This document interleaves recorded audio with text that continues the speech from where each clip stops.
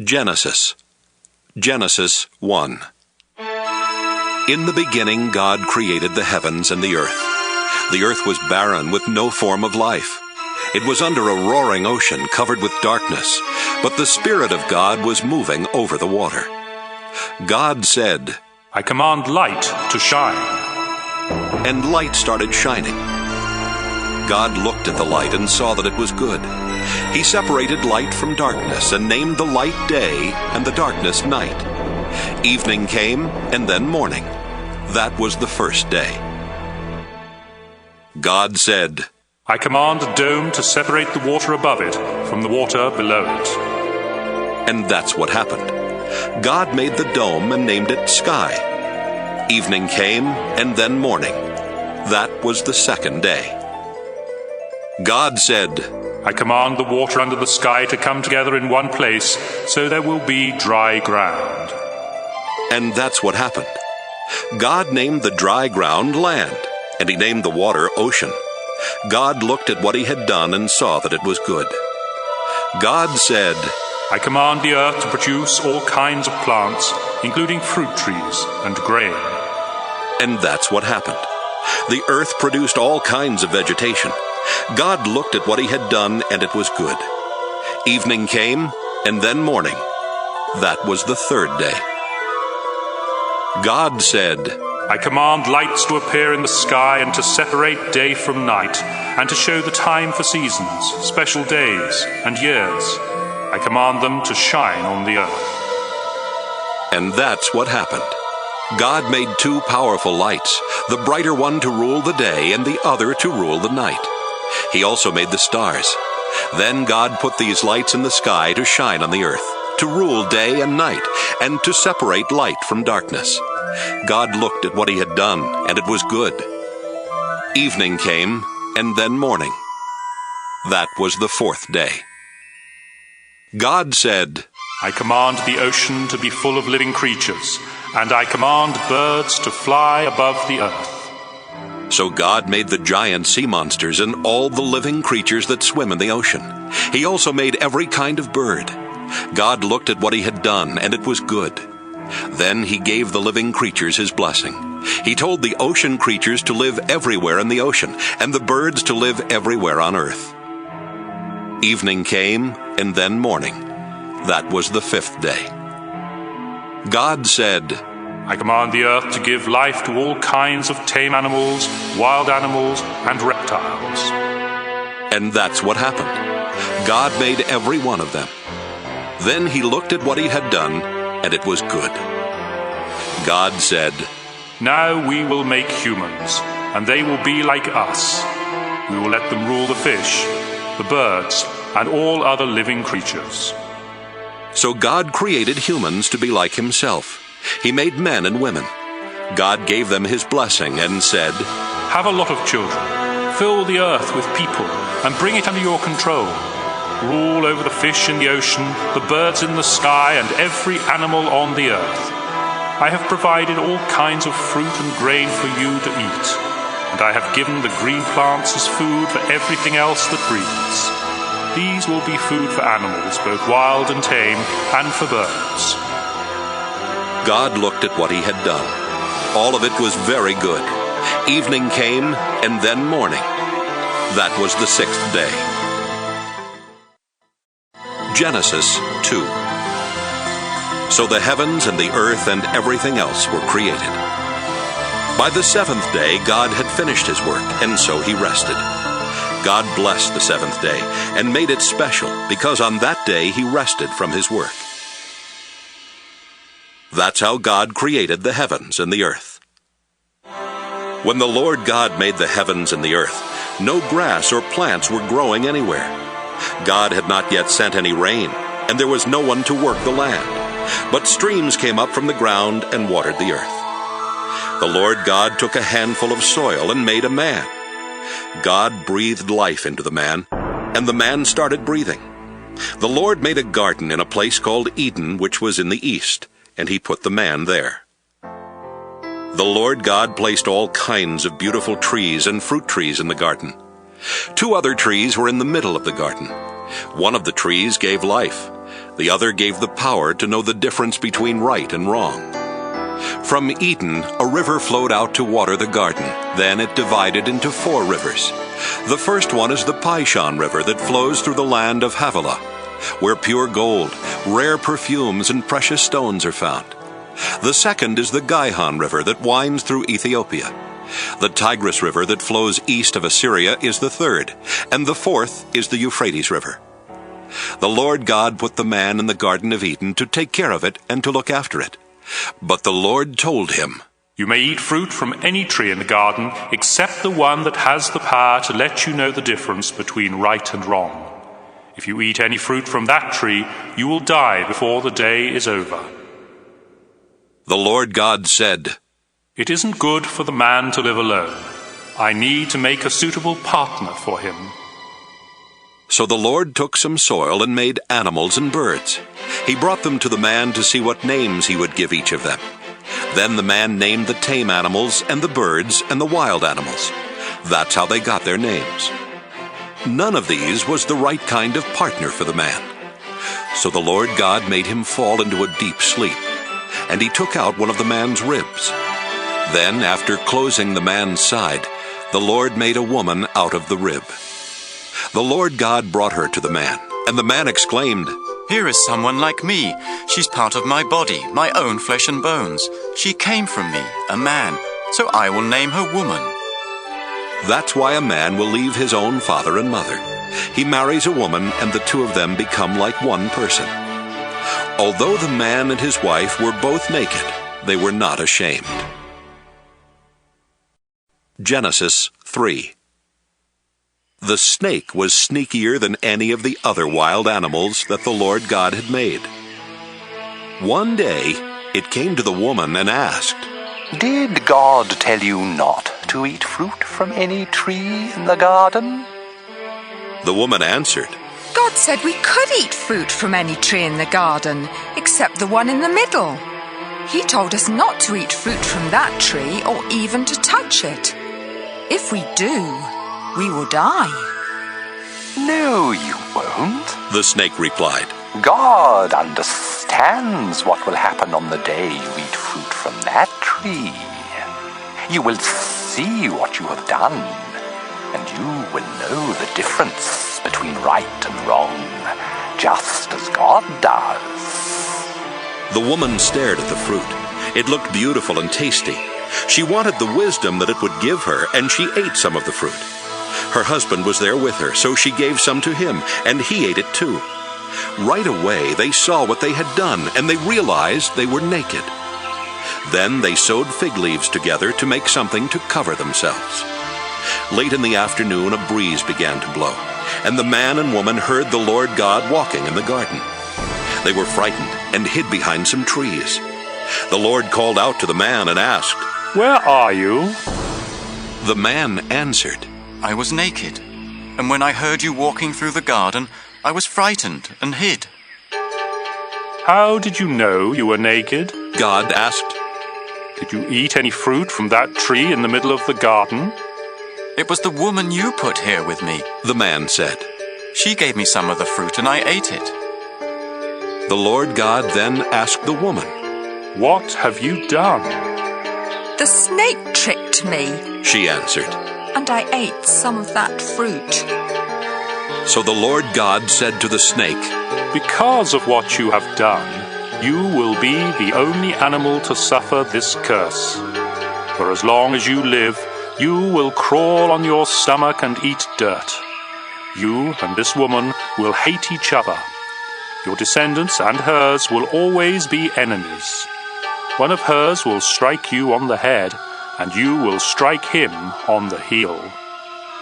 Then the Lord said to the woman, You will suffer terribly when you give birth, but you will still desire your husband, and he will rule over you. The Lord said to the man, You listened to your wife and ate fruit from that tree, and so the ground will be under a curse because of what you did. As long as you live, you will have to struggle to grow enough food. Your food will be plants, but the ground will produce thorns and thistles. You will have to sweat to earn a living. You were made out of soil, and you will once again turn into soil. The man Adam named his wife Eve because she would become the mother of all who live.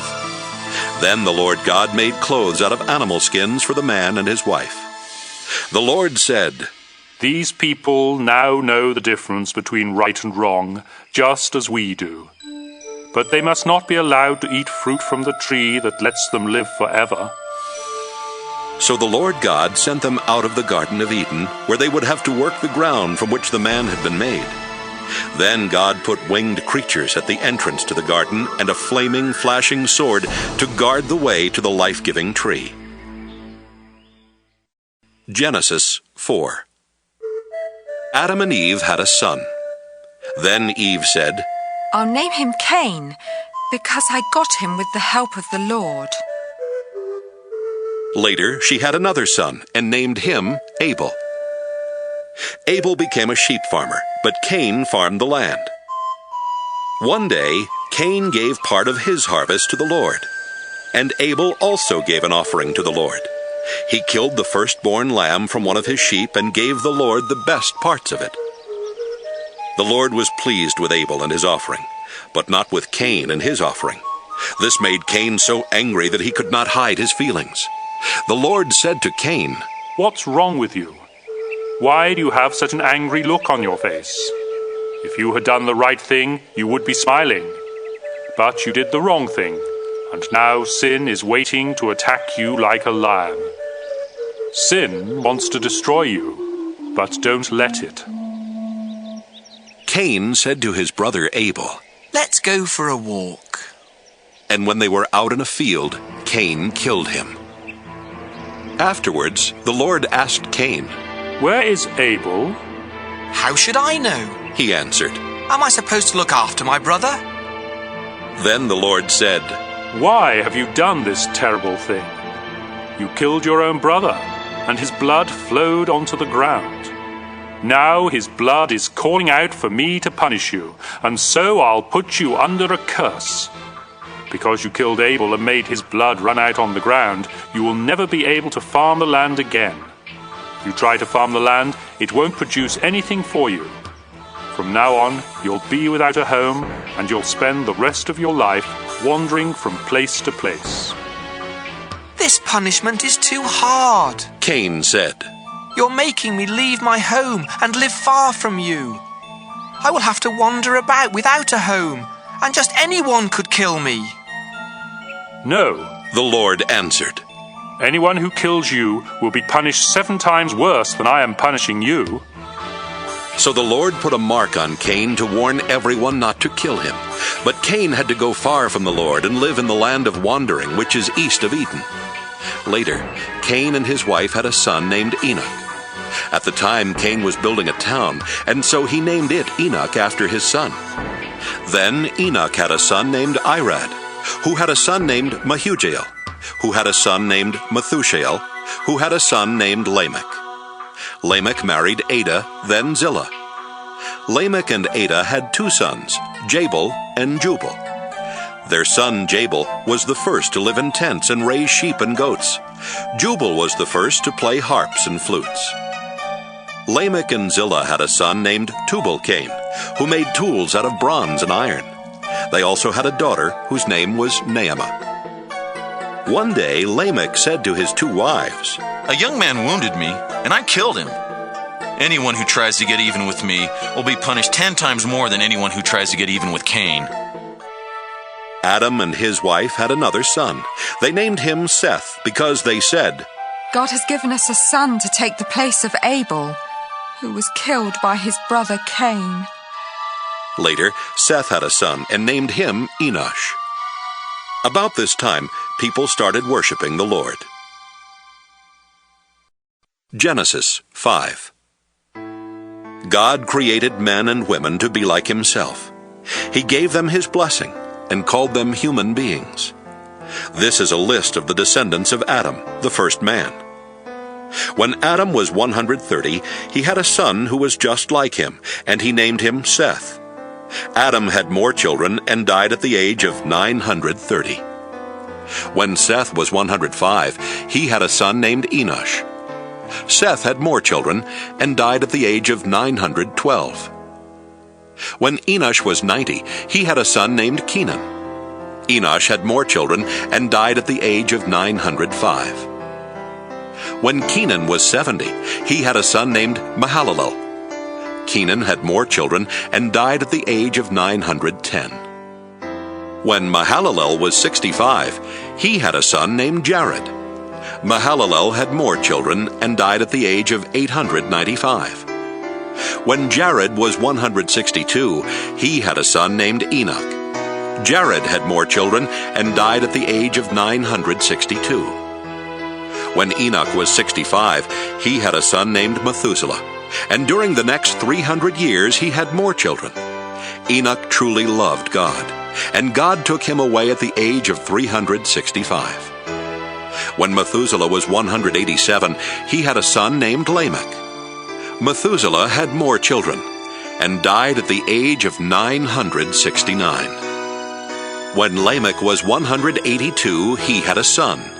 Lamech said, "I'll name him Noah, because he will give us comfort as we struggle hard to make a living on this land that the Lord has put under a curse." Lamech had more children and died at the age of 777. After Noah was 500 years old, he had 3 sons and named them Shem, Ham, and Japheth. Genesis 6. More and more people were born until finally they spread all over the earth. Some of their daughters were so beautiful that supernatural beings came down and married the ones they wanted. Then the Lord said, I won't let my life-giving breath remain in anyone forever. No one will live for more than 120 years. The children of the supernatural beings who had married these women became famous heroes and warriors. They were called Nephilim, and lived on the earth at that time and even later. The Lord saw how bad the people on earth were, and that everything they thought and planned was evil. He was very sorry that he had made them, and he said, I'll destroy every living creature on earth. I'll wipe out people, animals, birds, and reptiles. I'm sorry I ever made them. But the Lord was pleased with Noah, and this is the story about him. Noah was the only person who lived right and obeyed God. He had 3 sons, Shem, Ham, and Japheth. God knew that everyone was terribly cruel and violent, so he told Noah, Cruelty and violence have spread everywhere. Now I'm going to destroy the whole earth and all its people. Get some good lumber and build a boat. Put rooms in it and cover it with tar inside and out.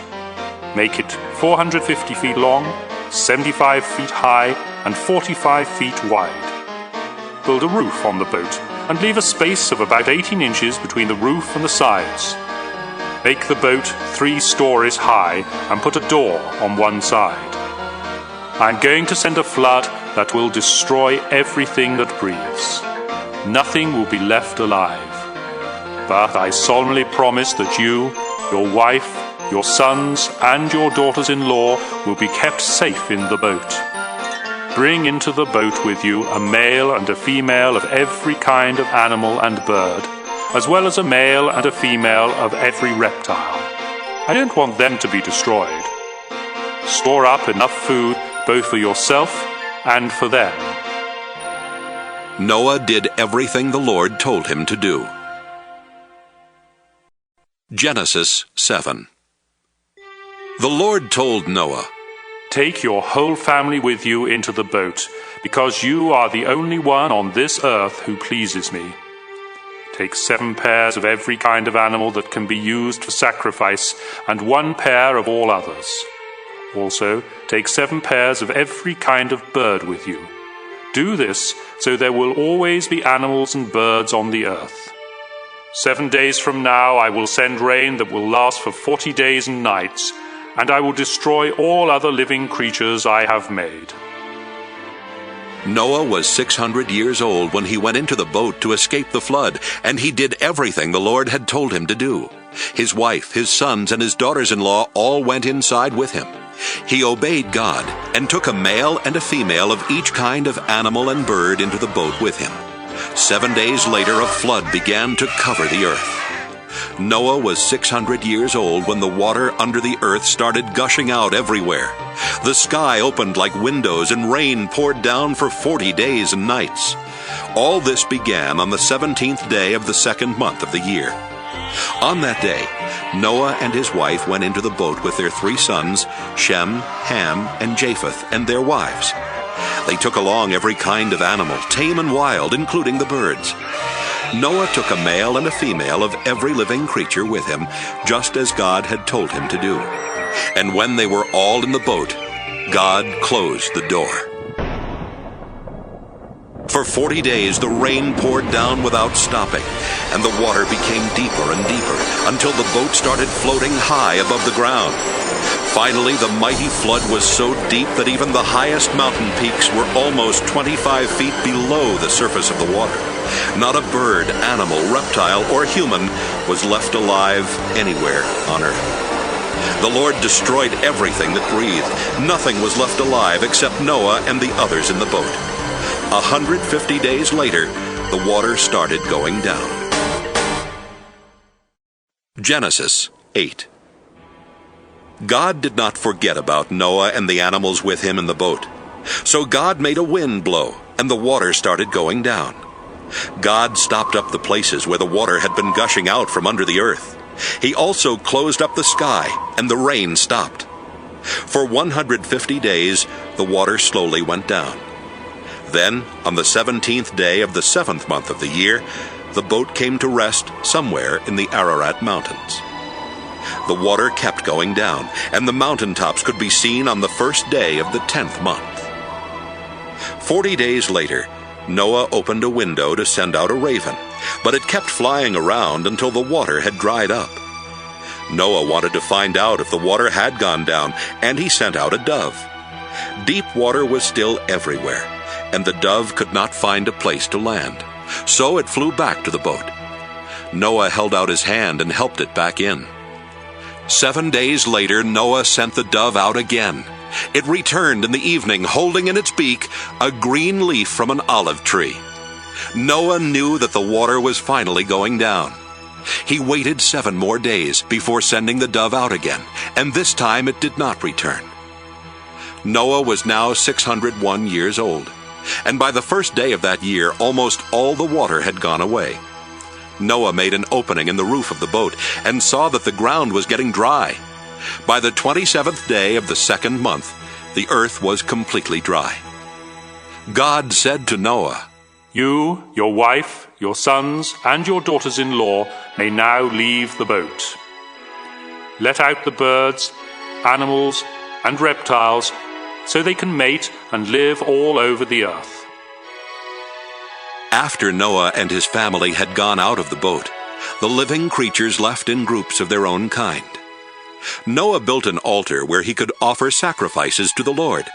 Then he offered on the altar one of each kind of animal and bird that could be used for a sacrifice.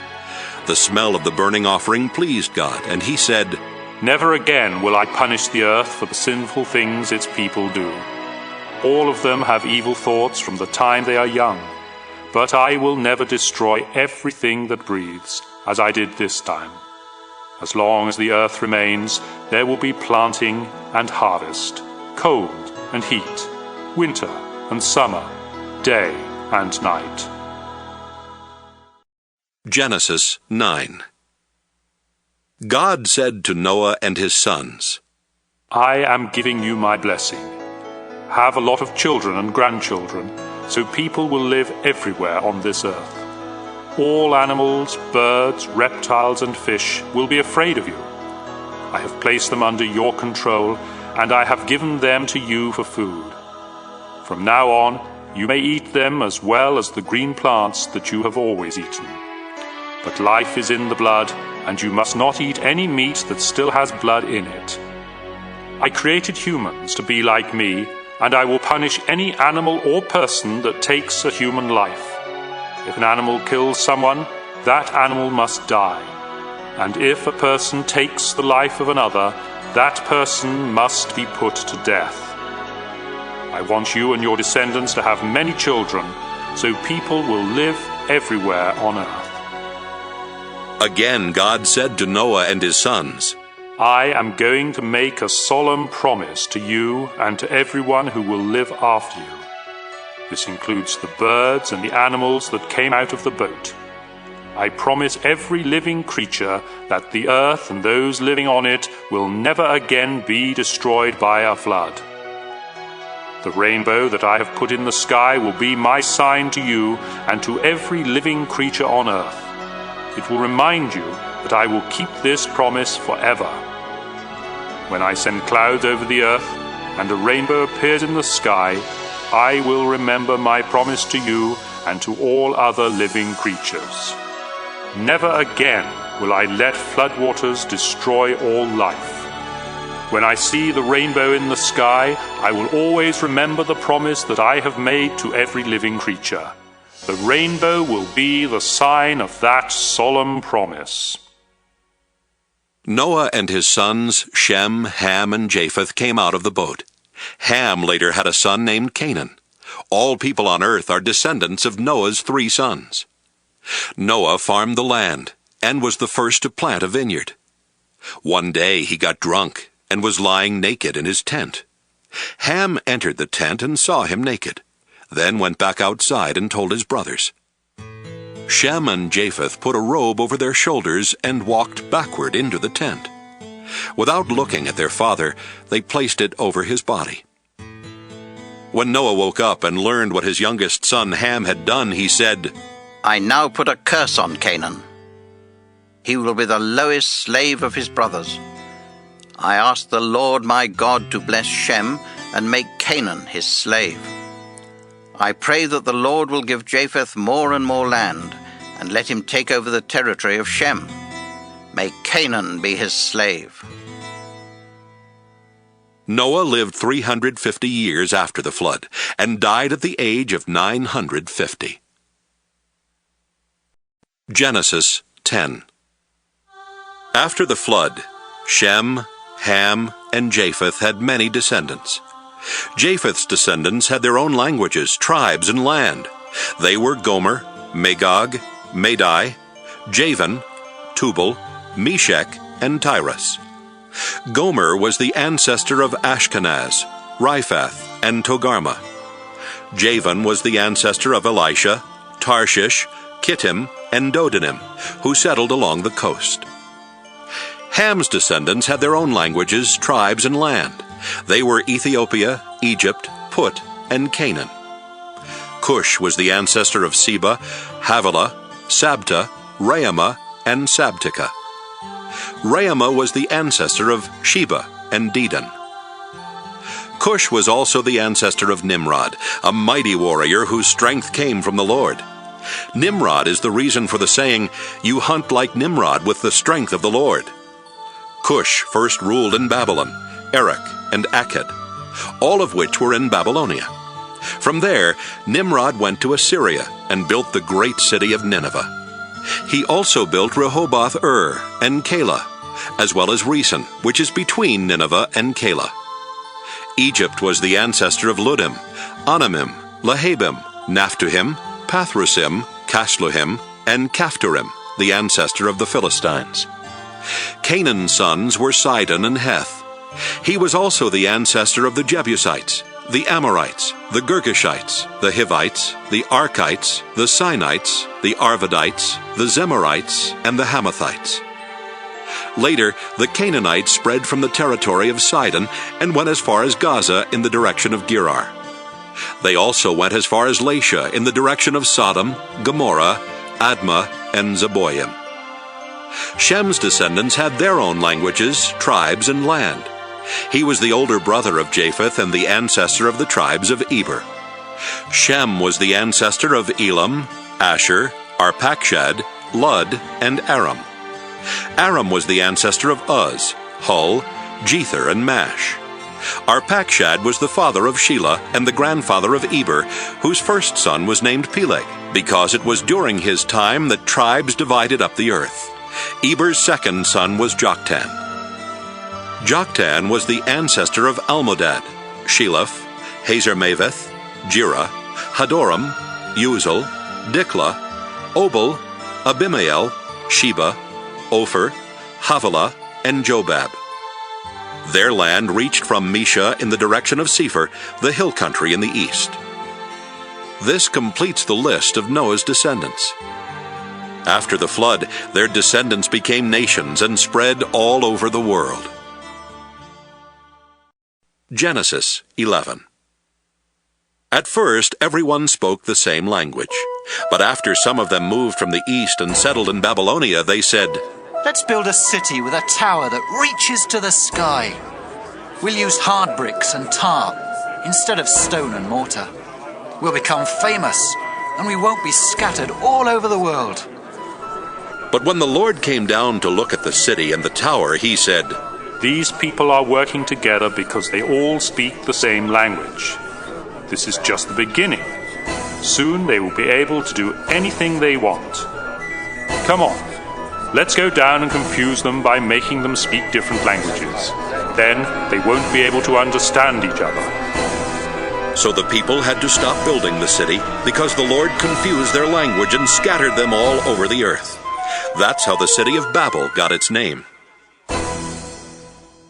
2 years after the flood, when Shem was 100, he had a son named Arpachshad. He had more children and died at the age of 600. This is a list of his descendants. When Arpachshad was 35, he had a son named Shelah. Arpachshad had more children and died at the age of 438. When Shelah was 30, he had a son named Eber. Shelah had more children and died at the age of 433. When Eber was 34, he had a son named Peleg. Eber had more children and died at the age of 464.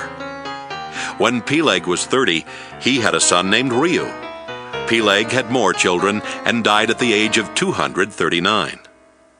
When Reu was 32, he had a son named Serug. Reu had more children and died at the age of 239. When Serug was 30, he had a son named Nahor. Serug had more children and died at the age of 230. When Nahor was 29, he had a son named Terah. Nahor had more children and died at the age of 148. After Terah was 70 years old, he had 3 sons, Abram, Nahor, and Haran, who became the father of Lot. Terah's sons were born in the city of Ur in Chaldea, and Haran died there before the death of his father. The following is the story of Terah's descendants. Abram married Sarai, but she was not able to have any children. And Nahor married Milcah, who was the daughter of Haran and the sister of Iscah. Terah decided to move from Ur to the land of Canaan. He took along Abram and Sarai and his grandson Lot, the son of Haran. But when they came to the city of Haran, they decided to settle there instead. Terah lived to be 205 years old and died in Haran. Genesis 12. The Lord said to Abram, Leave your country, your family, and your relatives, and go to the land that I will show you. I will bless you and make your descendants into a great nation. You will become famous and be a blessing to others. I will bless anyone who blesses you, but I will put a curse on anyone who puts a curse on you. Everyone on earth will be blessed because of you. Abram was 75 years old when the Lord told him to leave the city of Haran. He obeyed and left with his wife Sarai, his nephew Lot, and all the possessions and slaves they had gotten while in Haran. When they came to the land of Canaan, Abram went as far as the sacred tree of Moreh in a place called Shechem. The Canaanites were still living in the land at that time, but the Lord appeared to Abram and promised, I will give this land to your family forever. Abram then built an altar there for the Lord. Abram traveled to the hill country east of Bethel and camped between Bethel and Ai, where he built another altar and worshipped the Lord. Later, Abram started out toward the southern desert. The crops failed, and there was no food anywhere in the land. So Abram and his wife Sarai went to live in Egypt for a while. But just before they got there, he said, Sarai, you are really beautiful. When the Egyptians see how lovely you are, they will murder me because I am your husband. But they won't kill you. Please save my life by saying that you are my sister." As soon as Abram and Sarai arrived in Egypt, the Egyptians noticed how beautiful she was. The king's officials told him about her, and she was taken to his house. The king was good to Abram because of Sarai, and Abram was given sheep, cattle, donkeys, slaves, and camels. Because of Sarai, the Lord struck the king and everyone in his palace with terrible diseases. Finally, the king sent for Abram and said to him, "What have you done to me? Why didn't you tell me Sarai was your wife? Why did you make me believe she was your sister? Now I've married her. Take her and go. She's your wife." So the king told his men to let Abram and Sarai take their possessions and leave. Genesis 13. Abram and Sarai took everything they owned and went to the southern desert. Lot went with them. Abram was very rich. He owned many cattle, sheep, and goats, and had a lot of silver and gold. Abram moved from place to place in the southern desert, and finally he went north and set up his tents between Bethel and Ai, where he had earlier camped, and built an altar. There he worshipped the Lord. Lot, who was traveling with him, also had sheep, goats, and cattle, as well as his own family and slaves. At this time the Canaanites and the Perizzites were living in the same area, and so there wasn't enough pasture land left for Abram and Lot with all of their animals. Besides this, the men who took care of Abram's animals and the ones who took care of Lot's animals started quarreling. Abram said to Lot, "We are close relatives. We shouldn't argue, and our men shouldn't be fighting one another. There is plenty of land for you to choose from. Let's separate. If you go north, I'll go south. If you go south, I'll go north." This happened before the Lord had destroyed the cities of Sodom and Gomorrah. And when Lot looked around, he saw there was plenty of water in the Jordan Valley. All the way to Zoar, the valley was as green as the garden of the Lord or the land of Egypt. So Lot chose the whole Jordan Valley for himself, and as he started toward the east, he and Abram separated. Abram stayed in the land of Canaan. But Lot settled near the cities of the valley and put up his tents not far from Sodom, where the people were evil and sinned terribly against the Lord. After Abram and Lot had gone their separate ways, the Lord said to Abram, "Look around to the north, south, east, and west. I will give you and your family all the land you can see. It will be theirs forever. I will give you more descendants than there are specks of dust on the earth, and someday it will be easier to count the specks of dust than to count your descendants. Now walk back and forth across the land, because I am giving it to you." Abram took down his tents and went to live near the sacred trees of Mamre at Hebron, where he built an altar in honor of the Lord. Genesis 14. About this time, King Amraphel of Babylonia, King Arioch of Ellasar, King Chedorlaomer of Elam, and King Tidal of Goyim attacked King Bera of Sodom, King Birsha of Gomorrah, King Shinab of Admah, King Shemeber of Zeboim, and the king of Bela, also known as the city of Zoar. King Chedorlaomer and his allies had ruled these last 5 kings for 12 years. But in the 13th year, the kings rebelled and came together in Siddim Valley, which is now covered by the southern part of the Dead Sea. A year later, King Chedorlaomer and his allies attacked and defeated the Rephaites in Ashtaroth Karnaim, the Zuzites in Ham, and the Emites in Sheva Kiriathaim. They also defeated the Horites in the hill country of Edom as far as El Paran near the desert. They went back to the city of En-Mishpat, better known as Kadesh. Then they captured all the land that belonged to the Amalekites, and they defeated the Amorites who were living in Hazazon Tamar. At Siddim Valley, the armies of the kings of Sodom, Gomorrah, Admah, Zeboim, and Bela fought the armies of King Chedorlaomer of Elam, King Tidal of Goyim, King Amraphel of Babylonia, and King Arioch of Elasar. The valley was full of tar pits, and when the troops from Sodom and Gomorrah started running away, some of them fell into the pits. Others escaped to the hill country. Their enemies took everything of value from Sodom and Gomorrah, including their food supplies. They also captured Abram's nephew Lot, who lived in Sodom. They took him and his possessions and then left. At this time, Abram the Hebrew was living near the oaks that belonged to Mamre the Amorite. Mamre and his brothers Eshcol and Aner were Abram's friends.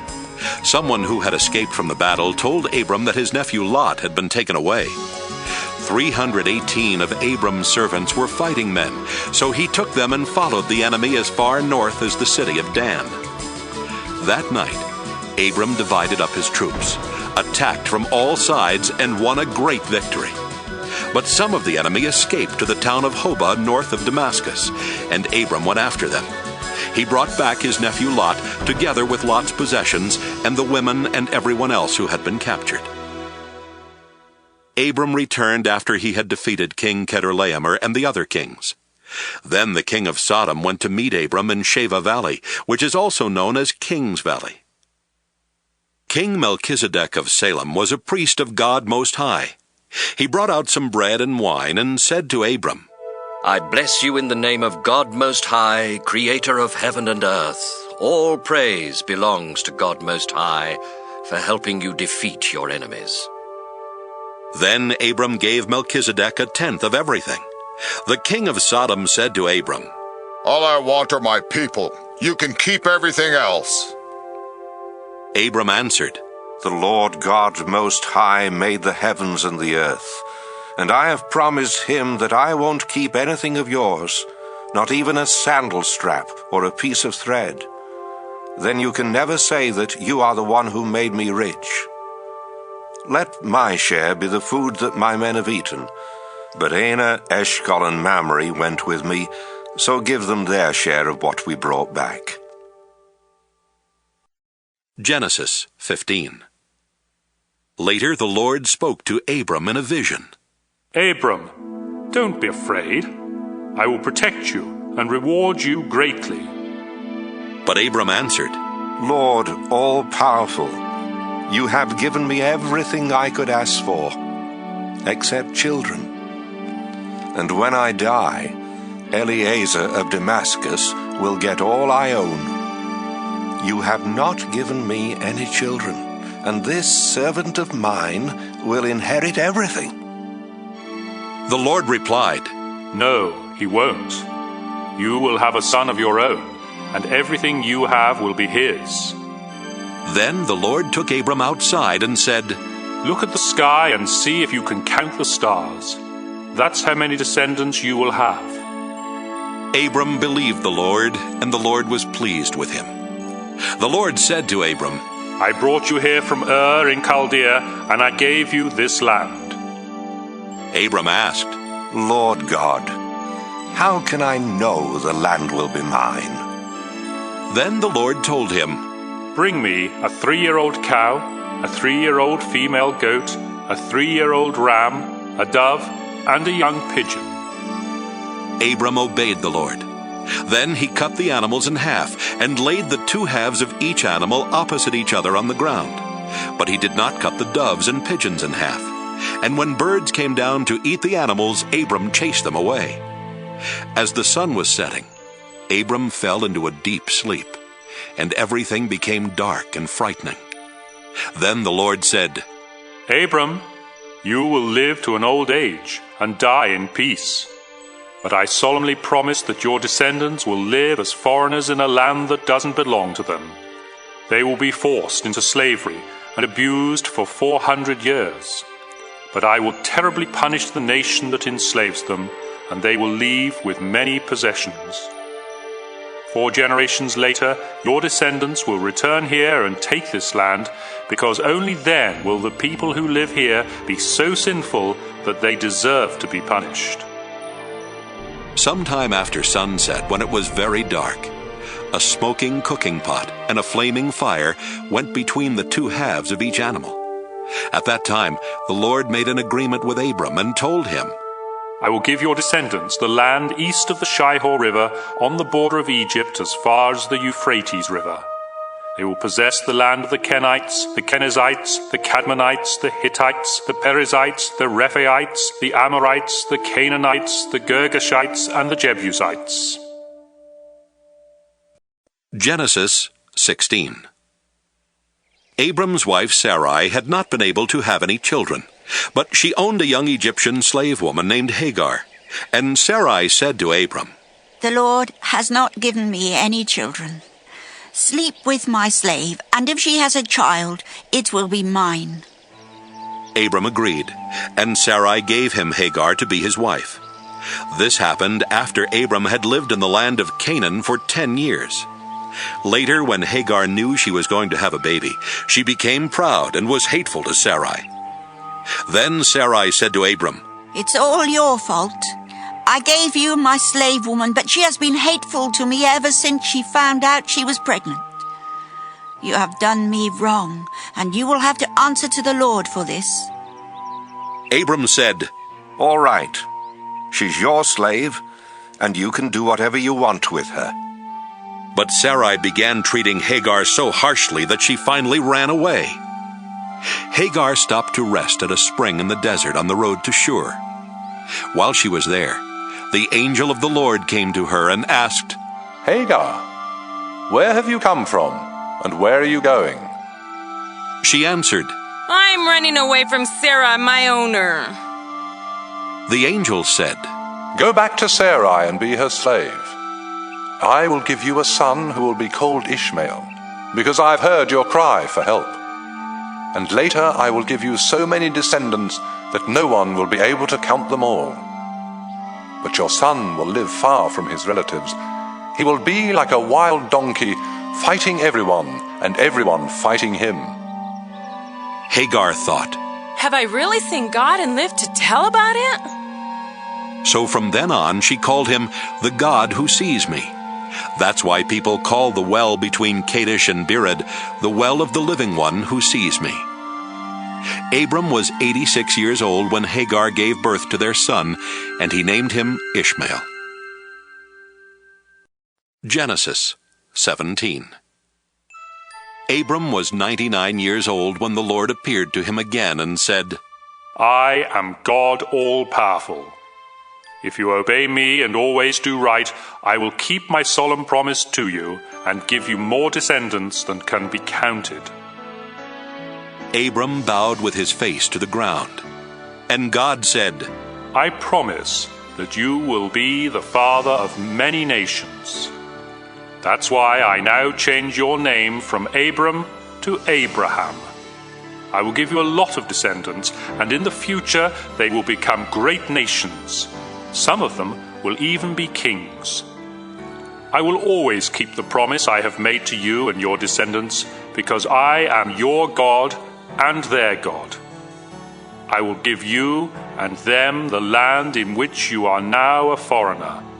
I will give the whole land of Canaan to your family forever, and I will be their God. Abraham, you and all future members of your family must promise to obey me. As the sign that you are keeping this promise, you must circumcise every man and boy in your family. From now on, your family must circumcise every baby boy when he is 8 days old. You must even circumcise any man or boy you have as a slave, both those born in your homes and those you buy from foreigners. This will be a sign that my promise to you will last forever. Any man who isn't circumcised hasn't kept his promise to me and cannot be one of my people. Abraham, your wife's name will now be Sarah instead of Sarai. I will bless her, and you will have a son by her. She will become the mother of nations, and some of her descendants will even be kings. Abraham bowed with his face to the ground and thought, I am almost 100 years old. How can I become a father? And Sarah is 90. How can she have a child? So he started laughing. Then he asked God, Why not let Ishmael inherit what you have promised me?" But God answered, "No, you and Sarah will have a son. His name will be Isaac, and I will make an everlasting promise to him and his descendants. I have heard what you asked me to do for Ishmael, and so I will also bless him with many descendants. He will be the father of 12 princes, and I will make his family a great nation. But your son Isaac will be born about this time next year, and the promise I am making to you and your family will be for him and his descendants forever." God finished speaking to Abraham and then left. On that same day, Abraham obeyed God by circumcising Ishmael. Abraham was also circumcised, and so were all other men and boys in his household, including his servants and slaves. He was 99 years old at the time, and his son Ishmael was 13. Genesis 18.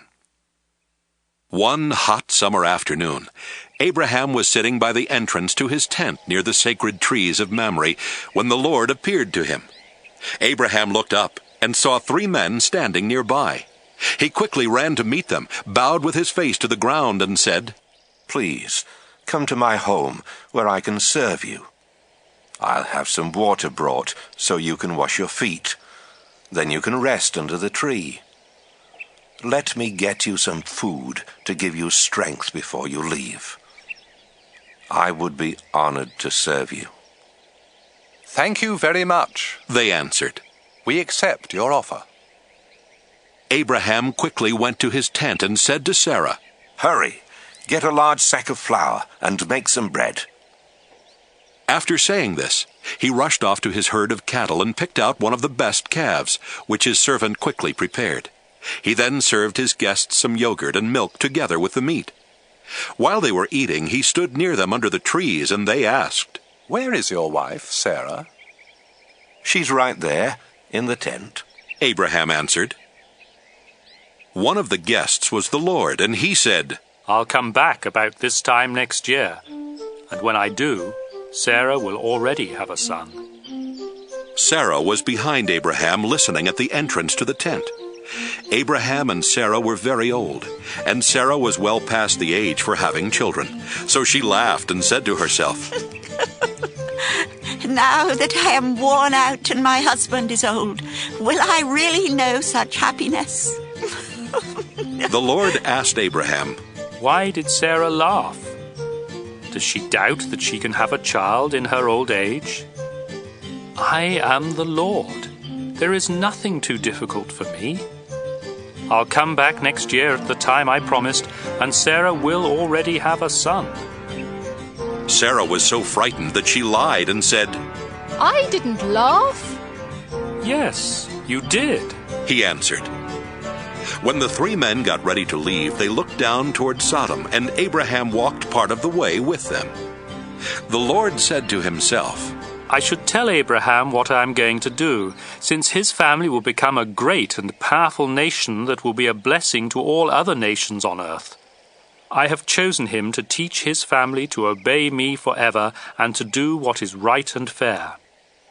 Then I will give Abraham many descendants, just as I promised." The Lord said, "Abraham, I have heard that the people of Sodom and Gomorrah are doing all kinds of evil things. Now I am going down to see for myself if those people really are that bad. If they aren't, I want to know about it." The men turned and started toward Sodom, but the Lord stayed with Abraham, who asked, "Lord, when you destroy the evil people, are you also going to destroy those who are good? Wouldn't you spare the city if there are only 50 good people in it? You surely wouldn't let them be killed when you destroy the evil ones. You are the judge of all the earth, and you do what is right." The Lord replied, "If I find 50 good people in Sodom, I will save the city to keep them from being killed." Abraham answered, "I am nothing more than the dust of the earth. Please forgive me, Lord, for daring to speak to you like this. But suppose there are only 45 good people in Sodom. Would you still wipe out the whole city? If I find 45 good people, the Lord replied, I won't destroy the city. Suppose there are just 40 good people, Abraham asked. Even for them, the Lord replied, I won't destroy the city. Abraham said, Please don't be angry, Lord, if I ask you what you will do if there are only 30 good people in the city. If I find 30, the Lord replied, I still won't destroy it. Then Abraham said, I don't have any right to ask you, Lord, but what would you do if you find only 20?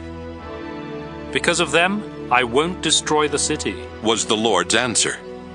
Finally, Abraham said, Please don't get angry, Lord, if I speak just once more. Suppose you find only 10 good people there. For the sake of 10 good people, the Lord told him, I still won't destroy the city. After speaking with Abraham, the Lord left, and Abraham went back home. Genesis 19. That evening, the two angels arrived in Sodom, while Lot was sitting near the city gate. When Lot saw them, he got up, bowed down low, and said, Gentlemen, I am your servant. Please come to my home. You can wash your feet, spend the night, and be on your way in the morning. They told him, No, we'll spend the night in the city square. But Lot kept insisting until they finally agreed and went home with him. He baked some bread, cooked a meal, and they ate. Before Lot and his guests could go to bed, every man in Sodom, young and old, came and stood outside his house and started shouting, Where are your visitors? Send them out so we can have sex with them. Lot went outside and shut the door behind him. Then he said, Friends, please don't do such a terrible thing. I have 2 daughters who have never been married.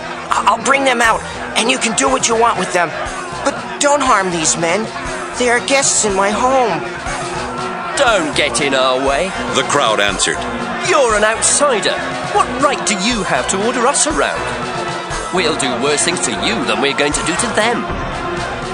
The crowd kept arguing with Lot. Finally, they rushed toward the door to break it down. But the two angels in the house reached out and pulled Lot safely inside. Then they struck everyone in the crowd blind, and none of them could even find the door. The two angels said to Lot, The Lord has heard many terrible things about the people of Sodom, and he has sent us here to destroy the city. Take your family and leave. Take every relative you have in the city, as well as the men your daughters are going to marry. Lot went to the men who were engaged to his daughters and said, Hurry and get out of here. The Lord is going to destroy this city. But they thought he was joking, and they laughed at him. Early the next morning, the two angels tried to make Lot hurry and leave. They said, Take your wife and your 2 daughters and get out of here as fast as you can. If you don't, every one of you will be killed when the Lord destroys the city. At first, Lot just stood there. But the Lord wanted to save him. So the angels took Lot, his wife, and his 2 daughters by the hand and led them out of the city. When they were outside, one of the angels said, Run for your lives. Don't even look back. And don't stop in the valley. Run to the hills where you will be safe. Lot answered, You have done us a great favor, sir. You have saved our lives, but please don't make us go to the hills. That's too far away. The city will be destroyed before we can get there, and we will be killed when it happens. There's a town near here. It's only a small place, but my family and I will be safe, if you'll let us go there. All right, go there, he answered. I won't destroy that town. Hurry, run. I can't do anything until you are safely there. The town was later called Zoar because Lot had said it was small. The sun was coming up as Lot reached the town of Zoar, and the Lord sent burning sulfur down like rain on Sodom and Gomorrah. He destroyed those cities and everyone who lived in them, as well as their land and the trees and grass that grew there. On the way, Lot's wife looked back and was turned into a block of salt. That same morning, Abraham got up and went to the place where he had stood and spoken with the Lord. He looked down toward Sodom and Gomorrah and saw smoke rising from all over the land. It was like a flaming furnace. When God destroyed the cities of the valley where Lot lived, he remembered his promise to Abraham and saved Lot from the terrible destruction. Lot was afraid to stay on in Zoar, so he took his 2 daughters and moved to a cave in the hill country. One day his older daughter said to her sister, "Our father is old, and there are no men anywhere for us to marry. Let's get our father drunk. Then we can sleep with him and have children." That night they got their father drunk, and the older daughter got in bed with him. But he was too drunk even to know she was there. The next day the older daughter said to her sister, "I slept with my father last night.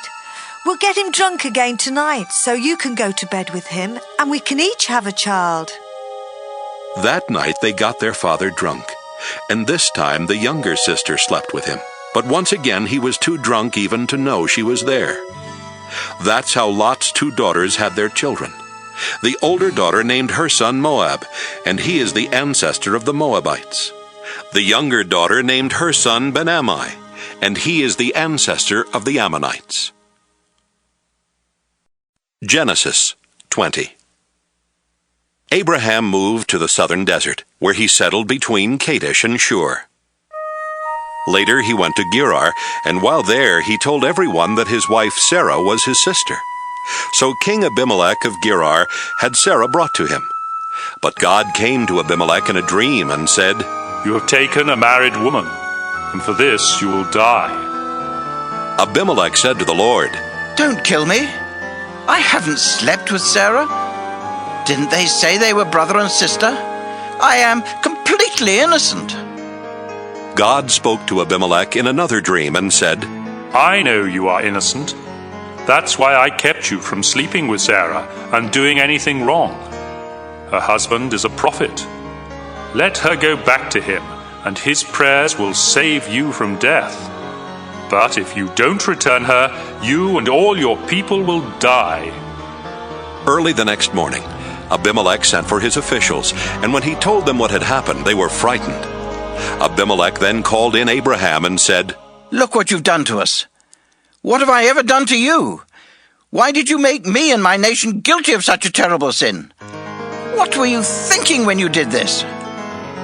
Abraham answered, "I did it because I didn't think any of you respected God, and I was sure that someone would kill me to get my wife. Besides, she is my half-sister. We have the same father, but different mothers.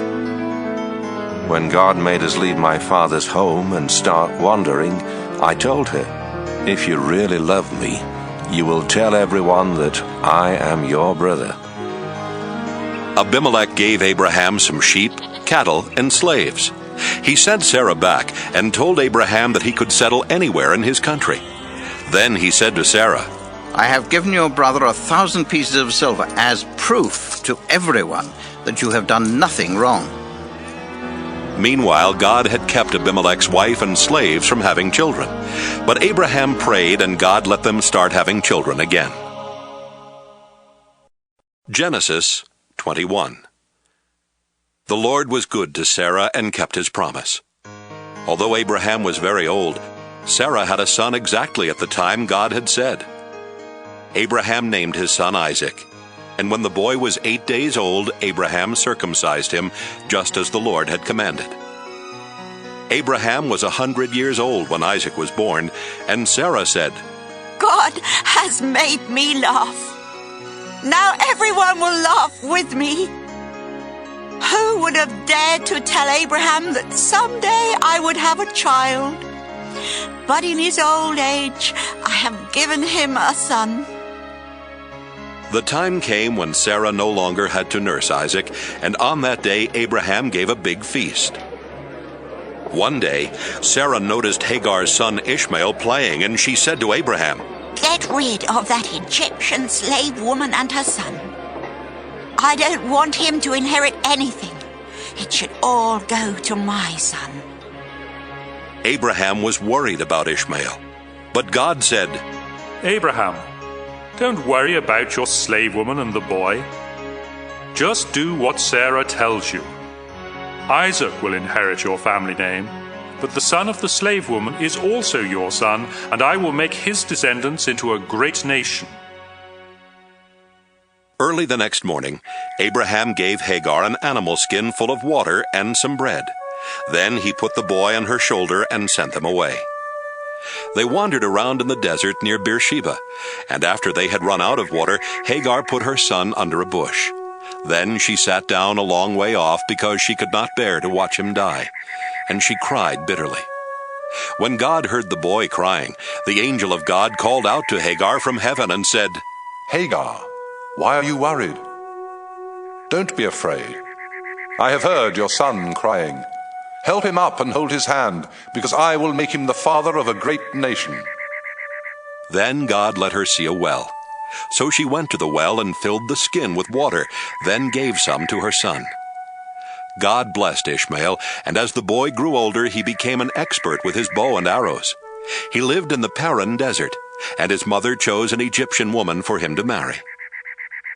About this time, Abimelech and his army commander Phicol said to Abraham, God blesses everything you do. Now I want you to promise in the name of God that you will always be loyal to me and my descendants, just as I have always been loyal to you in this land where you have lived as a foreigner. And so Abraham promised. One day, Abraham told Abimelech, Some of your servants have taken over one of my wells. This is the first I've heard about it, Abimelech replied. Why haven't you said something before? I don't have any idea who did it. Abraham gave Abimelech some sheep and cattle, and then the two men made a peace treaty. Abraham separated 7 female lambs from his flock of sheep, and Abimelech asked, Why have you done this? Abraham told him, I want you to accept these 7 lambs as proof that I dug this well. So they called the place Beersheba, because they made a treaty there. When the treaty was completed, Abimelech and his army commander Phicol went back to the land of the Philistines. Abraham planted a tamarisk tree in Beersheba and worshipped the eternal Lord God. Then Abraham lived a long time as a foreigner in the land of the Philistines. Genesis 22. Some years later, God decided to test Abraham, so he spoke to him. Abraham answered, Here I am, Lord. The Lord said, Go, get Isaac, your only son, the one you dearly love. Take him to the land of Moriah, and I will show you a mountain, where you must sacrifice him to me on the fires of an altar. So Abraham got up early the next morning and chopped wood for the fire. He put a saddle on his donkey and left with Isaac and 2 servants for the place where God had told him to go. 3 days later, Abraham looked off in the distance and saw the place. He told his servants, Stay here with the donkey, while my son and I go over there to worship. We will come back. Abraham put the wood on Isaac's shoulder, but he carried the hot coals and the knife.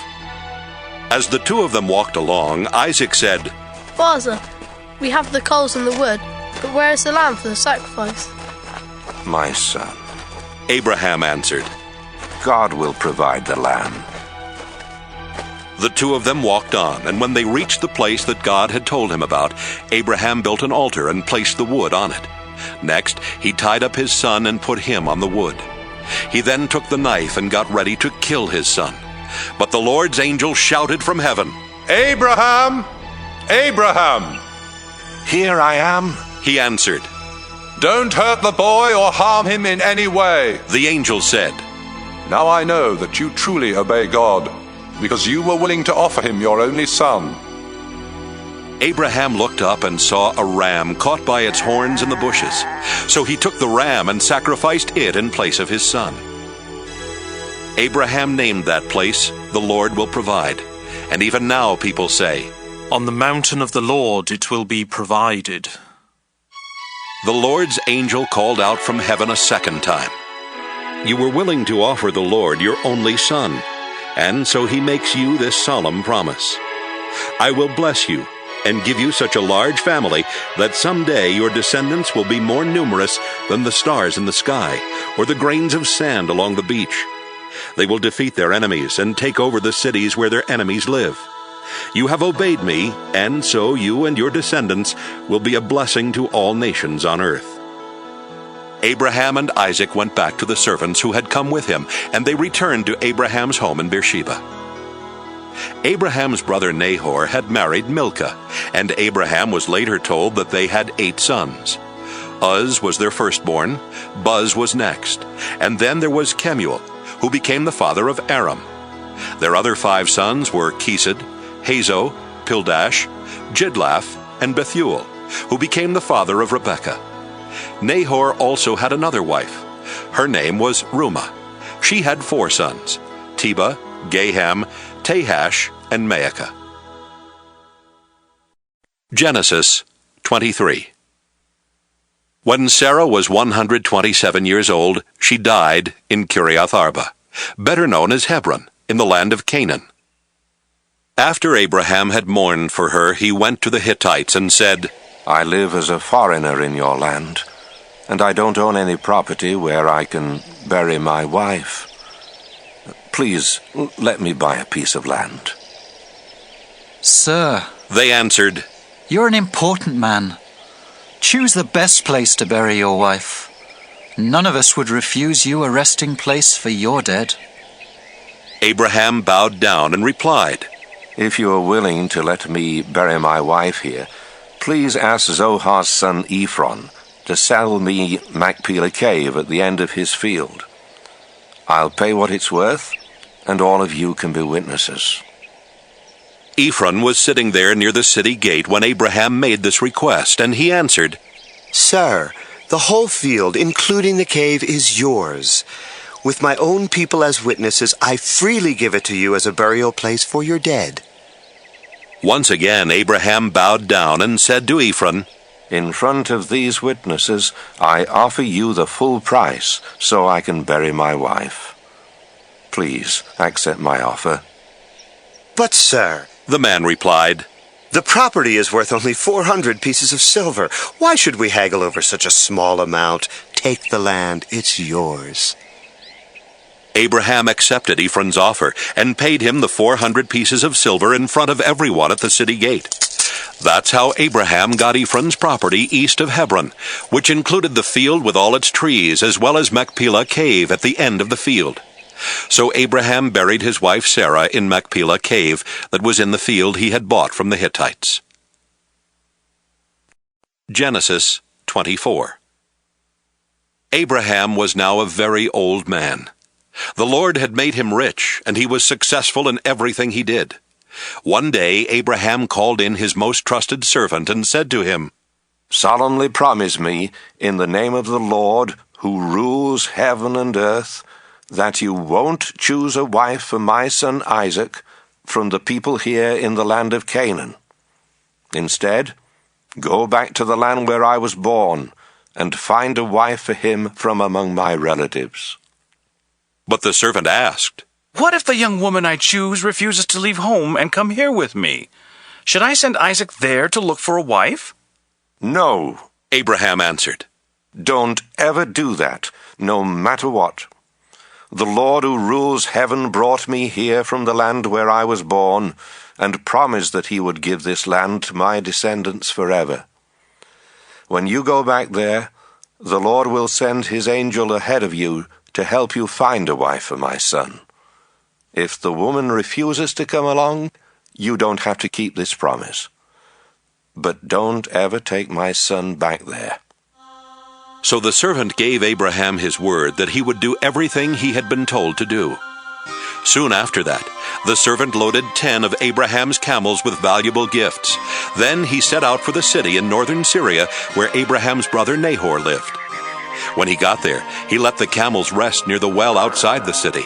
It was late afternoon, the time when the women came out for water.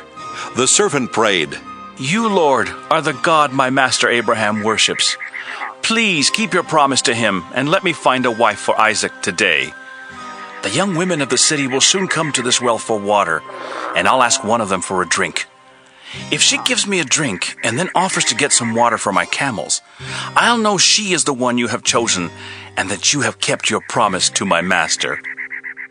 While he was still praying, a beautiful unmarried young woman came by with a water jar on her shoulder. She was Rebekah, the daughter of Bethuel, the son of Abraham's brother Nahor, and his wife Milcah.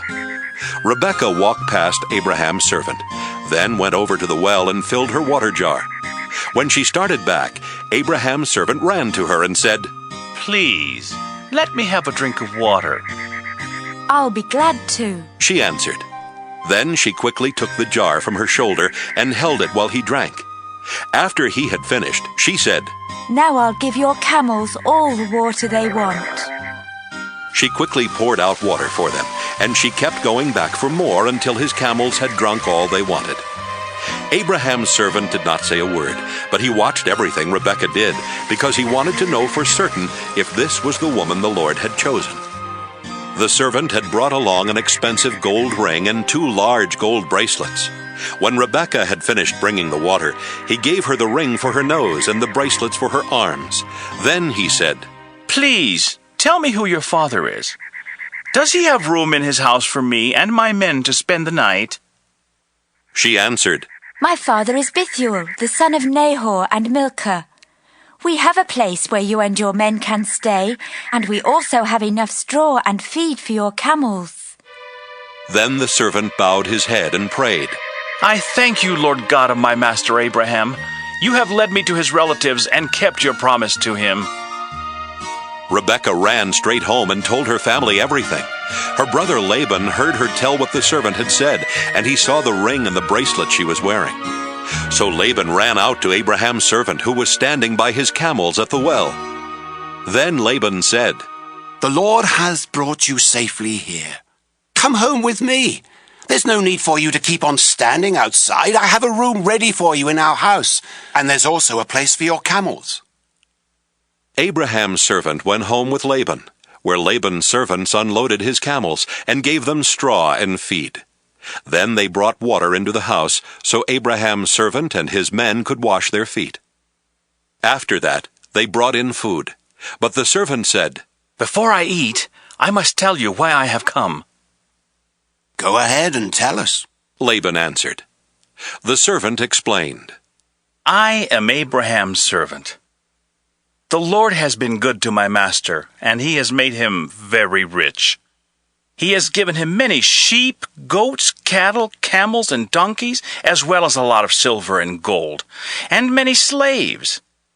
Sarah, my master's wife, didn't have any children until she was very old. Then she had a son, and my master has given him everything. I solemnly promised my master that I would do what he said, and he told me, 'Don't choose a wife for my son from the women in this land of Canaan. Instead, go back to the land where I was born, and find a wife for my son from among my relatives.' I asked my master, 'What if the young woman refuses to come with me?' My master answered, 'I have always obeyed the Lord, and he will send his angel to help you find my son a wife from among my own relatives. But if they refuse to let her come back with you, then you are freed from your promise.' When I came to the well today, I silently prayed, 'You, Lord, are the God my master Abraham worships, so please lead me to a wife for his son while I am here at the well. When a young woman comes out to get water, I'll ask her to give me a drink. If she gives me a drink and offers to get some water for my camels, I'll know she is the one you have chosen.' Even before I had finished praying, Rebekah came by with a water jar on her shoulder. When she had filled the jar, I asked her for a drink. She quickly lowered the jar from her shoulder and said, 'Have a drink, then I'll get water for your camels.' So I drank, and after that she got some water for my camels. I asked her who her father was, and she answered, 'My father is Bethuel, the son of Nahor and Milcah.' Right away I put the ring in her nose and the bracelets on her arms. Then I bowed my head and gave thanks to the God my master Abraham worships. The Lord had led me straight to my master's relatives, and I had found a wife for his son. Now, please tell me if you are willing to do the right thing for my master. Will you treat him fairly, or do I have to look for another young woman?" Laban and Bethuel answered, "The Lord has done this. We have no choice in the matter. Take Rebekah with you. She can marry your master's son, just as the Lord has said." Abraham's servant bowed down and thanked the Lord. Then he gave clothing as well as silver and gold jewelry to Rebekah. He also gave expensive gifts to her brother and her mother. Abraham's servant and the men with him ate and drank, then spent the night there. The next morning they got up, and the servant told Rebekah's mother and brother, "I would like to go back to my master now." "Let Rebekah stay with us for a week or 10 days. They answered. Then she may go." But he said, "Don't make me stay any longer. The Lord has already helped me find a wife for my master's son. Now let us return." They answered, "Let's ask Rebekah what she wants to do." They called her and asked, "Are you willing to leave with this man right now?" "Yes," she answered. So they agreed to let Rebekah and an old family servant woman leave immediately with Abraham's servant and his men. They gave Rebekah their blessing and said, "We pray that God will give you many children and grandchildren, and that he will help them defeat their enemies." Afterwards, Rebekah and the young women who were to travel with her prepared to leave. Then they got on camels and left with Abraham's servant and his men. At that time, Isaac was living in the southern part of Canaan near a place called the Well of the Living One Who Sees Me. One evening he was walking out in the fields when suddenly he saw a group of people approaching on camels, so he started toward them.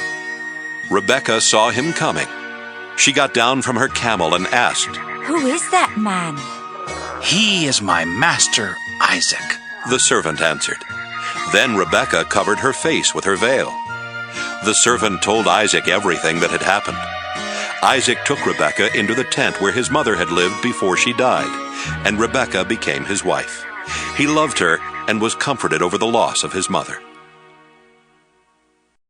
Genesis 25. Abraham married Keturah, and they had 6 sons: Zimran, Jokshan, Medan, Midian, Ishbak, and Shua. Later, Jokshan became the father of Sheba and Dedan. And when Dedan grew up, he had 3 sons, Ashurim, Letushim, and Leumim. Midian also had 5 sons, Ephah, Epher, Hanok, Abida, and Eldaah. While Abraham was still alive, he gave gifts to the son of Hagar and Keturah. He also sent their sons to live in the east far from his son Isaac, and when Abraham died, he left everything to Isaac. Abraham died at the ripe old age of 175. His sons Isaac and Ishmael buried him east of Hebron in Machpelah Cave, that was part of the field Abraham had bought from Ephron, son of Zohar the Hittite. Abraham was buried there beside his wife Sarah. God blessed Isaac after this, and Isaac moved to a place called the Well of the Living One Who Sees Me. Ishmael was the son of Abraham and Hagar, the slave woman of Sarah.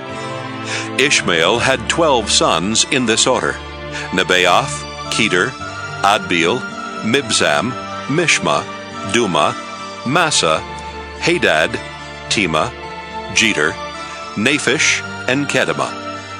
Each of Ishmael's sons was a tribal chief, and a village was named after each of them. Ishmael had settled in the land east of his brothers, and his sons settled everywhere from Havilah to Shur, east of Egypt on the way to Ashur. Ishmael was 137 when he died. Isaac was the son of Abraham, and he was 40 years old when he married Rebekah, the daughter of Bethuel. She was also the sister of Laban the Aramean from northern Syria. Almost 20 years later, Rebekah still had no children. So Isaac asked the Lord to let her have a child, and the Lord answered his prayer.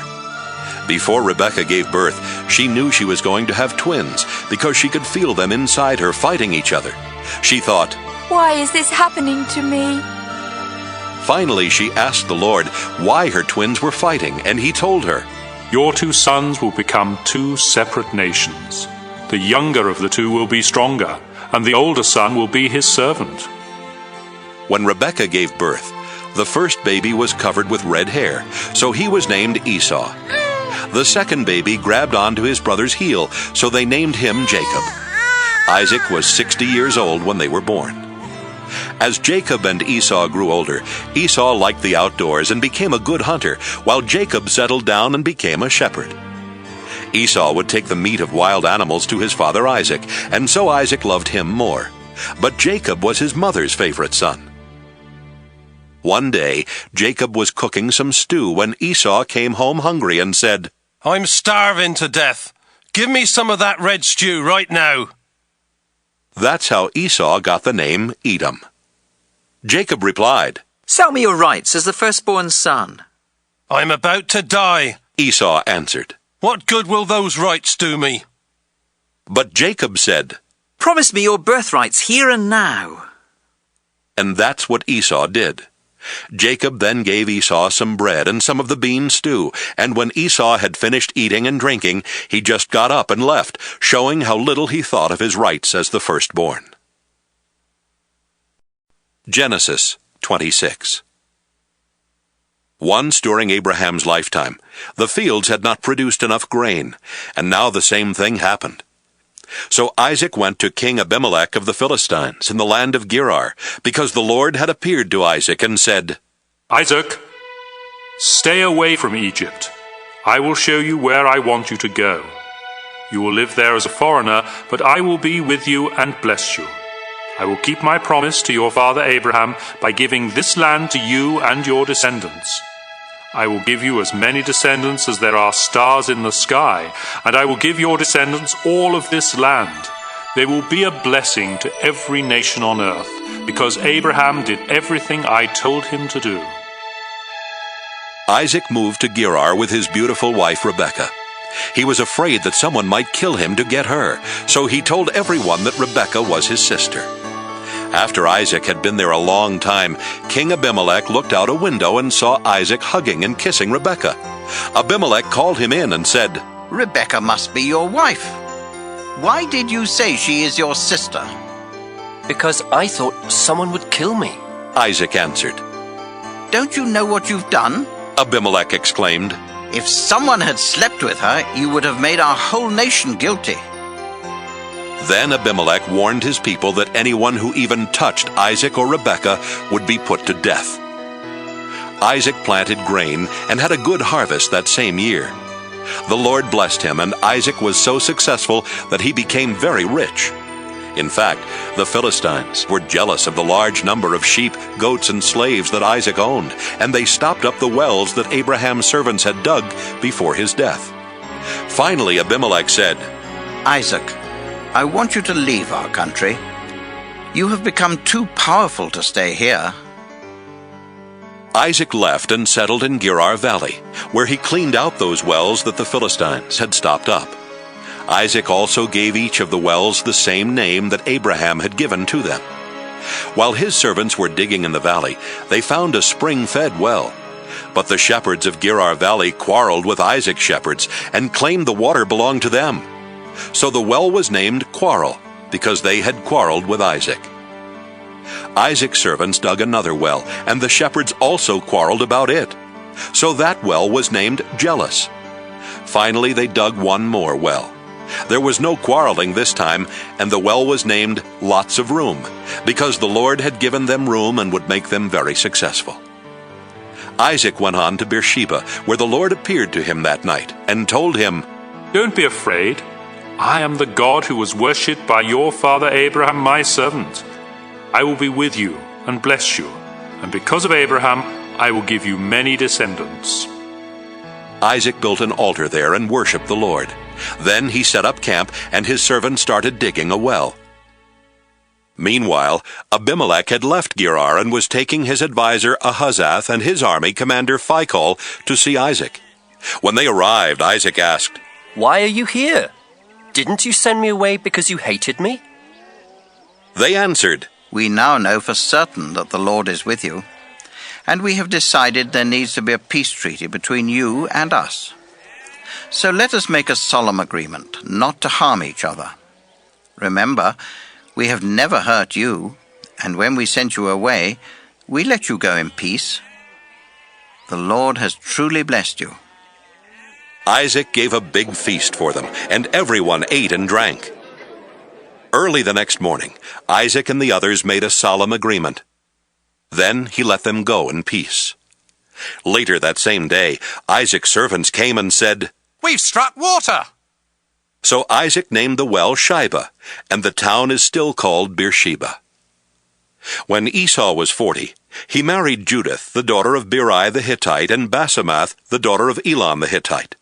But these two women brought a lot of grief to his parents, Isaac and Rebekah. Genesis 27. After Isaac had become old and almost blind, he called in his firstborn son Esau, who asked him, "Father, what can I do for you?" Isaac replied, "I am old and might die at any time. So take your bow and arrows, then go out in the fields and kill a wild animal. Cook some of that tasty food that I love so much, and bring it to me. I want to eat it once more and give you my blessing before I die." Rebekah had been listening, and as soon as Esau left to go hunting, she said to Jacob, I heard your father tell Esau to kill a wild animal and cook some tasty food for your father before he dies. Your father said this because he wants to bless your brother with the Lord as his witness. Now, my son, listen carefully to what I want you to do. Go and kill 2 of your best young goats and bring them to me. I'll cook the tasty food that your father loves so much. Then you can take it to him, so he can eat it and give you his blessing before he dies. My brother Esau is a hairy man. Jacob reminded her. And I am not. If my father touches me and realizes I am trying to trick him, he will put a curse on me instead of giving me a blessing. Rebekah insisted. Let his curse fall on me. Just do what I say and bring me the meat. So Jacob brought the meat to his mother, and she cooked the tasty food that his father liked. Then she took Esau's best clothes and put them on Jacob. She also covered the smooth part of his hands and neck with goatskins, and gave him some bread and the tasty food she had cooked. Jacob went to his father and said, Father, here I am. "Which one of my sons are you?" his father asked. Jacob replied, I am Esau, your firstborn, and I have done what you told me. Please sit up and eat the meat I have brought. Then you can give me your blessing. Isaac asked, "My son, how did you find an animal so quickly?" The Lord your God was kind to me. Jacob answered. "My son," Isaac said, "come closer where I can touch you and find out if you really are Esau." Jacob went closer. His father touched him and said, "You sound like Jacob, but your hands feel hairy like Esau's." And so Isaac blessed Jacob, thinking he was Esau. Isaac asked, "Are you really my son Esau?" Yes, I am, Jacob answered. So Isaac told him, "Serve me the wild meat, and I can give you my blessing." Jacob gave him some meat, and he ate it. He also gave him some wine, and he drank it. Then Isaac said, "Son, come over here and kiss me." While Jacob was kissing him, Isaac caught the smell of his clothes and said, "The smell of my son is like a field the Lord has blessed. God will bless you, my son, with dew from heaven and with fertile fields, rich with grain and grapes. Nations will be your servants and bow down to you. You will rule over your brothers, and they will kneel at your feet. Anyone who curses you will be cursed, Anyone who blesses you will be blessed. Right after Isaac had given Jacob his blessing and Jacob had gone, Esau came back from hunting. He cooked the tasty food, brought it to his father, and said, "Father, please sit up and eat the meat I've brought you, so you can give me your blessing." "Who are you?" Isaac asked. "I am Esau, your firstborn son." Isaac started trembling and said, "Then who brought me some wild meat right before you came in? I ate it and gave him a blessing that cannot be taken back." Esau cried loudly and begged, "Father, give me a blessing too." Isaac answered, "Your brother tricked me and stole your blessing." Esau replied, "My brother deserves the name Jacob, because he has already cheated me twice. The first time he cheated me out of my rights as the firstborn son, and now he has cheated me out of my blessing." Then Esau asked his father, "Don't you still have any blessing left for me?" "My son," Isaac answered, "I have made Jacob the ruler over you and your brothers, and all of you will be his servants. I have also promised him all the grain and grapes that he needs. There's nothing left that I can do for you." "Father," Esau asked, "don't you have more than one blessing? You can surely give me a blessing too." Then Esau started crying again.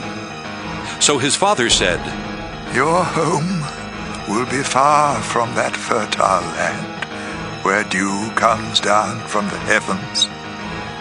You will live by the power of your sword and be your brother's slave. But when you decide to be free, you will break loose." Esau hated his brother Jacob because he had stolen the blessing that was supposed to be his. So he said to himself, "Just as soon as my father dies, I'll kill Jacob." When Rebekah found out what Esau planned to do, she sent for Jacob and told him, "Son, your brother Esau is just waiting for the time when he can kill you. Now listen carefully and do what I say. Go to the home of my brother Laban in Haran and stay with him for a while.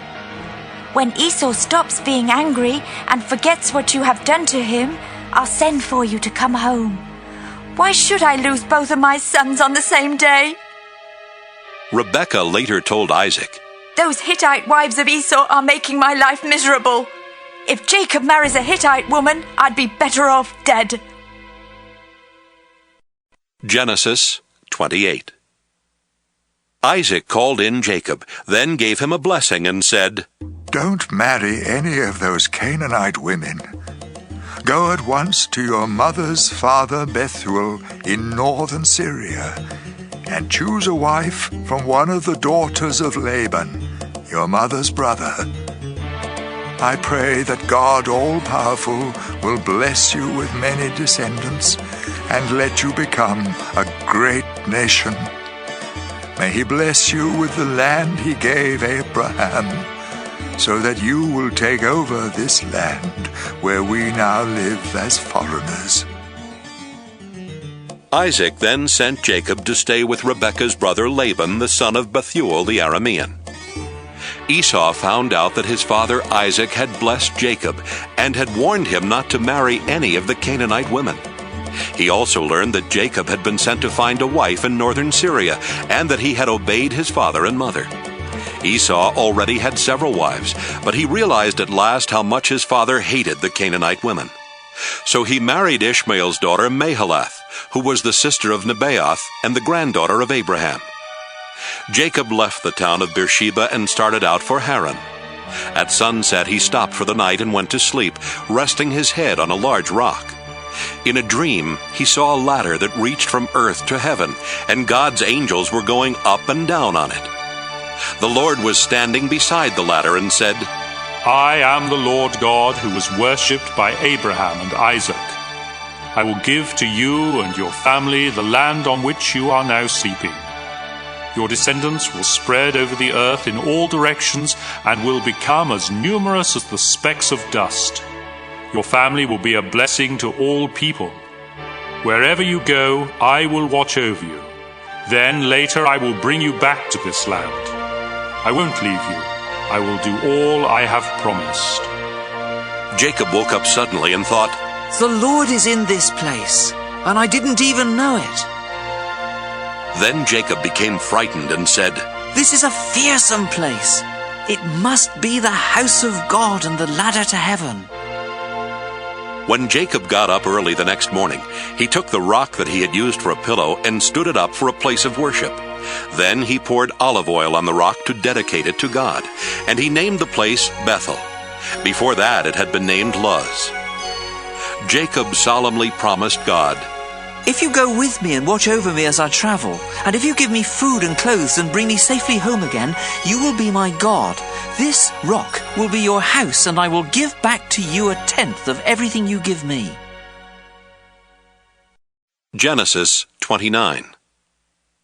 As Jacob continued on his way to the east, he looked out in a field and saw a well where shepherds took their sheep for water. 3 flocks of sheep were lying around the well, which was covered with a large rock. Shepherds would roll the rock away when all their sheep had gathered there. Then, after the sheep had been watered, the shepherds would roll the rock back over the mouth of the well. Jacob asked the shepherds, "Where are you from?" "We're from Haran." They answered.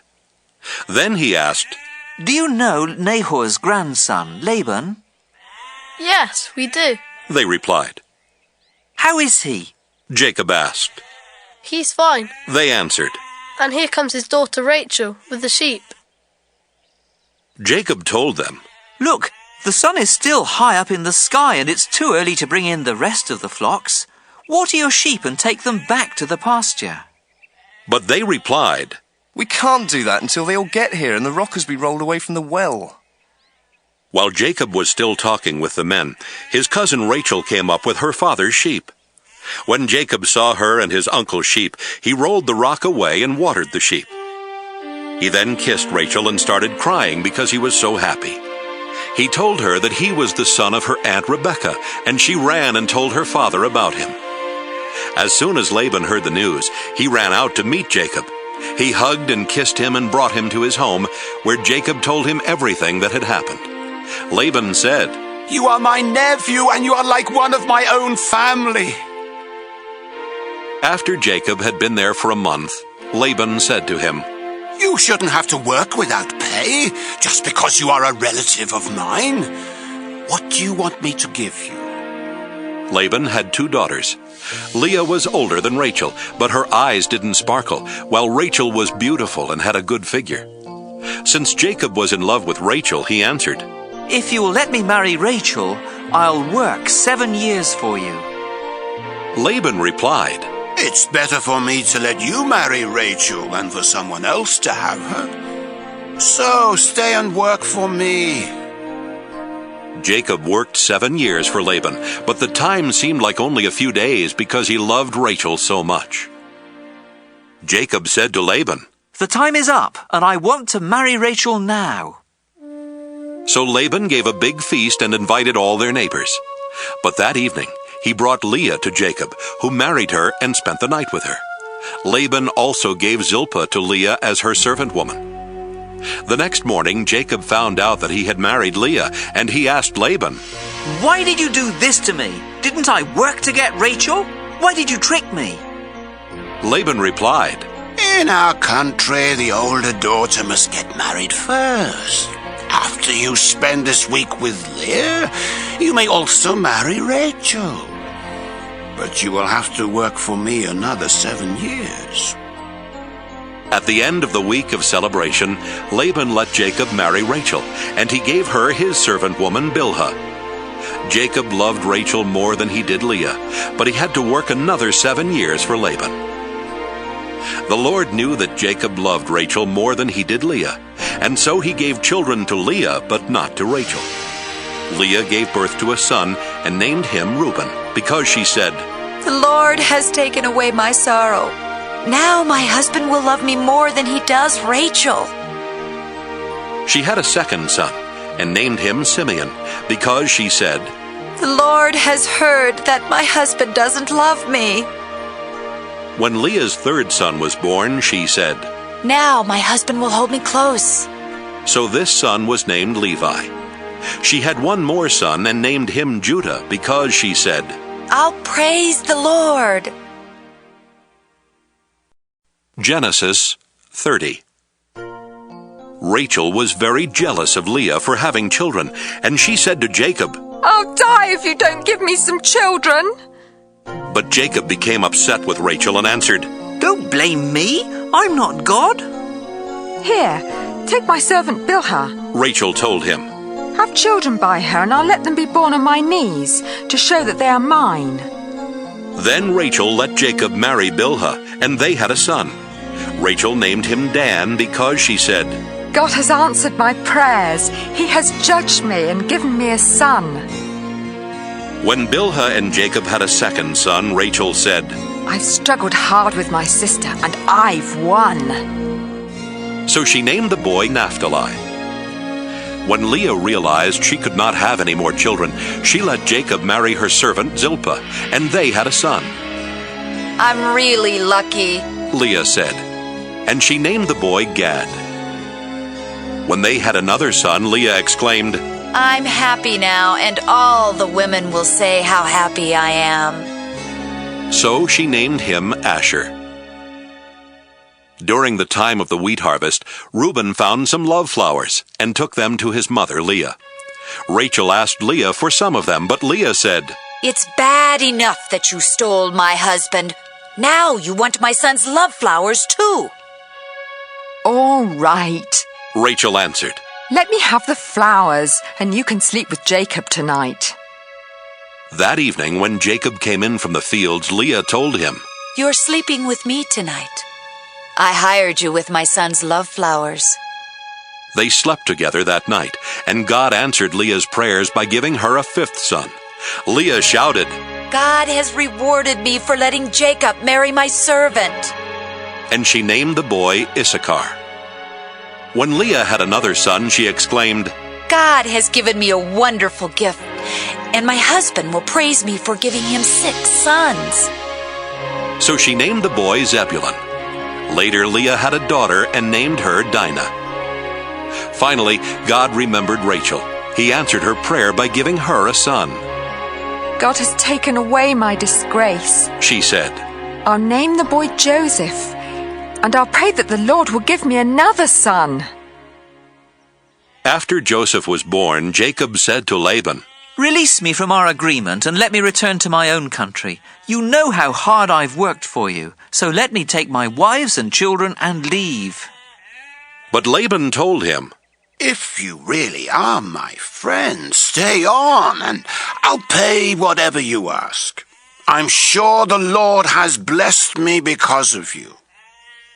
Jacob answered, You've seen how hard I've worked for you, and you know how your flocks and herds have grown under my care. You didn't have much before I came, but the Lord has blessed everything I have ever done for you. Now it's time for me to start looking out for my own family. How much do you want me to pay you? Laban asked. Then Jacob told him, I don't want you to pay me anything. Just do one thing, and I'll take care of your sheep and goats. Let me go through your flocks and herds and take the sheep and goats that are either spotted or speckled, and the black lambs. That's all you need to give me. In the future, you can easily find out if I've been honest. Just look and see if my animals are either spotted or speckled, or if the lambs are black. If they aren't, they've been stolen from you. I agree to that, was Laban's response. Before the end of the day, Laban had separated his spotted and speckled animals and the black lambs from the others, and had put his sons in charge of them. Then Laban made Jacob keep the rest of the sheep and goats at a distance of 3 days' journey. Jacob cut branches from some poplar trees and from some almond and evergreen trees. He peeled off part of the bark and made the branches look spotted and speckled. Then he put the branches where the sheep and goats would see them while they were drinking from the water trough. The goats mated there in front of the branches, and their young were spotted and speckled. Some of the sheep that Jacob was keeping for Laban were already spotted. And when the others were ready to mate, he made sure that they faced in the direction of the spotted and black ones. In this way, Jacob built up a flock of sheep for himself and did not put them with the other sheep. When the stronger sheep were mating near the drinking place, Jacob made sure that the spotted branches were there. But he would not put out the branches when the weaker animals were mating. So Jacob got all of the healthy animals, and Laban got what was left. Jacob soon became rich and successful. He owned many sheep, goats, camels, and donkeys, as well as a lot of slaves. Genesis 31. Jacob heard that Laban's sons were complaining. Jacob is now a rich man, and he got everything he owns from our father. Jacob also noticed that Laban was not as friendly as he had been before. One day the Lord said, Jacob, go back to your relatives in the land of your ancestors, and I will bless you. Jacob sent for Rachel and Leah to meet him in the field where he kept his sheep, and he told them, Your father isn't as friendly with me as he used to be, but the God my ancestors worshipped has been on my side. You know that I have worked hard for your father, and that he keeps cheating me by changing my wages time after time. But God has protected me. When your father said the speckled sheep would be my wages, all of them were speckled. And when he said the spotted ones would be mine, all of them were spotted. That's how God has taken sheep and goats from your father and given them to me. Once, when the flocks were mating, I dreamt that all the rams were either spotted or speckled. Then God's angel called me by name. I answered, and he said, Notice that all the rams are either spotted or speckled. I know everything Laban is doing to you, and I am the God you worshipped at Bethel when you poured olive oil on a rock and made a promise to me. Leave here right away and return to the land where you were born. Rachel and Leah said to Jacob, There's nothing left for us to inherit from our father. He treats us like foreigners, and has even cheated us out of the bride price that should have been ours. Now do whatever God tells you to do. Even the property God took from our father and gave to you really belongs to us and our children. Then Jacob, his wives, and his children got on camels and left for the home of his father Isaac in Canaan. Jacob took all of the flocks, herds, and other property that he had gotten in northern Syria. Before Rachel left, she stole the household idols while Laban was out shearing his sheep. Jacob tricked Laban the Aramean by not saying that he intended to leave.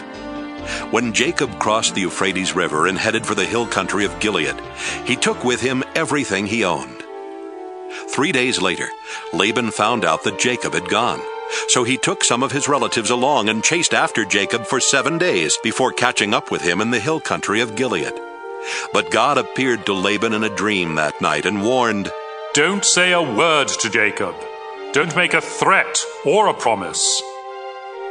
Jacob had set up camp in the hill country of Gilead when Laban and his relatives came and set up camp in another part of the hill country.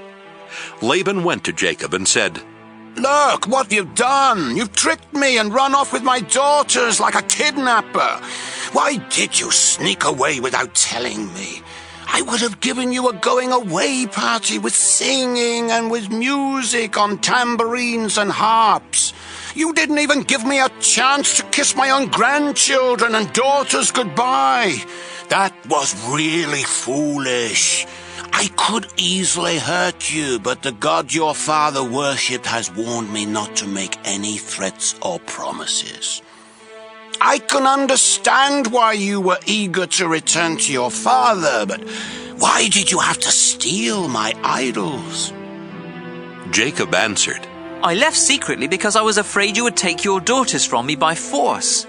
If you find that any one of us has taken your idols, I'll have that person killed.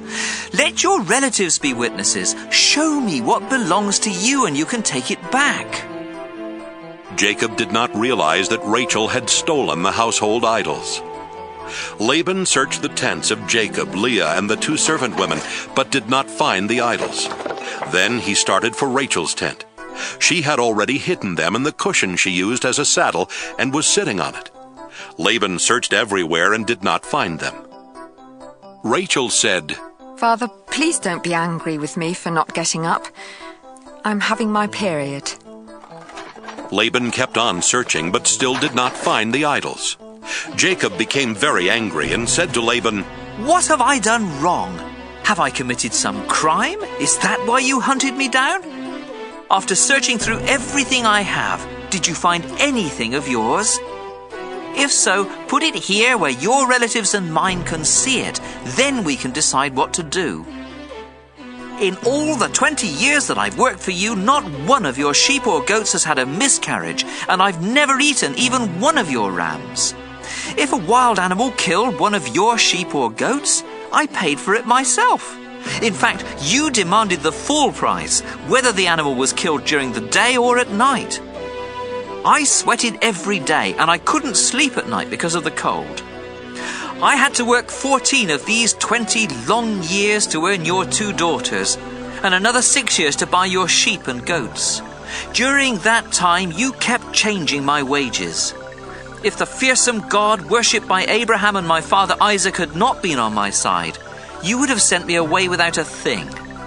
But God saw my hard work, and he knew the trouble I was in, so he helped me. Then, last night, he told you how wrong you were." Laban said to Jacob, "Leah and Rachel are my daughters, and their children belong to me. All these sheep you are taking are really mine too. In fact, everything you have belongs to me. But there is nothing I can do to keep my daughters and their children. So I am ready to make an agreement with you, and we will pile up some large rocks here to remind us of the agreement." After Jacob had set up a large rock, he told his men to get some more rocks and pile them up next to it. Then Jacob and Laban ate a meal together beside the rocks. Laban named the pile of rocks Jegar-Sahadutha, but Jacob named it Galeed. Laban said to Jacob, "This pile of rocks will remind us of our agreement." That's why the place was named Galeed. Laban also said, "This pile of rocks means that the Lord will watch us both while we are apart from each other." So the place was also named Mizpah. Then Laban said, "If you mistreat my daughters or marry other women, I may not know about it, but remember, God is watching us. Both this pile of rocks and this large rock have been set up between us as a reminder. I must never go beyond them to attack you, and you must never go beyond them to attack me. My father Nahor, your grandfather Abraham, and their ancestors all worship the same God, and he will make sure that we each keep the agreement." Then Jacob made a promise in the name of the fearsome God his father Isaac had worshipped. Jacob killed an animal and offered it as a sacrifice there on the mountain, and he invited his men to eat with him. After the meal, they spent the night on the mountain. Early the next morning, Laban kissed his daughters and his grandchildren goodbye, then he left to go back home. Genesis 32. As Jacob was on his way back home, some of God's angels came and met him. When Jacob saw them, he said, "This is God's camp." So he named the place Mahanaim. Jacob sent messengers on ahead to Esau, who lived in the land of Seir, also known as Edom. Jacob told them to say to Esau, "Master, I am your servant. I have lived with Laban all this time, and now I own cattle, donkeys, and sheep, as well as many slaves. Master, I am sending these messengers in the hope that you will be kind to me." When the messengers returned, they told Jacob, "We went to your brother Esau, and now he's heading this way with 400 men. Jacob was so frightened that he divided his people, sheep, cattle, and camels into 2 groups. He thought, "If Esau attacks one group, perhaps the other can escape."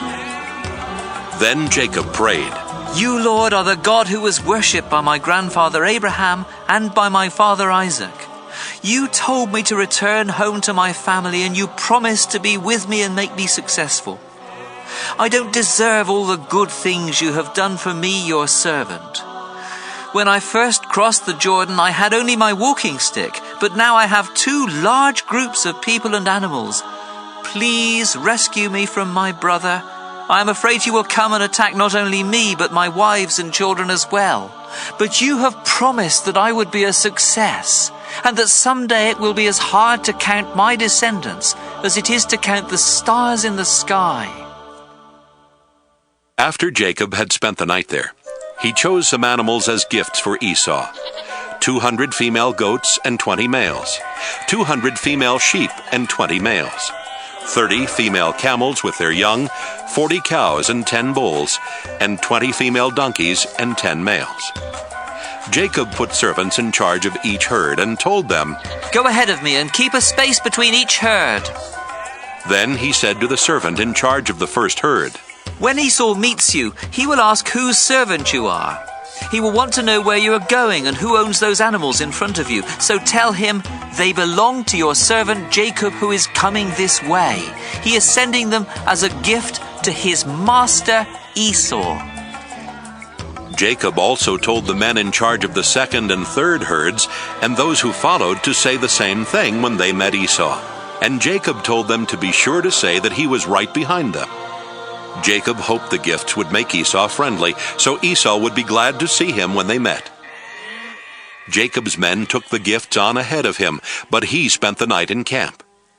Jacob got up in the middle of the night and took his wives, his 11 children, and everything he owned across to the other side of the Jabbok River for safety.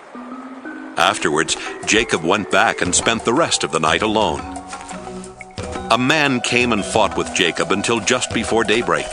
When the man saw that he could not win, he struck Jacob on the hip and threw it out of joint. They kept on wrestling until the man said, "Let go of me. It's almost daylight." "You can't go until you bless me," Jacob replied. Then the man asked, "What is your name?" "Jacob," he answered. The man said, "Your name will no longer be Jacob. You have wrestled with God and with men, and you have won. That's why your name will be Israel." Jacob said, "Now tell me your name." "Don't you know who I am?" he asked, and he blessed Jacob. Jacob said, "I have seen God face to face, and I am still alive." So he named the place Peniel. The sun was coming up as Jacob was leaving Peniel. He was limping because he had been struck on the hip, and the muscle on his hip joint had been injured. That's why even today the people of Israel don't eat the hip muscle of any animal. Genesis 33. Later that day, Jacob met Esau coming with his 400 men. So Jacob had his children walk with their mothers. The 2 servant women, Zilpah and Bilhah, together with their children went first, followed by Leah and her children, then by Rachel and Joseph. Jacob himself walked in front of them all, bowing to the ground 7 times as he came near his brother. But Esau ran toward Jacob and hugged and kissed him. Then the 2 brothers started crying. When Esau noticed the women and children, he asked, "Whose children are these?" Jacob answered, "These are the ones the Lord has been kind enough to give to me, your servant." Then the 2 servant women and their children came and bowed down to Esau. Next, Leah and her children came and bowed down. Finally, Joseph and Rachel also came and bowed down. Esau asked Jacob, "What did you mean by these herds I met along the road?" "Master," Jacob answered, "I sent them so that you would be friendly to me." "But brother, I already have plenty," Esau replied. "Keep them for yourself." "No," Jacob said. "Please accept these gifts as a sign of your friendship for me. When you welcomed me and I saw your face, it was like seeing the face of God. Please accept these gifts I brought to you. God has been good to me, and I have everything I need." Jacob kept insisting until Esau accepted the gifts. "Let's get ready to travel," Esau said. "I'll go along with you." But Jacob answered, "Master, you know traveling is hard on children, and I have to look after the sheep and goats that are nursing their young. If my animals travel too much in one day, they will all die. Why don't you go on ahead and let me travel along slowly with the children, the herds and the flocks? We can meet again in the country of Edom." Esau replied, "Let me leave some of my men with you." "You don't have to do that," Jacob answered. "I am happy simply knowing that you are friendly to me." So Esau left for Edom. But Jacob went to Succoth, where he built a house for himself and set up shelters for his animals. That's why the place is called Succoth. After leaving northern Syria, Jacob arrived safely at Shechem in Canaan and set up camp outside the city. The land where he camped was owned by the descendants of Hamor, the father of Shechem. So Jacob paid them 100 pieces of silver for the property. Then he set up his tents and built an altar there to honor the God of Israel. Genesis 34. Dinah, the daughter of Jacob and Leah, went to visit some of the women who lived there. She was seen by Hamor's son Shechem, the leader of the Hivites, and he grabbed her and raped her. But Shechem was attracted to Dinah, so he told her how much he loved her. He even asked his father to get her for his wife. Meanwhile, Jacob heard what had happened. But his sons were out in the fields with the cattle, so he did not do anything at the time. Hamor arrived at Jacob's home just as Jacob's sons were coming in from work. When they learned that their sister had been raped, they became furiously angry. Nothing is more disgraceful than rape, and it should not be tolerated in Israel. Hamor said to Jacob and his sons, "My son Shechem really loves Dinah. Please, let him marry her. Why don't you start letting your families marry into our families, and ours marry into yours? You can share this land with us. Move freely about until you find the property you want. Then buy it and settle down here." Shechem added, "Do this favor for me, and I'll give whatever you want. Ask anything, no matter how expensive. I'll do anything. Just let me marry Dinah." Jacob's sons wanted to get even with Shechem and his father because of what had happened to their sister. So they tricked them by saying, "You're not circumcised. It would be a disgrace for us to let you marry Dinah now. But we will let you marry her if you and the other men in your tribe get circumcised. Then your families can marry into ours, and ours can marry into yours, and we can live together like one nation. But if you don't agree to get circumcised, we'll take Dinah and leave this place." Hamor and Shechem liked what was said. Shechem was the most respected person in his family, and he was so in love with Dinah that he hurried off to get everything done. The two men met with the other leaders of their city and told them, "These people really are friendly. Why not let them move freely about until they find the property they want? There's enough land here for them and for us. Then our families can marry into theirs, and theirs can marry into ours." We have to do only one thing before they'll agree to stay here and become one nation with us. Our men will have to be circumcised like their men. Just think, we'll get their property as well as their flocks and herds. All we have to do is to agree, and they'll live here with us. Every grown man followed this advice and got circumcised. 3 days later, the men who had been circumcised were still weak from pain. So Simeon and Levi, two of Dinah's brothers, attacked with their swords and killed every man in town, including Hamor and Shechem. Then they took Dinah and left. Jacob's other sons came and took everything they wanted. All this was done because of the horrible thing that had happened to their sister. They took sheep, goats, donkeys, and everything else that was in the town or the fields. After taking everything of value from the houses, they dragged away the wives and children of their victims. Jacob said to Simeon and Levi, "Look what you've done. Now I'm in real trouble with the Canaanites and Perizzites who live around here. There aren't many of us, and if they attack, they'll kill everyone in my household." They answered, "Was it right to let our own sister be treated that way?" Genesis 35. God told Jacob, "Return to Bethel, where I appeared to you when you were running from your brother Esau. Make your home there and build an altar for me." Jacob said to his family and to everyone else who was traveling with him, Get rid of your foreign gods. Then make yourselves acceptable to worship God and put on clean clothes. Afterwards, we'll go to Bethel. I will build an altar there for God who answered my prayers when I was in trouble and who has always been at my side." So everyone gave Jacob their idols and their earrings, and he buried them under the oak tree near Shechem. While Jacob and his family were traveling through Canaan, God terrified the people in the town so much that no one dared bother them. Finally, they reached Bethel, also known as Luz. Jacob built an altar there and called it God of Bethel, because that was the place where God had appeared to him when he was running from Esau. While they were there, Rebekah's personal servant Deborah died. They buried her under an oak tree and called it Weeping Oak. After Jacob came back to the land of Canaan, God appeared to him again. This time he gave Jacob a new name and blessed him by saying, "I am God all-powerful, and from now on your name will be Israel instead of Jacob. You will have many children. Your descendants will become nations, and some of the men in your family will even be kings. I will give you the land that I promised Abraham and Isaac, and it will belong to your family forever."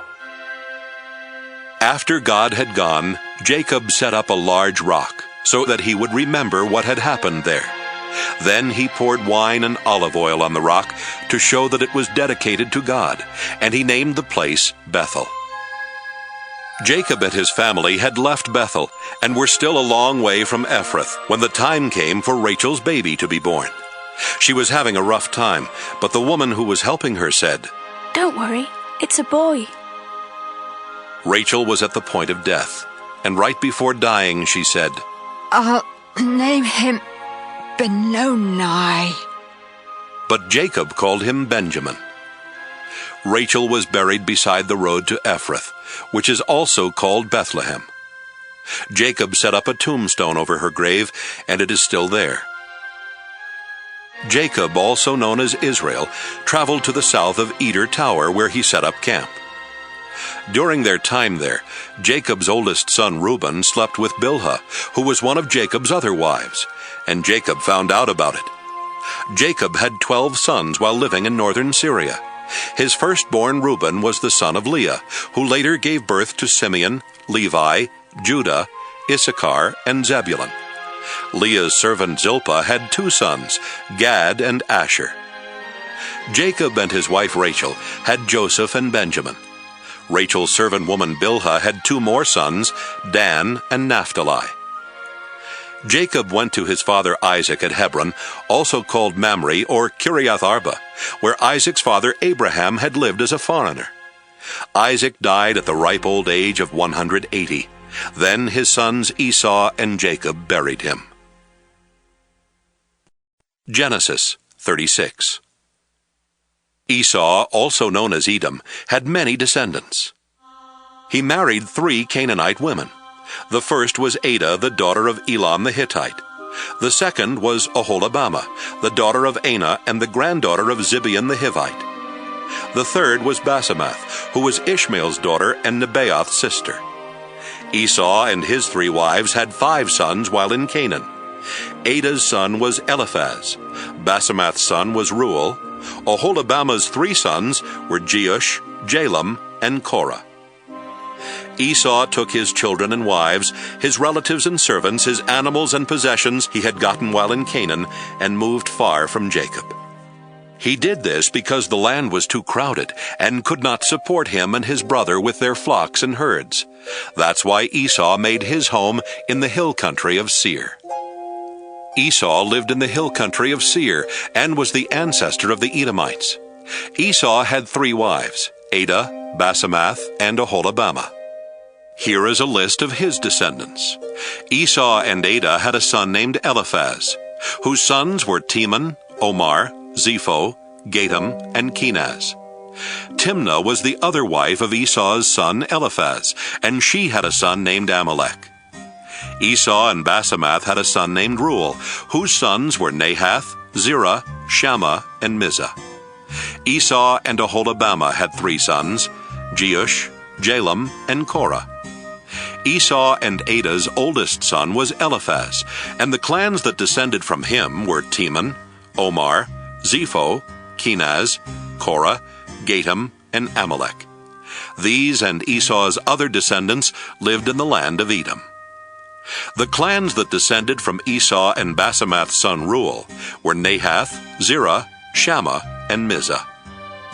The clans that descended from Esau and Aholibamah, the daughter of Anah, were Jeush, Jalam, and Korah. All of these clans descended from Esau, who was known as Edom. Seir was from the Horite tribe that lived in Edom before the time of Esau. The clans that had descended from him were Lotan, Shobal, Zibeon, Anah, Dishon, Ezer, and Dishan. Lotan's sons were Horai and Heman. His sister was Timnah. Shobal's sons were Alvan, Manahath, Ebal, Shepho, and Onam. Zibeon's sons were Ea and Anah, the same Anah who found an oasis in the desert while taking the donkeys of his father out to pasture. Anah's children were Dishon and Aholibamah. Dishon's sons were Hemdan, Eshban, Ithran, and Kiran. Ezer's sons were Bilhan, Zaavan, and Achan. Dishan's sons were Uz and Aaron.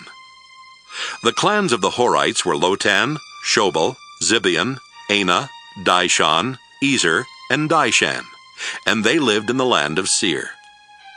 Before there were kings in Israel, the following kings ruled Edom one after another: Bela, son of Beor, from Dinhabah; Jobab, son of Zerah, from Basra; Husham, from the land of Teman; Hadad, son of Bedad, from Avith. Bedad had defeated the Midianites in Moab; Samlah, from Masrekah; Shaul, from the city of Rehoboth on the Euphrates River; Baal-Hanan, son of Akbor; Hadar, from the city of Pau. His wife Mehetabel was the daughter of Matred and the granddaughter of Mezahab. The clans that descended from Esau took their names from their families and the places where they lived. They are Timnah, Alva, Jethath, Aholibamah, Elah, Pinon, Kenaz, Teman, Mibzar, Magdiel, and Iram. These clans descended from Esau, who was known as Edom, the father of the Edomites. They took their names from the places where they settled. Genesis 37. Jacob lived in the land of Canaan where his father Isaac had lived, and this is the story of his family.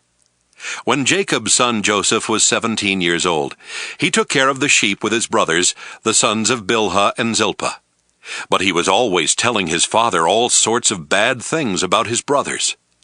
Jacob loved Joseph more than he did any of his other sons, because Joseph was born after Jacob was very old. Jacob had given Joseph a fancy coat to show that he was his favorite son, and so Joseph's brothers hated him and would not be friendly to him. One day, Joseph told his brothers what he had dreamed, and they hated him even more. Joseph said, "Let me tell you about my dream. We were out in the field, tying up bundles of wheat. Suddenly, my bundle stood up, and your bundles gathered round and bowed down to it." His brothers asked, "Do you really think you're going to be king and rule over us?" Now they hated Joseph more than ever because of what he had said about his dream. Joseph later had another dream, and he told his brothers, "Listen to what else I dreamed. The sun, the moon, and 11 stars bowed down to me." When he told his father about this dream, his father became angry and said, "What's that supposed to mean? Are your mother and I and your brothers all going to come and bow down in front of you?" Joseph's brothers were jealous of him, but his father kept wondering about the dream. One day when Joseph's brothers had taken the sheep to a pasture near Shechem, his father Jacob said to him, "I want you to go to your brothers. They are with the sheep near Shechem." "Yes, sir," Joseph answered. His father said, "Go and find out how your brothers and the sheep are doing. Then come back and let me know." So he sent him from Hebron Valley. Joseph was near Shechem and wandering through the fields when a man asked, "What are you looking for?" Joseph answered, "I'm looking for my brothers who are watching the sheep. Can you tell me where they are?" "They're not here anymore," the man replied. I overheard them say they were going to Dothan. Joseph left and found his brothers in Dothan. But before he got there, they saw him coming and made plans to kill him. They said to one another, "Look, here comes the hero of those dreams. Let's kill him and throw him into a pit and say that some wild animal ate him. Then we'll see what happens to those dreams." Reuben heard this and tried to protect Joseph from them. "Let's not kill him," he said. "Don't murder him or even harm him. Just throw him into a dry well out here in the desert." Reuben planned to rescue Joseph later and take him back to his father. When Joseph came to his brothers, they pulled off his fancy coat and threw him into a dry well. As Joseph's brothers sat down to eat, they looked up and saw a caravan of Ishmaelites coming from Gilead. Their camels were loaded with all kinds of spices that they were taking to Egypt. So Judah said, "What will we gain if we kill our brother and hide his body? Let's sell him to the Ishmaelites and not harm him. After all, he is our brother." And the others agreed. When the Midianite merchants came by, Joseph's brothers took him out of the well, and for 20 pieces of silver they sold him to the Ishmaelites, who took him to Egypt. When Reuben returned to the well and did not find Joseph there, he tore his clothes in sorrow. Then he went back to his brothers and said, "The boy is gone! What am I going to do?" Joseph's brothers killed a goat and dipped Joseph's fancy coat in its blood.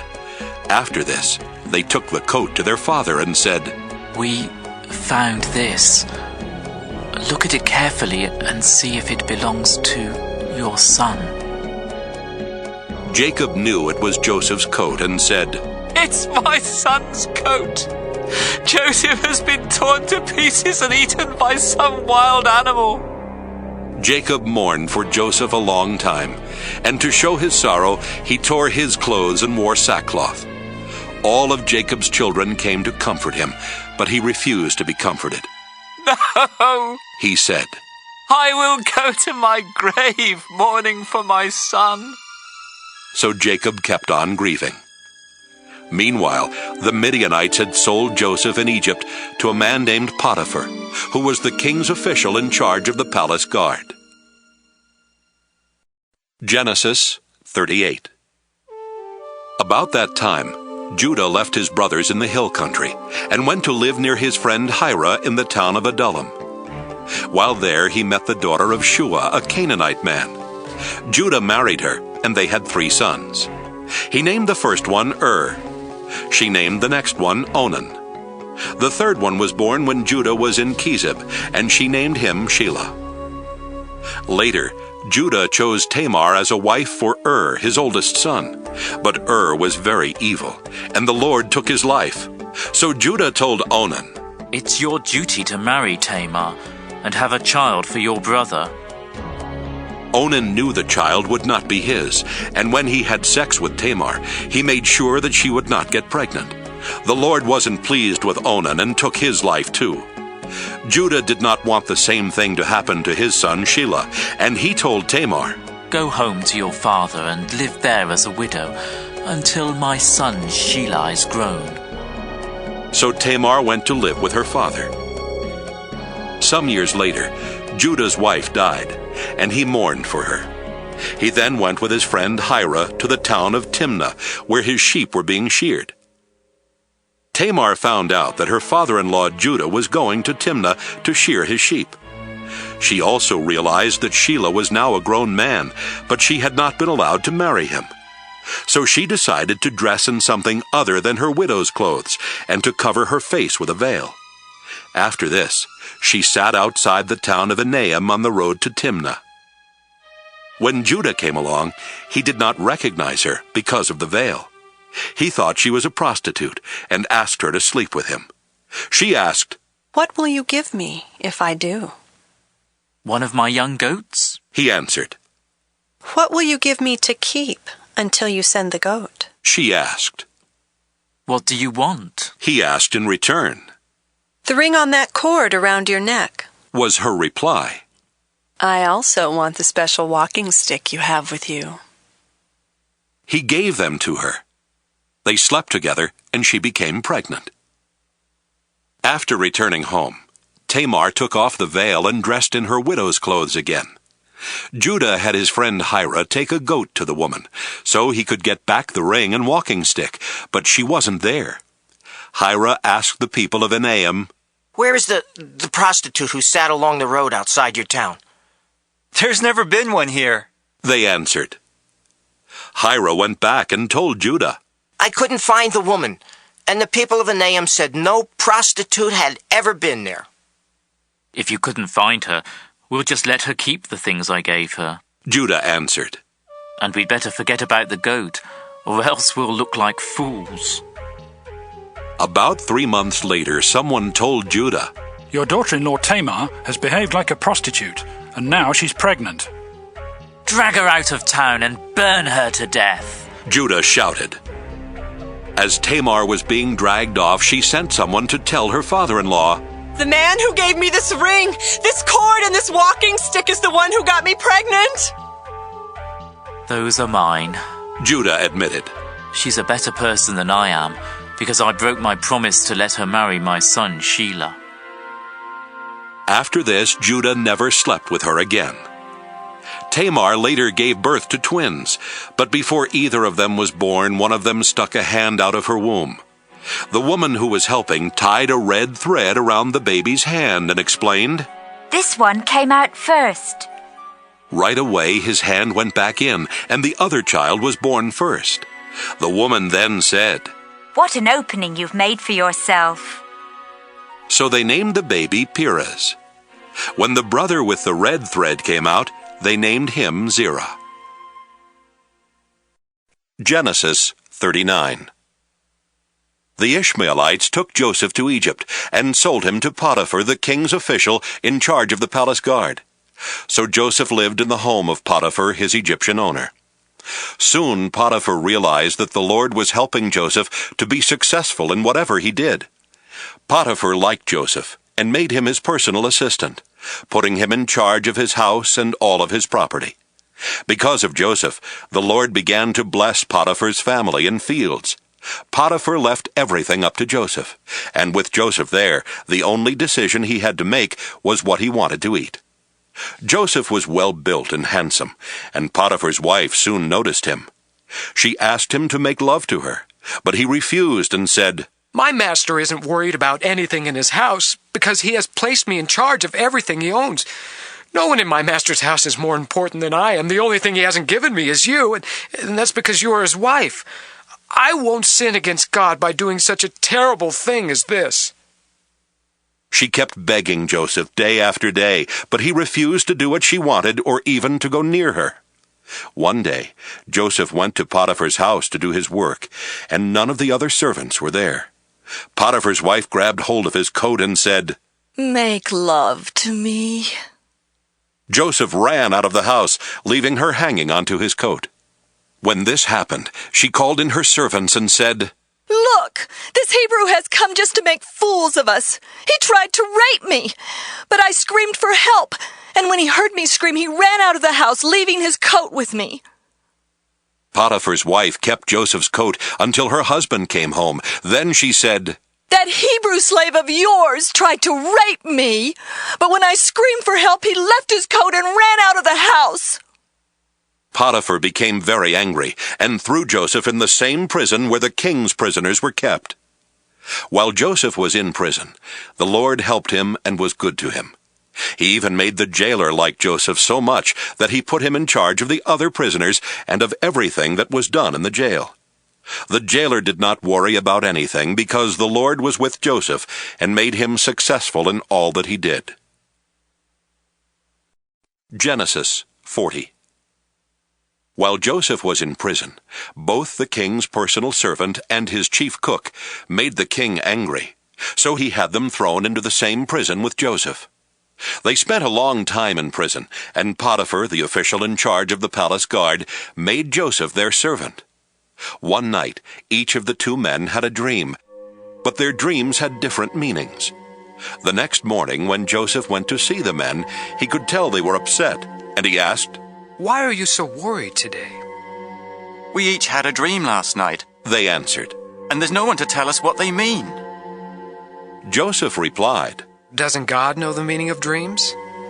Now, tell me what you dreamed. The king's personal servant told Joseph, In my dream, I saw a vine with 3 branches. As soon as it budded, it blossomed, and its grapes became ripe. I held the king's cup and squeezed the grapes into it. Then I gave the cup to the king. Joseph said, This is the meaning of your dream. The 3 branches stand for 3 days, and in 3 days the king will pardon you. He will make you his personal servant again, and you will serve him his wine just as you used to do. But when these good things happen, please don't forget to tell the king about me so I can get out of this place. I was kidnapped from the land of the Hebrews, and here in Egypt I haven't done anything to deserve being thrown in jail. When the chief cook saw that Joseph had given a good meaning to the dream, he told Joseph, I also had a dream. In it, I was carrying 3 bread baskets stacked on top of my head. The top basket was full of all kinds of baked things for the king, but birds were eating them. Joseph said, This is the meaning of your dream. The 3 baskets are 3 days, and in 3 days the king will cut off your head. He will hang your body on a pole, and birds will come and peck at it. 3 days later, while the king was celebrating his birthday with a dinner for his officials, he sent for his personal servant and the chief cook. He put the personal servant back in his old job and had the cook put to death. Everything happened just as Joseph had said it would, but the king's personal servant completely forgot about Joseph. Genesis 41. 2 years later, the king of Egypt dreamed he was standing beside the Nile River. Suddenly, 7 fat, healthy cows came up from the river and started eating grass along the bank. Then 7 ugly, skinny cows came up out of the river and ate the fat, healthy cows. When this happened, the king woke up. The king went back to sleep and had another dream. This time, 7 full heads of grain were growing on a single stalk. Later, 7 other heads of grain appeared, but they were thin and scorched by the east wind. The thin heads of grain swallowed the 7 full heads. Again the king woke up, and it had only been a dream. The next morning the king was upset, so he called in his magicians and wise men and told them what he had dreamed. None of them could tell him what the dreams meant. The king's personal servant said, Now I remember what I was supposed to do. When you were angry with me and your chief cook, you threw us both in jail in the house of the captain of the guard. One night we both had dreams, and each dream had a different meaning. A young Hebrew, who was a servant of the captain of the guard, was there with us at the time. When we told him our dreams, he explained what each of them meant, and everything happened just as he said it would. I got my job back, and the cook was put to death. The king sent for Joseph, who was quickly brought out of jail. He shaved, changed his clothes, and went to the king. The king said to him, I had a dream, yet no one can explain what it means. I am told that you can interpret dreams. Your Majesty, Joseph answered, I can't do it myself, but God can give a good meaning to your dreams. The king told Joseph, I dreamed I was standing on the bank of the Nile River. I saw 7 fat, healthy cows come up out of the river. They began feeding on the grass. Next, 7 skinny, bony cows came up out of the river. I have never seen such terrible-looking cows anywhere in Egypt. The skinny cows ate the fat ones, but you couldn't tell it because these skinny cows were just as skinny as they were before. Right away, I woke up. I also dreamed that I saw 7 heads of grain growing on one stalk. The heads were full and ripe. Then 7 other heads of grain came up. They were thin and scorched by a wind from the desert. These heads of grain swallowed the full ones. I told my dreams to the magicians, but none of them could tell me the meaning of the dreams. Joseph replied, Your Majesty, both of your dreams mean the same thing, and in them God has shown what he is going to do. The 7 good cows stand for 7 years, and so do the 7 good heads of grain. The 7 skinny, ugly cows that came up later also stand for 7 years, as do the 7 bad heads of grain that were scorched by the east wind. The dreams mean there will be 7 years when there won't be enough grain.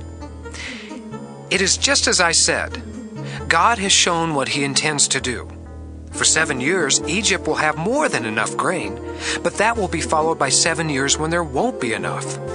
The good years of plenty will be forgotten, and everywhere in Egypt people will be starving.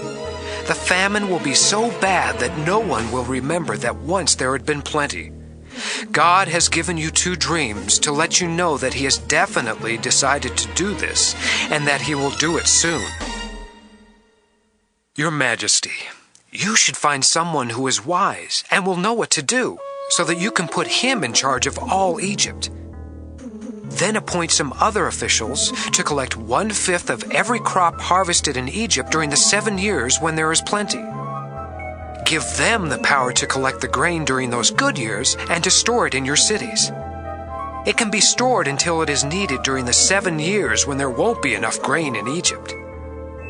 This will keep the country from being destroyed because of the lack of food. The king and his officials liked this plan. So the king said to them, No one could possibly handle this better than Joseph, since the Spirit of God is with him.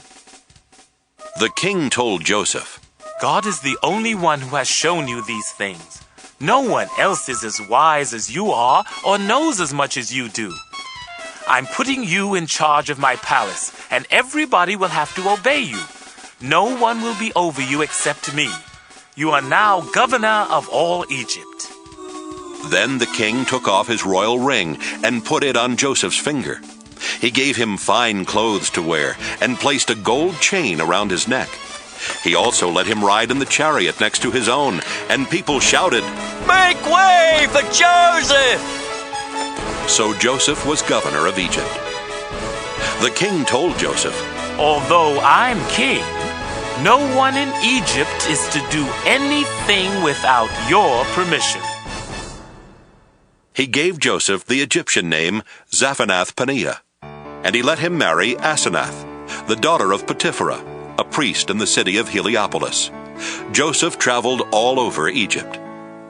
Joseph was 30 when the king made him governor, and he went everywhere for the king. For 7 years there were big harvests of grain. Joseph collected and stored up the extra grain in the cities of Egypt near the fields where it was harvested. In fact, there was so much grain that they stopped keeping record, because it was like counting the grains of sand along the beach. Joseph and his wife had 2 sons before the famine began. Their first son was named Manasseh, which means, God has let me forget all my troubles and my family back home. His second son was named Ephraim, which means, God has made me a success in the land where I suffered. Egypt's 7 years of plenty came to an end, and the 7 years of famine began, just as Joseph had said. There was not enough food in other countries, but all over Egypt there was plenty. When the famine finally struck Egypt, the people asked the king for food, but he said, Go to Joseph and do what he tells you to do. The famine became bad everywhere in Egypt, so Joseph opened the storehouses and sold the grain to the Egyptians. People from all over the world came to Egypt because the famine was severe in their countries. Genesis 42. When Jacob found out there was grain in Egypt, he said to his sons, Why are you just sitting here, staring at one another? I have heard there is grain in Egypt. Now go down and buy some, so we won't starve to death. 10 of Joseph's brothers went to Egypt to buy grain. But Jacob did not send Joseph's younger brother Benjamin with them. He was afraid that something might happen to him. So Jacob's sons joined others from Canaan who were going to Egypt because of the terrible famine. Since Joseph was governor of Egypt and in charge of selling grain, his brothers came to him and bowed with their faces to the ground. They did not recognize Joseph, but right away he knew who they were, though he pretended not to know. Instead, he spoke harshly and asked, "Where do you come from?" "From the land of Canaan," they answered. "We've come here to buy grain." Joseph remembered what he had dreamed about them and said, "You're spies! You've come here to find out where our country is weak." "No, sir," they replied. "We're your servants, and we have only come to buy grain. We're honest men, and we come from the same family. We're not spies." "That isn't so," Joseph insisted. "You've come here to find out where our country is weak." But they explained, "Sir, we come from a family of 12 brothers. The youngest is still with our father in Canaan, and one of our brothers is dead." Joseph replied, "It's just like I said. You're spies, and I'm going to find out who you really are. I swear by the life of the king that you won't leave this place until your youngest brother comes here. Choose one of you to go after your brother while the rest of you stay here in jail. That will show whether you are telling the truth. But if you are lying, I swear by the life of the king that you are spies." Joseph kept them all under guard for 3 days before saying to them, "Since I respect God, I'll give you a chance to save your lives. If you are honest men, one of you must stay here in jail, and the rest of you can take the grain back to your starving families. But you must bring your youngest brother to me. Then I'll know that you are telling the truth, and you won't be put to death." Joseph's brothers agreed and said to one another, "We're being punished because of Joseph. We saw the trouble he was in, but we refused to help him when he begged us. That's why these terrible things are happening." Reuben spoke up. "Didn't I tell you not to harm the boy? But you wouldn't listen. And now we have to pay the price for killing him." They did not know that Joseph could understand them, since he was speaking through an interpreter.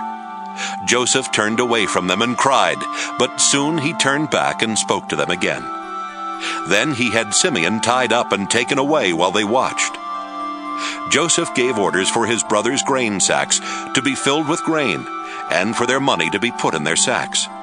He also gave orders for them to be given food for their journey home. After this was done, they each loaded the grain on their donkeys and left. When they stopped for the night, one of them opened his sack to get some grain for his donkey, and right away he saw his money bag. "Here's my money," he told his brothers. "Right here in my sack." They were trembling with fear as they stared at one another and asked themselves, "What has God done to us?" When they returned to the land of Canaan, they told their father Jacob everything that had happened to them. "The governor of Egypt was rude and treated us like spies. But we told him we're honest men, not spies. We come from a family of 12 brothers. The youngest is still with our father in Canaan, and the other is dead."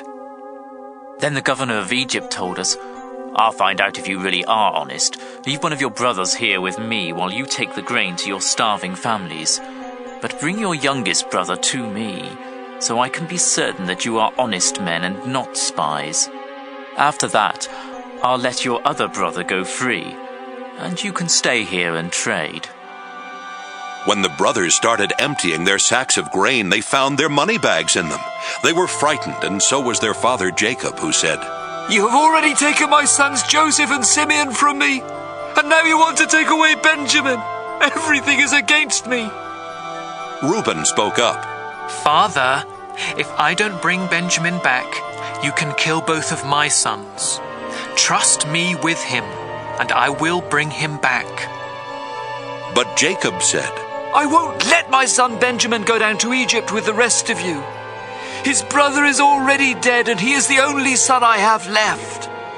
I am an old man, and if anything happens to him on the way, I'll die from sorrow, and all of you will be to blame." Genesis 43. The famine in Canaan got worse. until finally Jacob's family had eaten all the grain they had bought in Egypt. So Jacob said to his sons, "Go back and buy some more grain." Judah replied, "The governor strictly warned us that we would not be allowed to see him unless we brought our youngest brother with us.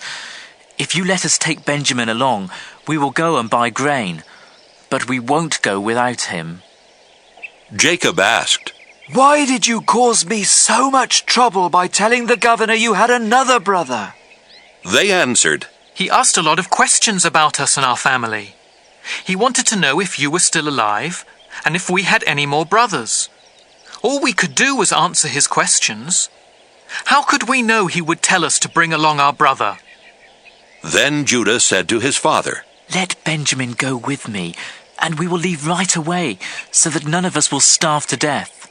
I promise to bring him back safely, and if I don't, you can blame me as long as I live.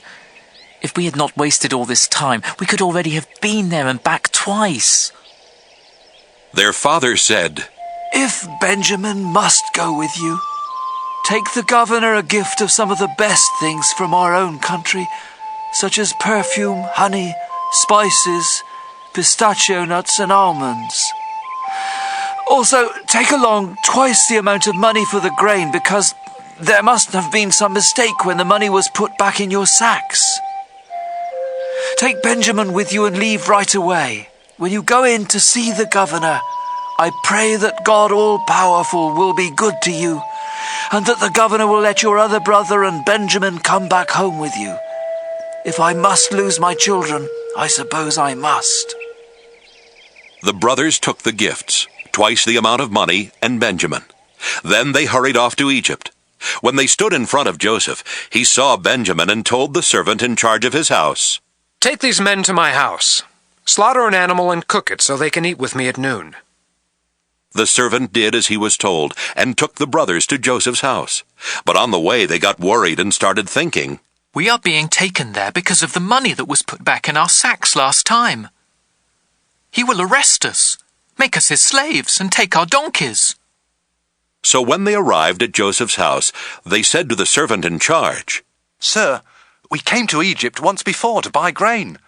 But when we stopped for the night, we each found in our grain sacks the exact amount we had paid. We have brought that money back, together with enough money to buy more grain. We don't know who put the money in our sacks." "It's all right," the servant replied. "Don't worry. The God you and your father worship must have put the money there, because I received your payment in full." Then he brought Simeon out to them. The servant took them into Joseph's house and gave them water to wash their feet. He also tended their donkeys. The brothers got their gifts ready to give to Joseph at noon, since they had heard they were going to eat there. When Joseph came home, they gave him the gifts they had brought, and they bowed down to him. After Joseph had asked how they were, he said, "What about your elderly father? Is he still alive?" They answered, "Your servant, our father, is still alive and well." And again they bowed down to Joseph. When Joseph looked around and saw his brother Benjamin, he said, "This must be your youngest brother, the one you told me about. God bless you, my son." Right away he rushed off to his room and cried because of his love for Benjamin. After washing his face and returning, he was able to control himself and said, "Serve the meal." Joseph was served at a table by himself, and his brothers were served at another. The Egyptians sat at yet another table, because Egyptians felt it was disgusting to eat with Hebrews. To the surprise of Joseph's brothers, they were seated in front of him according to their ages, from the oldest to the youngest. They were served food from Joseph's table, and Benjamin was given 5 times as much as each of the others. So Joseph's brothers drank with him and had a good time. Genesis 44. Later, Joseph told the servant in charge of his house, "Fill the men's grain sacks with as much as they can hold, and put their money in the sacks. Also, put my silver cup in the sack of the youngest brother." The servant did as he was told.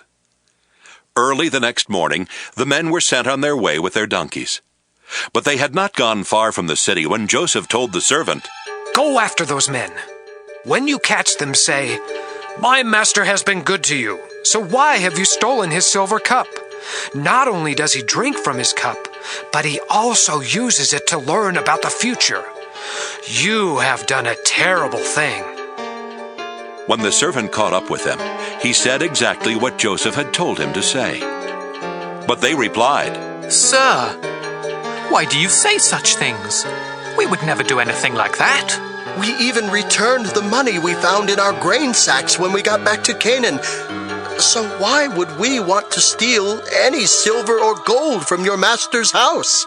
If you find that one of us has the cup, then kill him, and the rest of us will become your slaves." "Good," the man replied. "I'll do what you have said, but only the one who has the cup will become my slave. The rest of you can go free."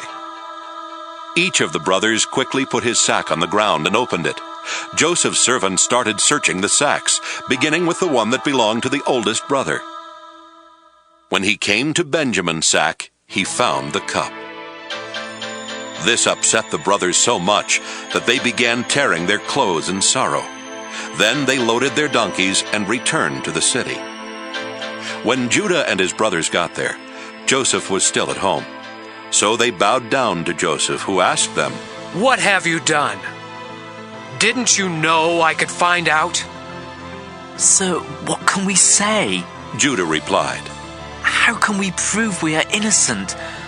God has shown that we are guilty, and now all of us are your slaves, especially the one who had the cup."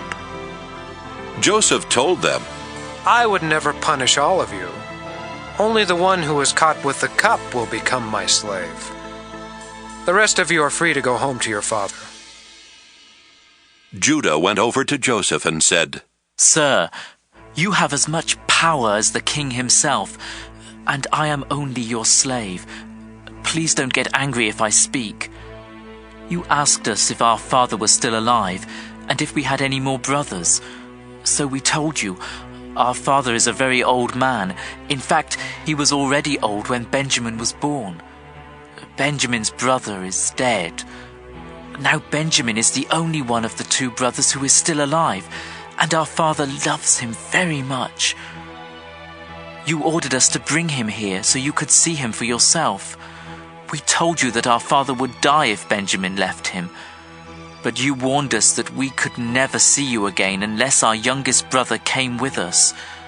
So we returned to our father and reported what you had said. Later, our father told us to come back here and buy more grain. But we answered, 'We can't go back to Egypt without our youngest brother. We will never be let in to see the governor unless he is with us.' Sir, our father then reminded us that his favorite wife had given birth to 2 sons. One of them was already missing and had not been seen for a long time. My father thinks the boy was torn to pieces by some wild animal, and he said, 'I am an old man. If you take Benjamin from me and something happens to him, I will die of a broken heart.' That's why Benjamin must be with us when I go back to my father. He loves him so much that he will die if Benjamin doesn't come back with me. I promised my father that I would bring him safely home. If I don't, I told my father he could blame me the rest of my life. Sir, I am your slave. Please let me stay here in place of Benjamin, and let him return home with his brothers. How can I face my father if Benjamin isn't with me? I couldn't bear to see my father in such sorrow." Genesis 45. Since Joseph could no longer control his feelings in front of his servants, he sent them out of the room. When he was alone with his brothers, he told them, "I am Joseph." Then he cried so loudly that the Egyptians heard him and told about it in the king's palace. Joseph asked his brothers if his father was still alive, but they were too frightened to answer. Joseph told them to come closer to him, and when they did, he said, "Yes, I am your brother Joseph, the one you sold into Egypt. Don't worry or blame yourselves for what you did. God is the one who sent me ahead of you to save lives. There has already been a famine for 2 years, and for 5 more years no one will plow fields or harvest grain. But God sent me on ahead of you to keep your families alive and to save you in this wonderful way. After all, you weren't really the ones who sent me here. It was God. He made me the highest official in the king's court and placed me over all Egypt. Now hurry back and tell my father that his son Joseph says, God has made me ruler of Egypt. Come here as quickly as you can. You will live near me in the region of Goshen with your children and grandchildren, as well as with your sheep, goats, cattle, and everything else you own. I will take care of you there during the next 5 years of famine. But if you don't come, you and your family and your animals will starve to death. All of you, including my brother Benjamin, can tell by what I have said that I really am Joseph. Tell my father about my great power here in Egypt and about everything you have seen. Hurry and bring him here." Joseph and Benjamin hugged each other and started crying. Joseph was still crying as he kissed each of his other brothers. After this, they started talking with Joseph. When it was told in the palace that Joseph's brothers had come, the king and his officials were happy. So the king said to Joseph, "Tell your brothers to load their donkeys and return to Canaan. Have them bring their father and their families here. I will give them the best land in Egypt, and they can eat and enjoy everything that grows on it. Also tell your brothers to take some wagons from Egypt for their wives and children to ride in, and be sure to have them bring their father. They can leave their possessions behind, because they will be given the best of everything in Egypt." Jacob's sons agreed to do what the king had said, and Joseph gave them wagons and food for their trip home, just as the king had ordered. Joseph gave some new clothes to each of his brothers, but to Benjamin he gave 5 new outfits and 300 pieces of silver. To his father he sent 10 donkeys loaded with the best things in Egypt, and 10 other donkeys loaded with grain and bread and other food for the return trip. Then he sent his brothers off and told them, "Don't argue on the way home." Joseph's brothers left Egypt, and when they arrived in Canaan, they told their father that Joseph was still alive and was the ruler of Egypt. But their father was so surprised that he could not believe them. Then they told him everything Joseph had said. When he saw the wagons Joseph had sent, he felt much better and said, "Now I can believe you. My son Joseph must really be alive, and I will get to see him before I die." Genesis 46. Jacob packed up everything he owned and left for Egypt. On the way, he stopped near the town of Beersheba and offered sacrifices to the God his father Isaac had worshipped. That night, God spoke to him and said, "Jacob, Jacob." "Here I am." Jacob answered. God said, "I am God, the same God your father worshipped. Don't be afraid to go to Egypt. I will give you so many descendants that one day they will become a nation. I will go with you to Egypt, and later I will bring your descendants back here. Your son Joseph will be at your side when you die." Jacob and his family set out from Beersheba and headed for Egypt. His sons put him in the wagon that the king had sent for him, and they put their small children and their wives in the other wagons. Jacob's whole family went to Egypt, including his sons, his grandsons, his daughters, and his granddaughters. They took along their animals and everything else they owned. When Jacob went to Egypt, his children who were born in northern Syria also went along with their families. Jacob and his wife Leah had a total of 33 children, grandchildren, and great-grandchildren, but 2 of their grandchildren had died in Canaan. Their oldest son Reuben took his sons Hanok, Palu, Hezron, and Carmi. Their son Simeon took his sons Jemuel, Jamin, Ohad, Jachin, Zohar, and Shaul, whose mother was a Canaanite.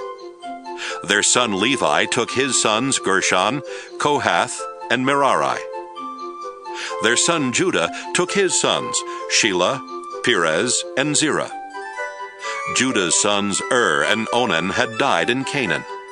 Judah's son Perez took his sons Hezron and Hamul. Their son Issachar took his sons Tola, Puvah, Jashub, and Shimron. Their son Zebulun took his sons Sirad, Elon, and Jaleel. Their daughter Dinah also went. Jacob and Zilpah, the servant woman Laban had given his daughter Leah, had a total of 16 children, grandchildren, and great-grandchildren. Their son Gad took his sons Ziphion, Haggai, Shunai, Esbon, Eri, Arodi, and Areli. Their son Asher took his sons Imnah, Ishva, Ishvi, and Beriah, who took his sons Heber and Malchiel. Serah, the daughter of Asher, also went. Jacob and Rachel had 14 children and grandchildren. Their son Joseph was already in Egypt, where he had married Asenath, daughter of Potipherah, the priest of Heliopolis. Joseph and Asenath had 2 sons, Manasseh and Ephraim. Jacob and Rachel's son Benjamin took his sons Bela, Becher, Ashbel, Gera, Naaman, Ehi, Rosh, Muppim, Huppim, and Ard. Jacob and Bilhah, the servant woman Laban had given his daughter Rachel, had 7 children and grandchildren. Their son Dan took his son Hushim. Their son Naphtali took his sons Jaziel, Gunai, Jezer, and Shillem. 66 members of Jacob's family went to Egypt with him, not counting his daughters-in-law. Jacob's 2 grandsons who were born there made it a total of 70 members of Jacob's family in Egypt. Jacob had sent his son Judah ahead of him to ask Joseph to meet them in Goshen. So Joseph got in his chariot and went to meet his father. When they met, Joseph hugged his father around the neck and cried for a long time. Jacob said to Joseph, "Now that I have seen you and know you are still alive, I am ready to die." Then Joseph said to his brothers and to everyone who had come with them, "I must go and tell the king that you have arrived from Canaan. I will tell him that you are shepherds and that you have brought your sheep, goats, cattle, and everything else you own. The king will call you in and ask you what you do for a living. When he does, be sure to say, 'We are shepherds. Our families have always raised sheep.' If you tell him this, he will let you settle in the region of Goshen."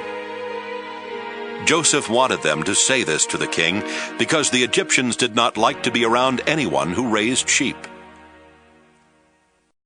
Genesis 47.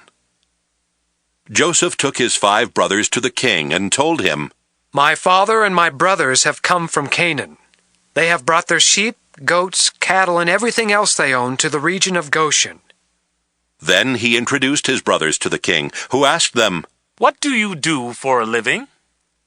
"Sir, we are shepherds," was their answer. "Our families have always raised sheep. But in our country, all the pastures are dried up, and our sheep have no grass to eat. So we, your servants, have come here. Please, let us live in the region of Goshen." The king said to Joseph, "It's good that your father and brothers have arrived. I will let them live anywhere they choose in the land of Egypt, but I suggest that they settle in Goshen, the best part of our land. I would also like for your finest shepherds to watch after my own sheep and goats." Then Joseph brought his father Jacob and introduced him to the king. Jacob gave the king his blessing, and the king asked him, "How old are you?" Jacob answered, "I have lived only 130 years, and I have had to move from place to place. My parents and my grandparents also had to move from place to place, but they lived much longer, and their life was not as hard as mine." Then Jacob gave the king his blessing once again and left. Joseph obeyed the king's orders and gave his father and brothers some of the best land in Egypt near the city of Ramesses. Joseph also provided food for their families. The famine was bad everywhere in Egypt and Canaan, and the people were suffering terribly. So Joseph sold them the grain that had been stored up, and he put the money in the king's treasury. But when everyone had run out of money, the Egyptians came to Joseph and demanded, "Give us more grain! If you don't, we'll soon be dead, because our money's all gone!" "If you don't have any money," Joseph answered, "give me your animals, and I'll let you have some grain." From then on, they brought him their horses and donkeys and their sheep and goats in exchange for grain. Within a year, Joseph had collected every animal in Egypt. Then the people came to him and said, "Sir, there's no way we can hide the truth from you. We are broke, and we don't have any more animals. We have nothing left except ourselves and our land." "Don't let us starve and our land be ruined. If you'll give us grain to eat and seed to plant, we'll sell ourselves and our land to the king. We'll become his slaves." The famine became so severe that Joseph finally bought every piece of land in Egypt for the king and made everyone the king's slaves except the priests. The king gave the priests a regular food allowance, so they did not have to sell their land. Then Joseph said to the people, "You and your land now belong to the king. I am giving you seed to plant, but 1/5 of your crops must go to the king. You can keep the rest as seed or as food for your families." "Sir, you have saved our lives," they answered. "We are glad to be slaves of the king." Then Joseph made a law that 1/5 of the harvest would always belong to the king. Only the priests did not lose their land. The people of Israel made their home in the land of Goshen, where they became prosperous and had large families. Jacob himself lived there for 17 years before dying at the age of 147. When Jacob knew he did not have long to live, he called in Joseph and said, "If you really love me, you must make a solemn promise not to bury me in Egypt. Instead, bury me in the place where my ancestors are buried." "I will do what you have asked," Joseph answered. "Will you give me your word?" Jacob asked. "Yes, I will," Joseph promised. After this, Jacob bowed down and prayed at the head of his bed. Genesis 48. Joseph was told that his father Jacob had become very sick. So Joseph went to see him and took along his 2 sons Manasseh and Ephraim. When Joseph arrived, someone told Jacob, "Your son Joseph has come to see you." Jacob sat up in bed, but it took almost all his strength. Jacob told Joseph, "God all-powerful appeared to me at Luz in the land of Canaan, where he gave me his blessing and promised, 'I will give you a large family with many descendants that will grow into a nation. And I am giving you this land that will belong to you and your family forever.'"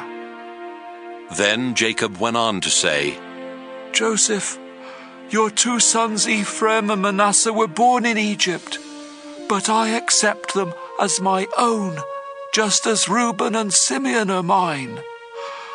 Any children you have later will be considered yours, but their inheritance will come from Ephraim and Manasseh. Unfortunately, your mother Rachel died in Canaan after we had left northern Syria and before we reached Bethlehem, and I had to bury her along the way." Jacob was very old and almost blind. He did not recognize the 2 boys, and so he asked Joseph, "Who are these boys?" Joseph answered, "They are my sons. God has given them to me here in Egypt." "Bring them to me," Jacob said. "I want to give them my blessing." Joseph brought the boys to him, and he hugged and kissed them. Jacob turned to Joseph and told him, "For many years I thought you were dead, and that I would never see you again. But now God has even let me live to see your children." Then Joseph made his sons move away from Jacob's knees, and Joseph bowed down in front of him with his face to the ground. After Joseph got up, he brought his 2 sons over to Jacob again. He led his younger son Ephraim to the left side of Jacob, and his older son Manasseh to the right. But before Jacob gave them his blessing, he crossed his arms, putting his right hand on the head of Ephraim, and his left hand on the head of Manasseh. Then he gave Joseph his blessing and said, My grandfather Abraham and my father Isaac worshipped the Lord God. He has been with me all my life, and his angel has kept me safe. Now I pray that he will bless these boys, and that my name and the names of Abraham and Isaac will live on because of him. I ask God to give them many children and many descendants as well. Joseph did not like it when he saw his father place his right hand on the head of the younger son. So he tried to move his father's right hand from Ephraim's head and place it on Manasseh. Joseph said, Father, you have made a mistake. This is the older boy. Put your right hand on him. But his father said, Son, I know what I am doing. It's true that Manasseh's family will someday become a great nation, but Ephraim will be even greater than Manasseh, because his descendants will become many great nations. Jacob told him that in the future the people of Israel would ask God's blessings on one another by saying, I pray for God to bless you as much as he blessed Ephraim and Manasseh. Jacob put Ephraim's name first to show that he would be greater than Manasseh. After that, Jacob said, Joseph, you can see that I won't live much longer, but God will be with you and will lead you back to the land he promised our family long ago.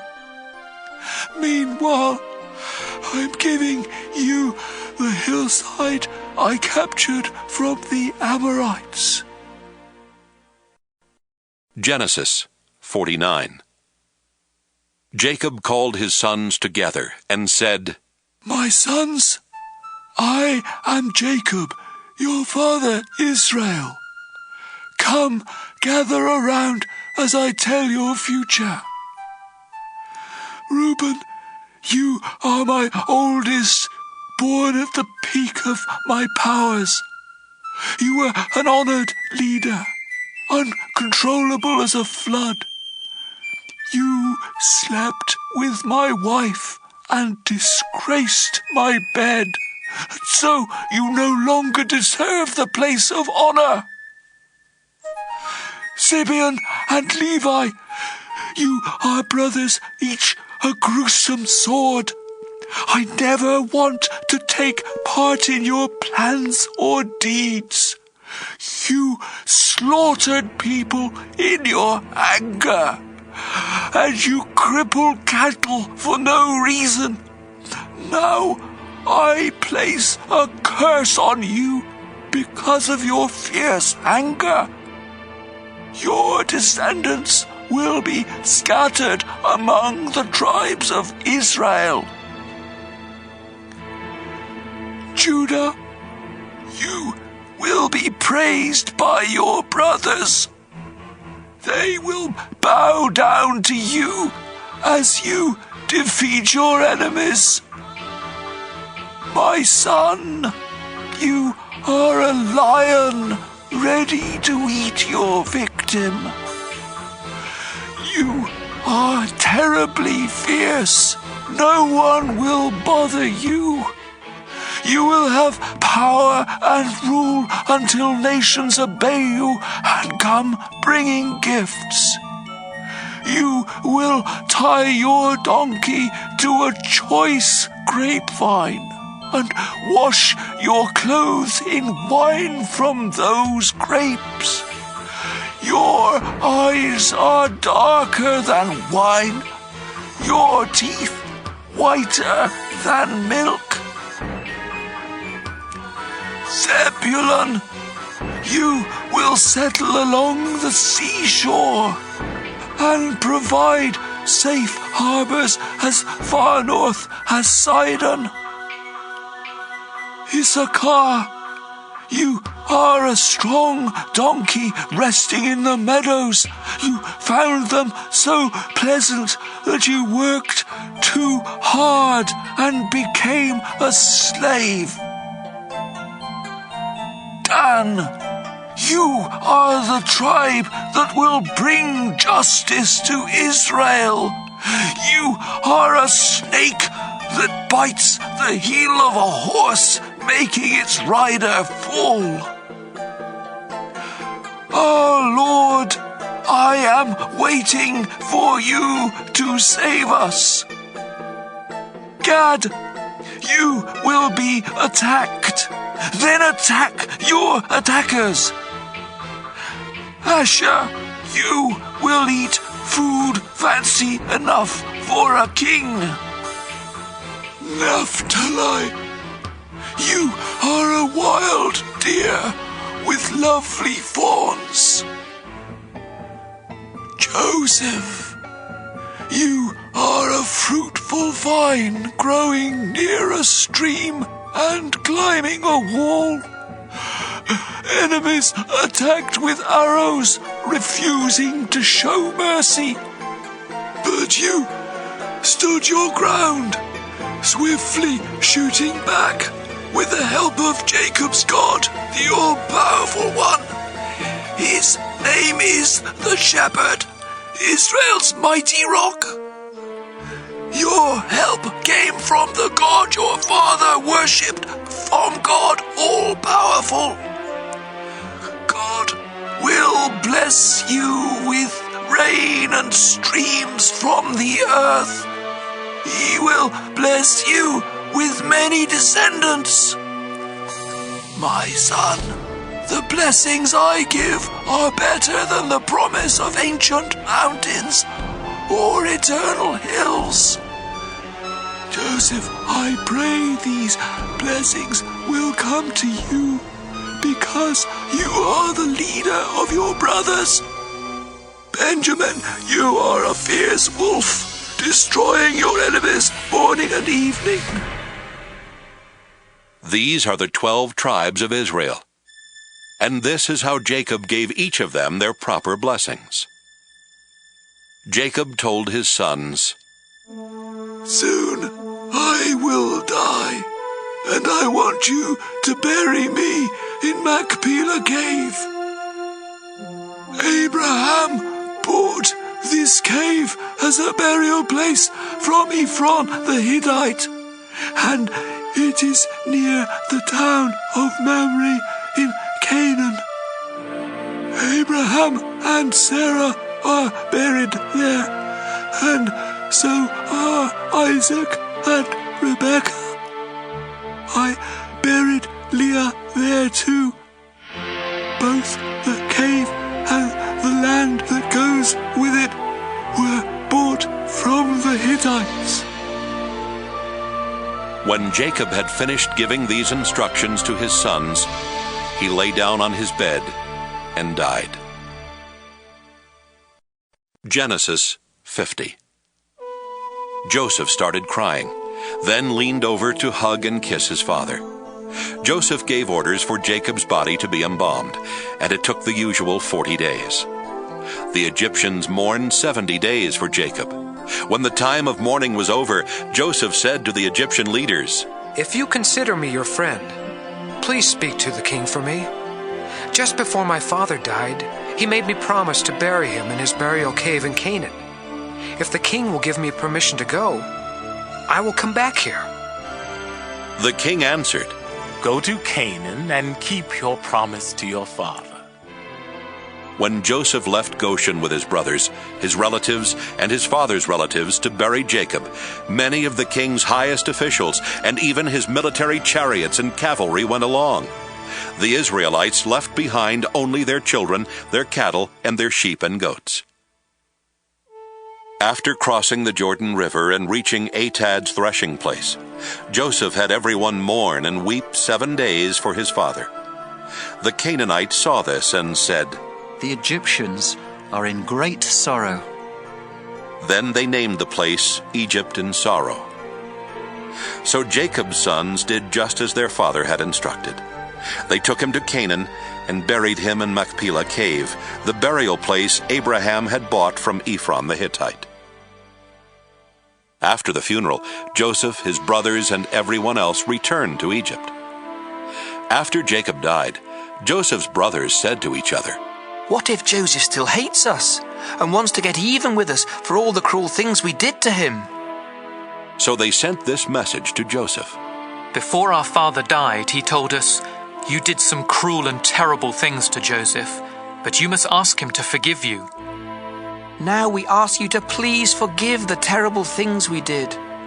After all, we serve the same God that your father worshipped.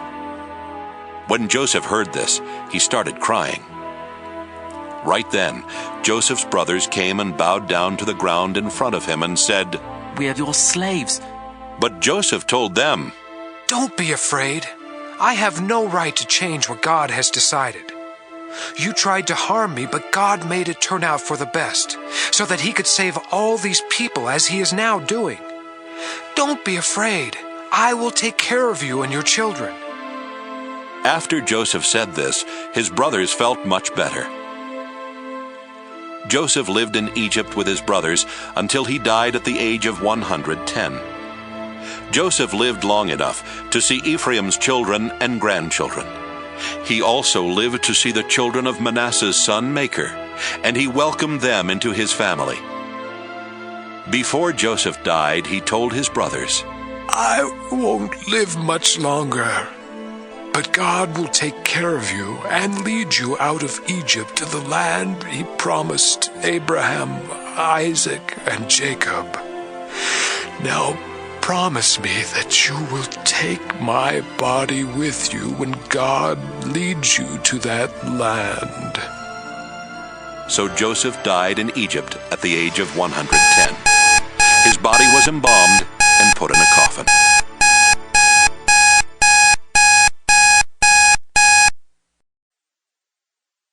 Exodus 1.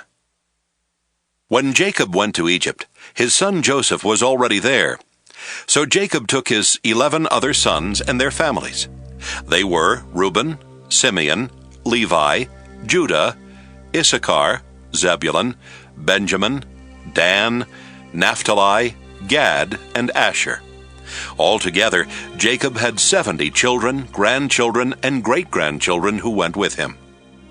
After Joseph, his brothers, and everyone else in that generation had died, the people of Israel became so numerous that the whole region of Goshen was full of them. Many years later, a new king came to power. He did not know what Joseph had done for Egypt, and he told the Egyptians, "There are too many of those Israelites in our country, and they are becoming more powerful than we are. If we don't outsmart them, their families will keep growing larger. And if our country goes to war, they could easily fight on the side of our enemies and escape from Egypt." The Egyptians put slave bosses in charge of the people of Israel and tried to wear them down with hard work. Those bosses forced them to build the cities of Pithom and Ramesses, where the king could store his supplies. But even though the Israelites were mistreated, their families grew larger, and they took over more land. Because of this, the Egyptians hated them worse than before, and made them work so hard that their lives were miserable. The Egyptians were cruel to the people of Israel, and forced them to make bricks and to mix mortar and to work in the fields. Finally, the king called in Shiphrah and Puah, the 2 women who helped the Hebrew mothers when they gave birth. He told them, "If a Hebrew woman gives birth to a girl, let the child live. If the baby is a boy, kill him." But the 2 women were faithful to God and did not kill the boys, even though the king had told them to. The king called them in again and asked, "Why are you letting those baby boys live?" They answered, Hebrew women have their babies much quicker than Egyptian women. By the time we arrive, their babies are already born. God was good to the two women because they truly respected him, and he blessed them with children of their own. The Hebrews kept increasing, until finally the king gave a command to everyone in the nation. As soon as a Hebrew boy is born, throw him into the Nile River. But you can let the girls live. Exodus 2. A man from the Levi tribe married a woman from the same tribe, and she later had a baby boy. He was a beautiful child, and she kept him inside for 3 months. But when she could no longer keep him hidden, she made a basket out of reeds and covered it with tar. She put him in the basket and placed it in the tall grass along the edge of the Nile River. The baby's older sister stood off at a distance to see what would happen to him. About that time, one of the king's daughters came down to take a bath in the river, while her servant women walked along the riverbank. She saw the basket in the tall grass and sent one of the young women to pull it out of the water.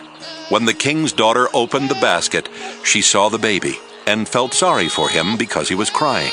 She said, "This must be one of the Hebrew babies."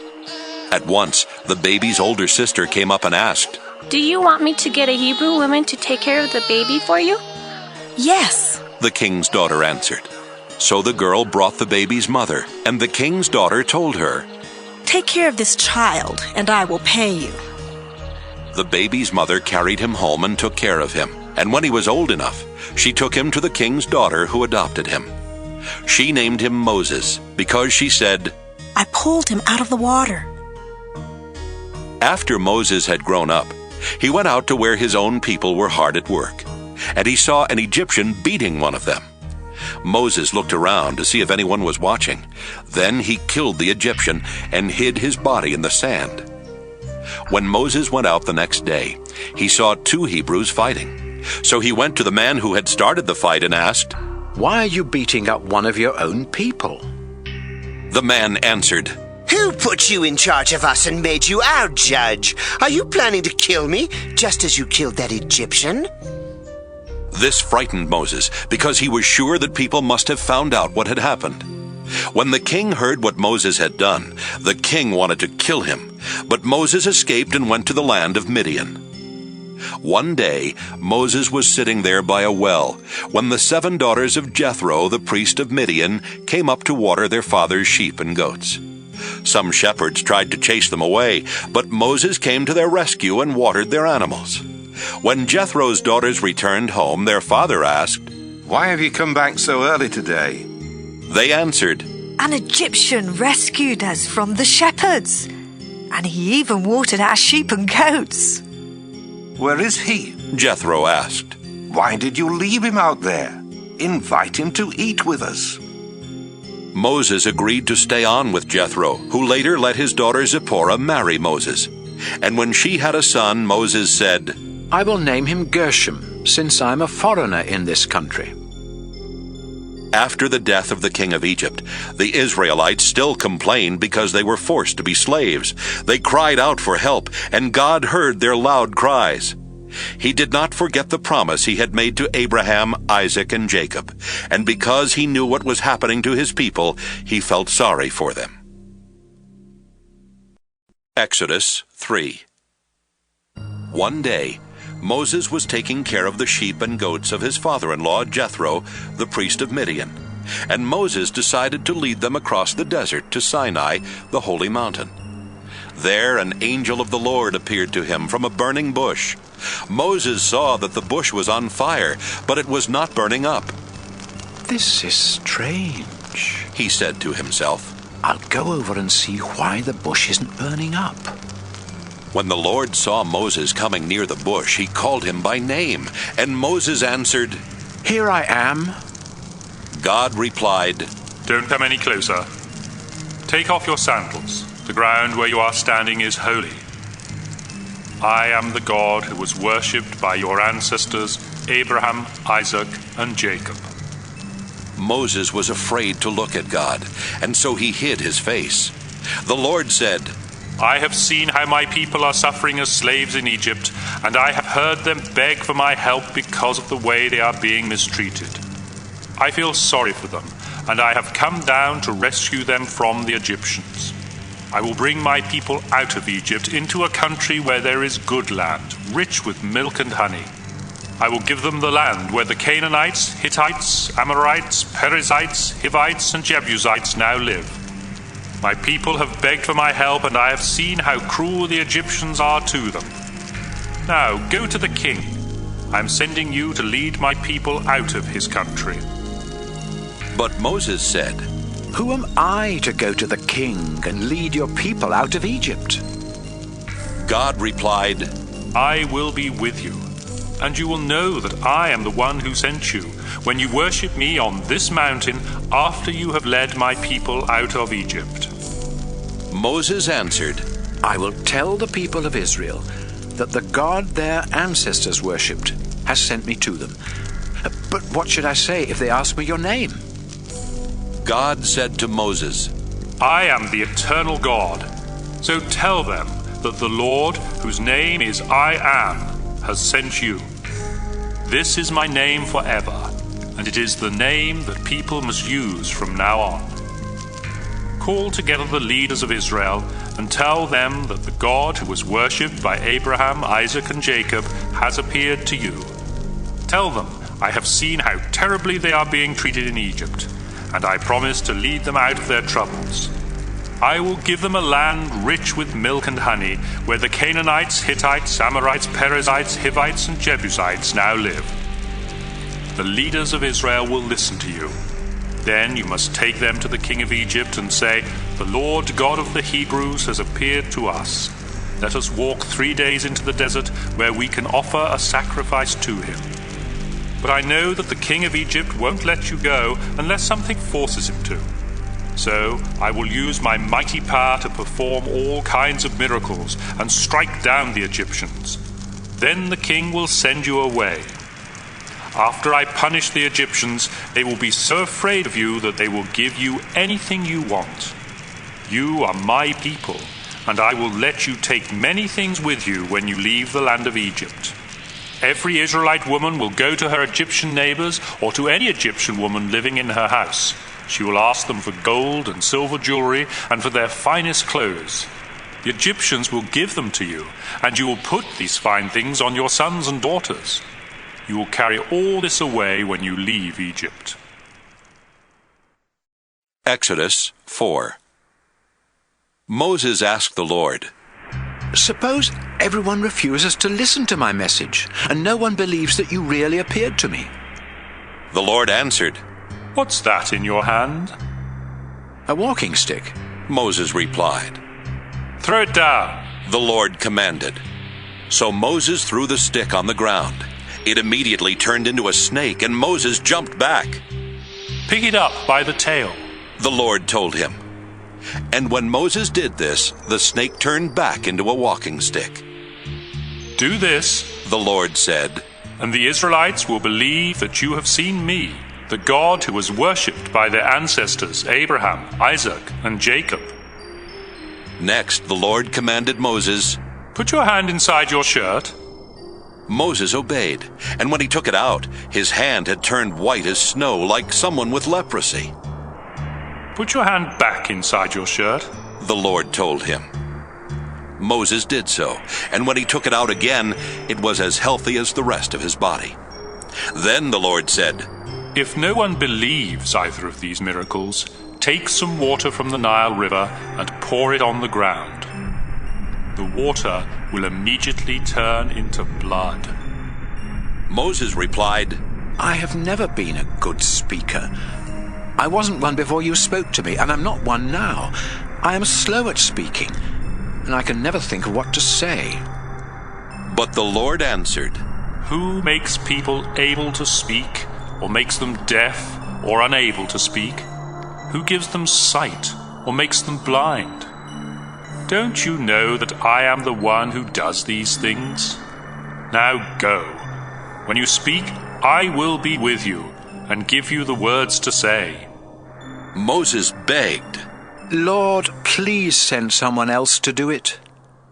The Lord became irritated with Moses and said, "What about your brother Aaron, the Levite? I know he is a good speaker. He is already on his way here to visit you, and he will be happy to see you again. Aaron will speak to the people for you, and you will be like me, telling Aaron what to say. I will be with both of you as you speak, and I will tell each of you what to do. Now, take this walking stick and use it to perform miracles." Moses went to his father-in-law Jethro and asked, "Please let me return to Egypt to see if any of my people are still alive." "All right," Jethro replied. "I hope all goes well." But even before this, the Lord had told Moses, "Leave the land of Midian and return to Egypt. Everyone who wanted to kill you is dead." So Moses put his wife and sons on donkeys and headed for Egypt, holding the walking stick that had the power of God. On the way, the Lord said to Moses, "When you get to Egypt, go to the king and work the miracles I have shown you. But I will make him so stubborn that he will refuse to let my people go. Then tell him that I have said, 'Israel is my firstborn son, and I commanded you to release him so he could worship me. But you refused, and now I will kill your firstborn son.'" One night, while Moses was in camp, the Lord was about to kill him. But Zipporah circumcised her son with a flint knife. She touched his legs with the skin she had cut off and said, "My dear son, this blood will protect you." So the Lord did not harm Moses. Then Zipporah said, "Yes, my dear, you are safe because of this circumcision." The Lord sent Aaron to meet Moses in the desert. So Aaron met Moses at Mount Sinai and greeted him with a kiss. Moses told Aaron what God had sent him to say. He also told him about the miracles God had given him the power to perform. Later they brought together the leaders of Israel, and Aaron told them what the Lord had sent Moses to say. Then Moses worked the miracles for the people, and everyone believed. They bowed down and worshiped the Lord, because they knew that he had seen their suffering and was going to help them. Exodus 5. Moses and Aaron went to the king of Egypt and told him, "The Lord God says, 'Let my people go into the desert, so they can honor me with a celebration there.'" "Who is this Lord? And why should I obey him?" the king replied. "I refuse to let you and your people go." They answered, "The Lord God of the Hebrews has appeared to us. Please let us walk 3 days into the desert where we can offer sacrifices to him. If you don't, he may strike us down with terrible troubles or with war." The king said, "Moses and Aaron, why are you keeping these people from working? Look how many you are keeping from doing their work. Now everyone, get back to work." That same day, the king gave orders to his slave bosses and to the men directly in charge of the Israelite slaves. He told them, "Don't give the slaves any more straw to put in their bricks. Force them to find their own straw wherever they can. But they must make the same number of bricks as before. They are lazy, or else they would not beg me to let them go and sacrifice to their God. Make them work so hard that they won't have time to listen to these lies." The slave bosses and the men in charge of the slaves went out and told them, "The king says he will not give you any more straw. Go and find your own straw wherever you can. But you must still make as many bricks as before." The slaves went all over Egypt looking for straw, but the slave bosses were hard on them and kept saying, "Each day you have to make as many bricks as you did when you were given straw." The bosses beat the men in charge of the slaves and said, "Why didn't you force the slaves to make as many bricks yesterday and today as they did before?" Finally, the men in charge of the slaves went to the king and said, "Why are you treating us like this? No one brings us any straw, but we're still ordered to make the same number of bricks. We're beaten with whips, and your own people are to blame." The king replied, "You are lazy. Nothing but lazy. That's why you keep asking me to let you go and sacrifice to your Lord. Get back to work. You won't be given straw, but you must still make the same number of bricks." The men knew they were in deep trouble when they were ordered to make the same number of bricks each day. After they left the king, they went to see Moses and Aaron, who had been waiting for them. Then the men said, "We hope the Lord will punish both of you for making the king and his officials hate us. Now they even have an excuse to kill us." Moses left them and prayed, "Our Lord, why have you brought so much trouble on your people? Is that why you sent me here? Ever since you told me to speak to the king, he has caused nothing but trouble for these people, and you haven't done a thing to help." Exodus 6. The Lord God told Moses, "Soon you will see what I will do to the king. Because of my mighty power, he will let my people go, and he will even chase them out of his country. My name is the Lord. But when I appeared to Abraham, Isaac, and Jacob, I came as God all-powerful and did not use my name. I made an agreement and promised them the land of Canaan where they were living as foreigners. Now I have seen how the people of Israel are suffering because of the Egyptians, and I will keep my promise. Here is my message for Israel.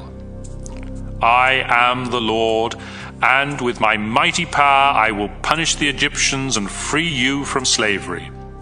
I will accept you as my people, and I will be your God. Then you will know that I was the one who rescued you from the Egyptians. I will bring you into the land that I solemnly promised Abraham, Isaac, and Jacob, and it will be yours. I am the Lord." When Moses told this to the Israelites, they were too discouraged and mistreated to believe him. Then the Lord told Moses to demand that the king of Egypt let the Israelites leave. But Moses replied, "I'm not a powerful speaker. If the Israelites won't listen to me, why should the king of Egypt?" But the Lord sent Aaron and Moses with a message for the Israelites and for the king. He also ordered Aaron and Moses to free the people from Egypt. The following men were the heads of their ancestral clans. The sons of Reuben, Jacob's oldest son, were Hanok, Palu, Hezron, and Carmi. The sons of Simeon were Jemuel, Jamin, Ohad, Jachin, Zohar, and Shaul, the son of a Canaanite woman. Levi lived to be 137. His sons were Gershon, Kohath, and Merari. Gershon's sons were Libni and Shimei. Kohath lived to be 133. His sons were Amram, Izhar, Hebron, and Uzziel. Merari's sons were Malai and Mushi. All of the above were from the Levi tribe. Amram lived to be 137. He married his father's sister Jochebed, and they had two sons, Aaron and Moses. Izhar's sons were Korah, Nepheg, and Zikri. Uzziel's sons were Mishael, Elzaphan, and Sithri. Aaron married Elisheba.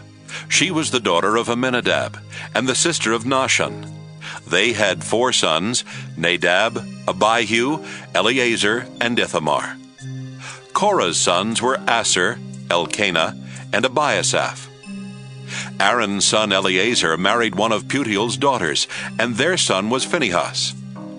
This ends the list of those who were the heads of clans in the Levi tribe. The Lord had commanded Aaron and Moses to lead every family and tribe of Israel out of Egypt, and so they ordered the king of Egypt to set the people of Israel free. When the Lord spoke to Moses in the land of Egypt, he said, I am the Lord. Tell the king of Egypt everything I say to you. But Moses answered, You know I am a very poor speaker, and the king will never listen to me. Exodus 7.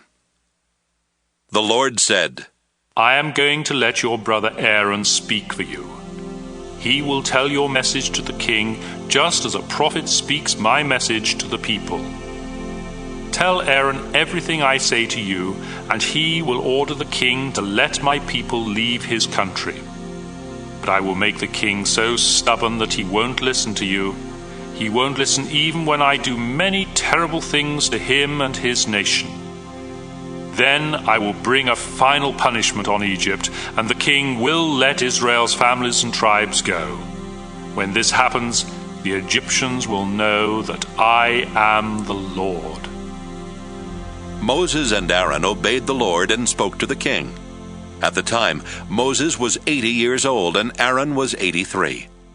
The Lord said, "Moses, when the king asks you and Aaron to perform a miracle, command Aaron to throw his walking stick down in front of the king, and it will turn into a snake." Moses and Aaron went to the king and his officials and did exactly as the Lord had commanded. Aaron threw the stick down, and it turned into a snake.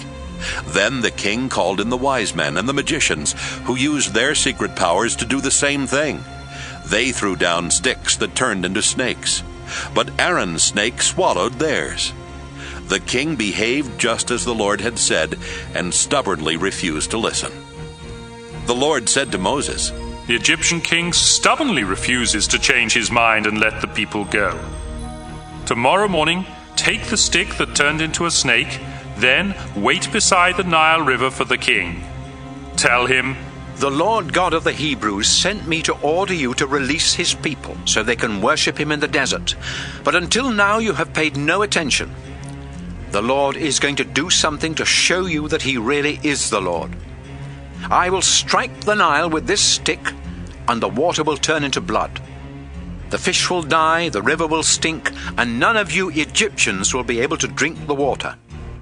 Moses then commanded Aaron to hold his stick over the water, so that every drop of water in Egypt would turn into blood, including rivers, canals, ponds, and even the water in buckets and jars.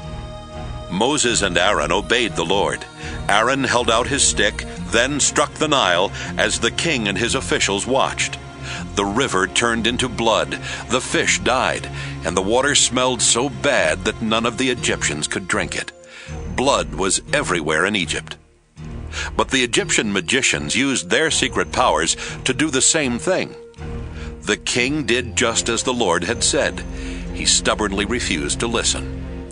Then he went back to his palace and never gave it a second thought.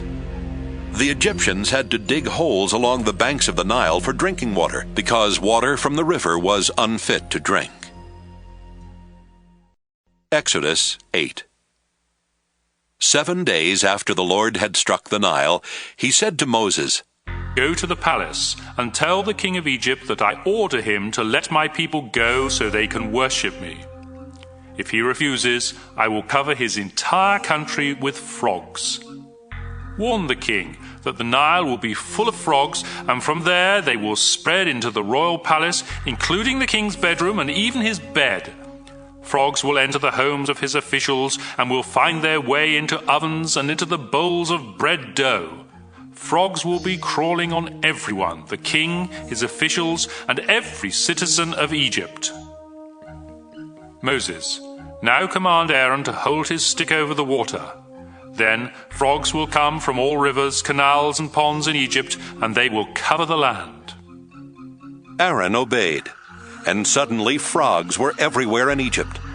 But the magicians used their secret powers to do the same thing.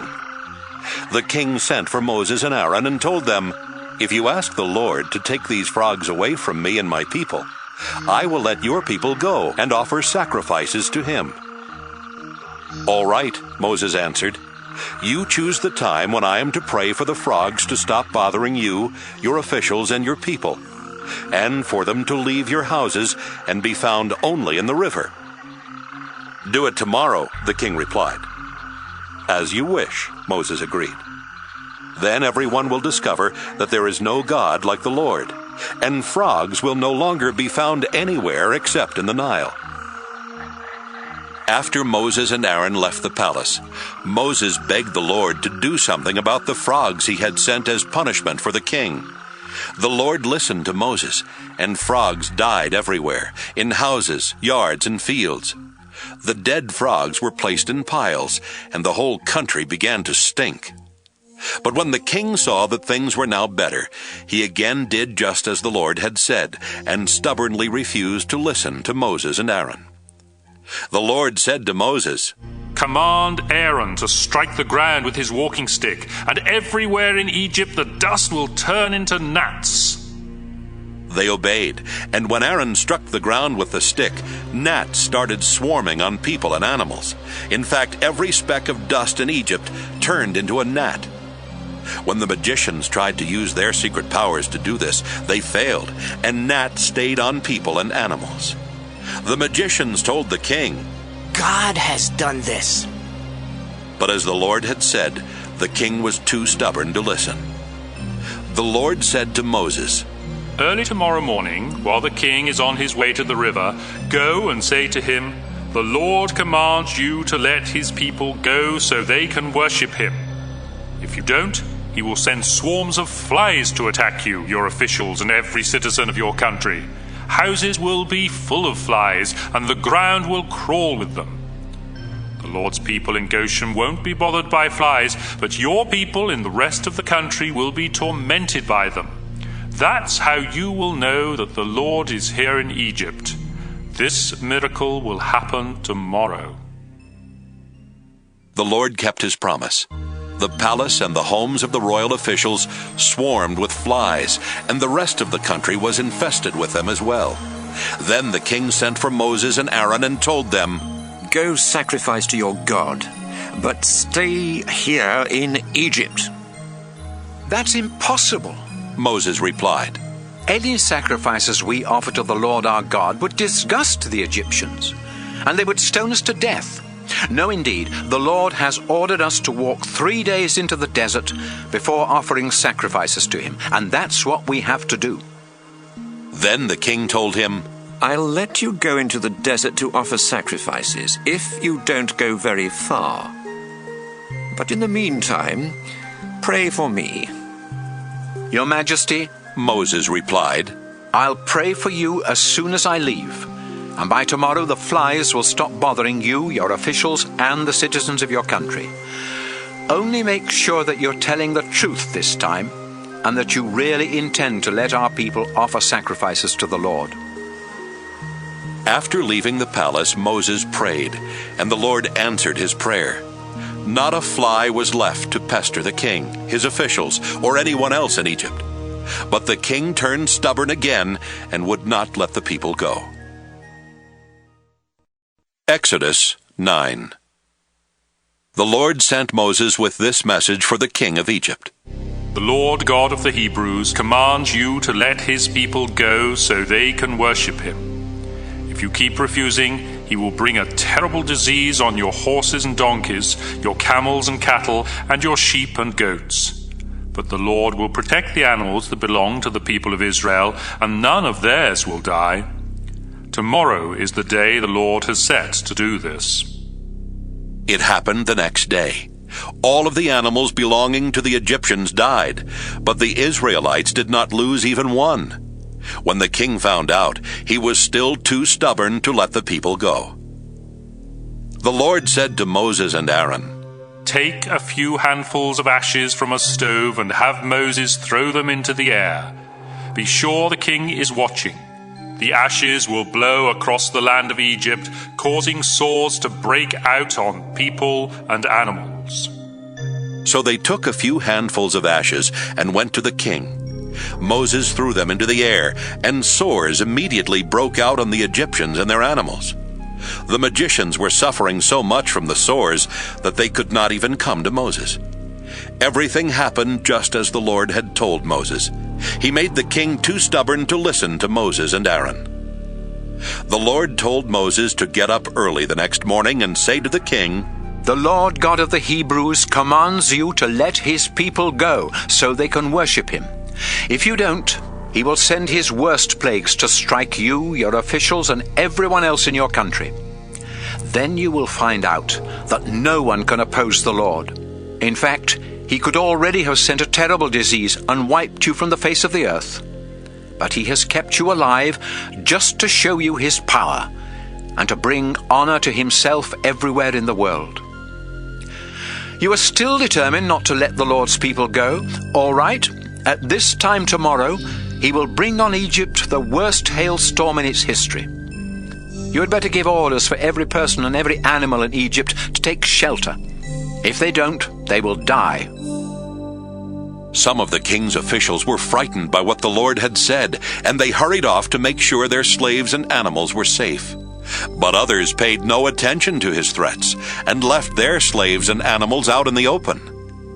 Then the Lord told Moses, "Stretch your arm toward the sky, so that hailstones will fall on people, animals, and crops in the land of Egypt." Moses pointed his walking stick toward the sky, and hailstones started falling everywhere. Thunder roared and lightning flashed back and forth, striking the ground. This was the worst storm in the history of Egypt. People, animals, and crops were pounded by the hailstones, and bark was stripped from trees. Only Goshen, where the Israelites lived, was safe from the storm. The king sent for Moses and Aaron and told them, "Now I have really sinned. My people and I are guilty, and the Lord is right. We can't stand any more of this thunder and hail. Please ask the Lord to make it stop. Your people can go. You don't have to stay in Egypt any longer." Moses answered, "As soon as I leave the city, I will lift my arms in prayer. When the thunder and hail stop, you will know that the earth belongs to the Lord. But I am certain that neither you nor your officials really fear the Lord God." Meanwhile, the flax and barley crops had been destroyed by the storm because they were ready to ripen. But the wheat crops ripened later, and they were not damaged. After Moses left the royal palace in the city, he lifted his arms in prayer to the Lord, and the thunder, hail, and drenching rain stopped. When the king realized that the storm was over, he disobeyed once more. He and his officials were so stubborn that he refused to let the Israelites go. This was exactly what the Lord had said would happen. Exodus 10. The Lord said to Moses, "Go back to the king. I have made him and his officials stubborn, so that I could work these miracles. I did this because I want you to tell your children and your grandchildren about my miracles and about my harsh treatment of the Egyptians. Then all of you will know that I am the Lord." Moses and Aaron went to the king and told him that the Lord God of the Hebrews had said, "How long will you stubbornly refuse to obey? Release my people so they can worship me. Do this by tomorrow, or I will cover your country with so many locusts that you won't be able to see the ground." Most of your crops were ruined by the hailstones, but these locusts will destroy what little is left, including the trees. Your palace, the homes of your officials, and all other houses in Egypt will overflow with more locusts than have ever been seen in this country. After Moses left the palace, the king's officials asked, "Your Majesty, how much longer is this man going to be a troublemaker? Why don't you let the people leave so they can worship the Lord their God? Don't you know that Egypt is a disaster?" The king had Moses and Aaron brought back, and he said, "All right, you may go and worship the Lord your God. But first, tell me who will be going." "Everyone, young and old," Moses answered. "We will even take our sheep, goats, and cattle, because we want to hold a celebration in honor of the Lord." The king replied, "The Lord had better watch over you on the day I let you leave with your families. You're up to no good. Do you want to worship the Lord? All right, take only the men and go." Then Moses and Aaron were chased out of the palace. The Lord told Moses, "Stretch your arm toward Egypt. Swarms of locusts will come and eat everything left by the hail." Moses held out his walking stick, and the Lord sent an east wind that blew across Egypt the rest of the day and all that night. By morning, locusts were swarming everywhere. Never before had there been so many locusts in Egypt, and never again will there be so many. The ground was black with locusts, and they ate everything left on the trees and in the fields. Nothing green remained in Egypt, not a tree or a plant. At once the king sent for Moses and Aaron. He told them, I have sinned against the Lord your God and against you. Forgive me one more time and ask the Lord to stop these insects from killing every living plant. Moses left the palace and prayed. Then the Lord sent a strong west wind that swept the locusts into the Red Sea. Not one locust was left anywhere in Egypt. But the Lord made the king so stubborn that he still refused to let the Israelites go. The Lord said to Moses, Stretch your arm toward the sky, and everything will be covered with darkness thick enough to touch. Moses stretched his arm toward the sky, and Egypt was covered with darkness for 3 days. During that time, the Egyptians could not see each other or leave their homes. But there was light where the Israelites lived. The king sent for Moses and told him, Go worship the Lord and take your families with you. Just leave your sheep, goats, and cattle. No, Moses replied. You must let us offer sacrifices to the Lord our God, and we won't know which animals we will need until we get there. That's why we can't leave even one of them here. This time, the Lord made the king so stubborn that he said to Moses, Get out and stay out. If you ever come back, you're dead.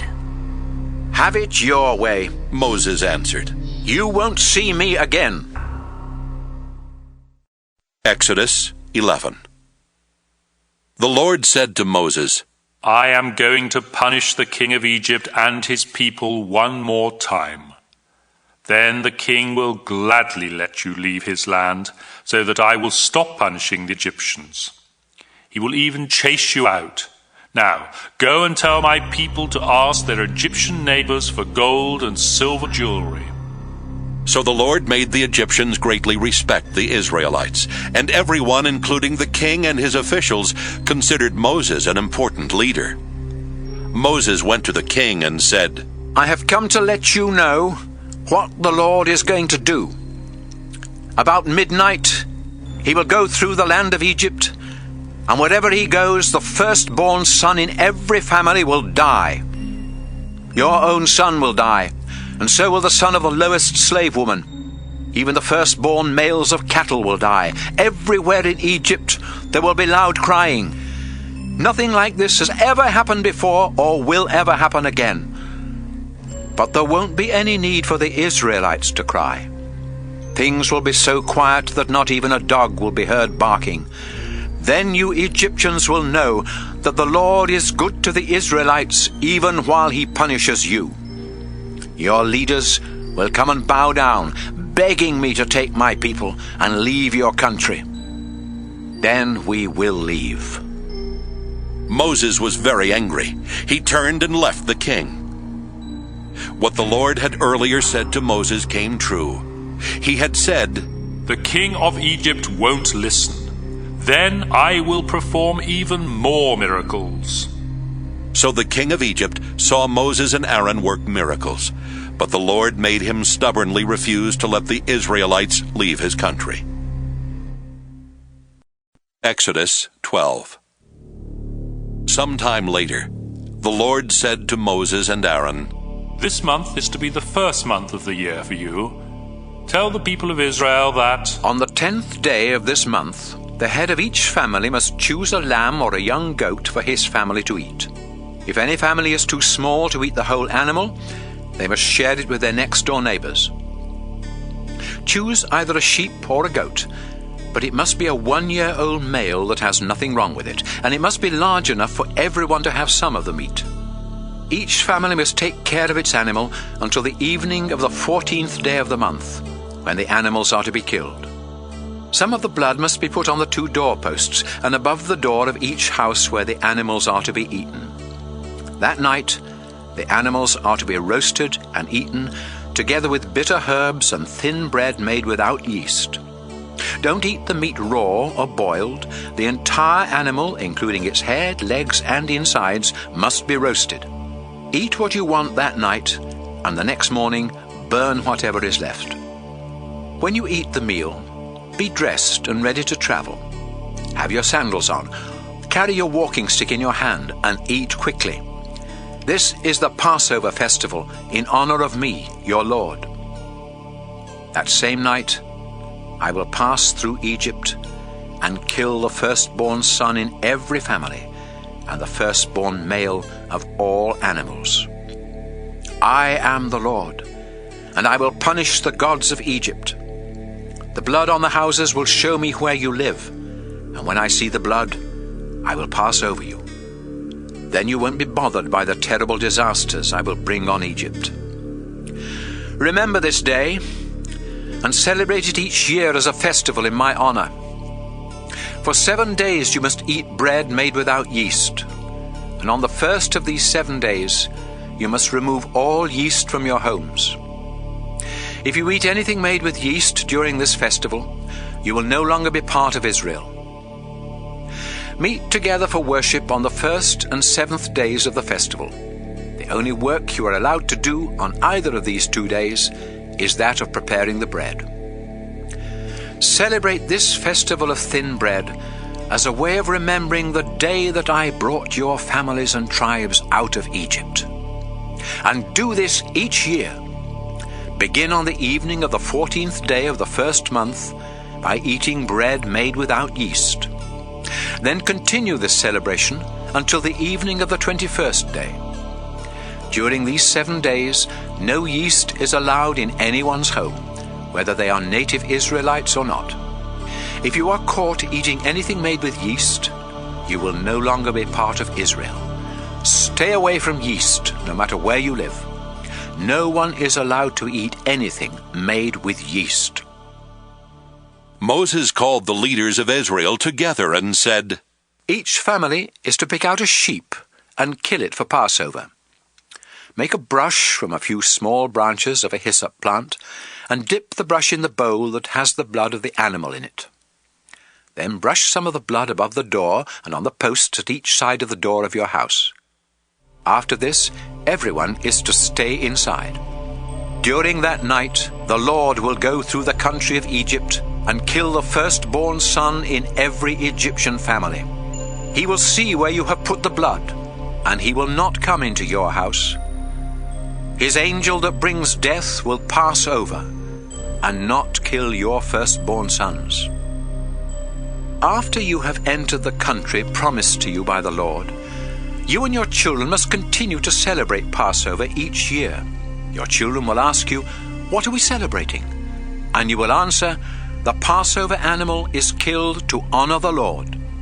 We do these things because on that night, long ago, the Lord passed over the homes of our people in Egypt.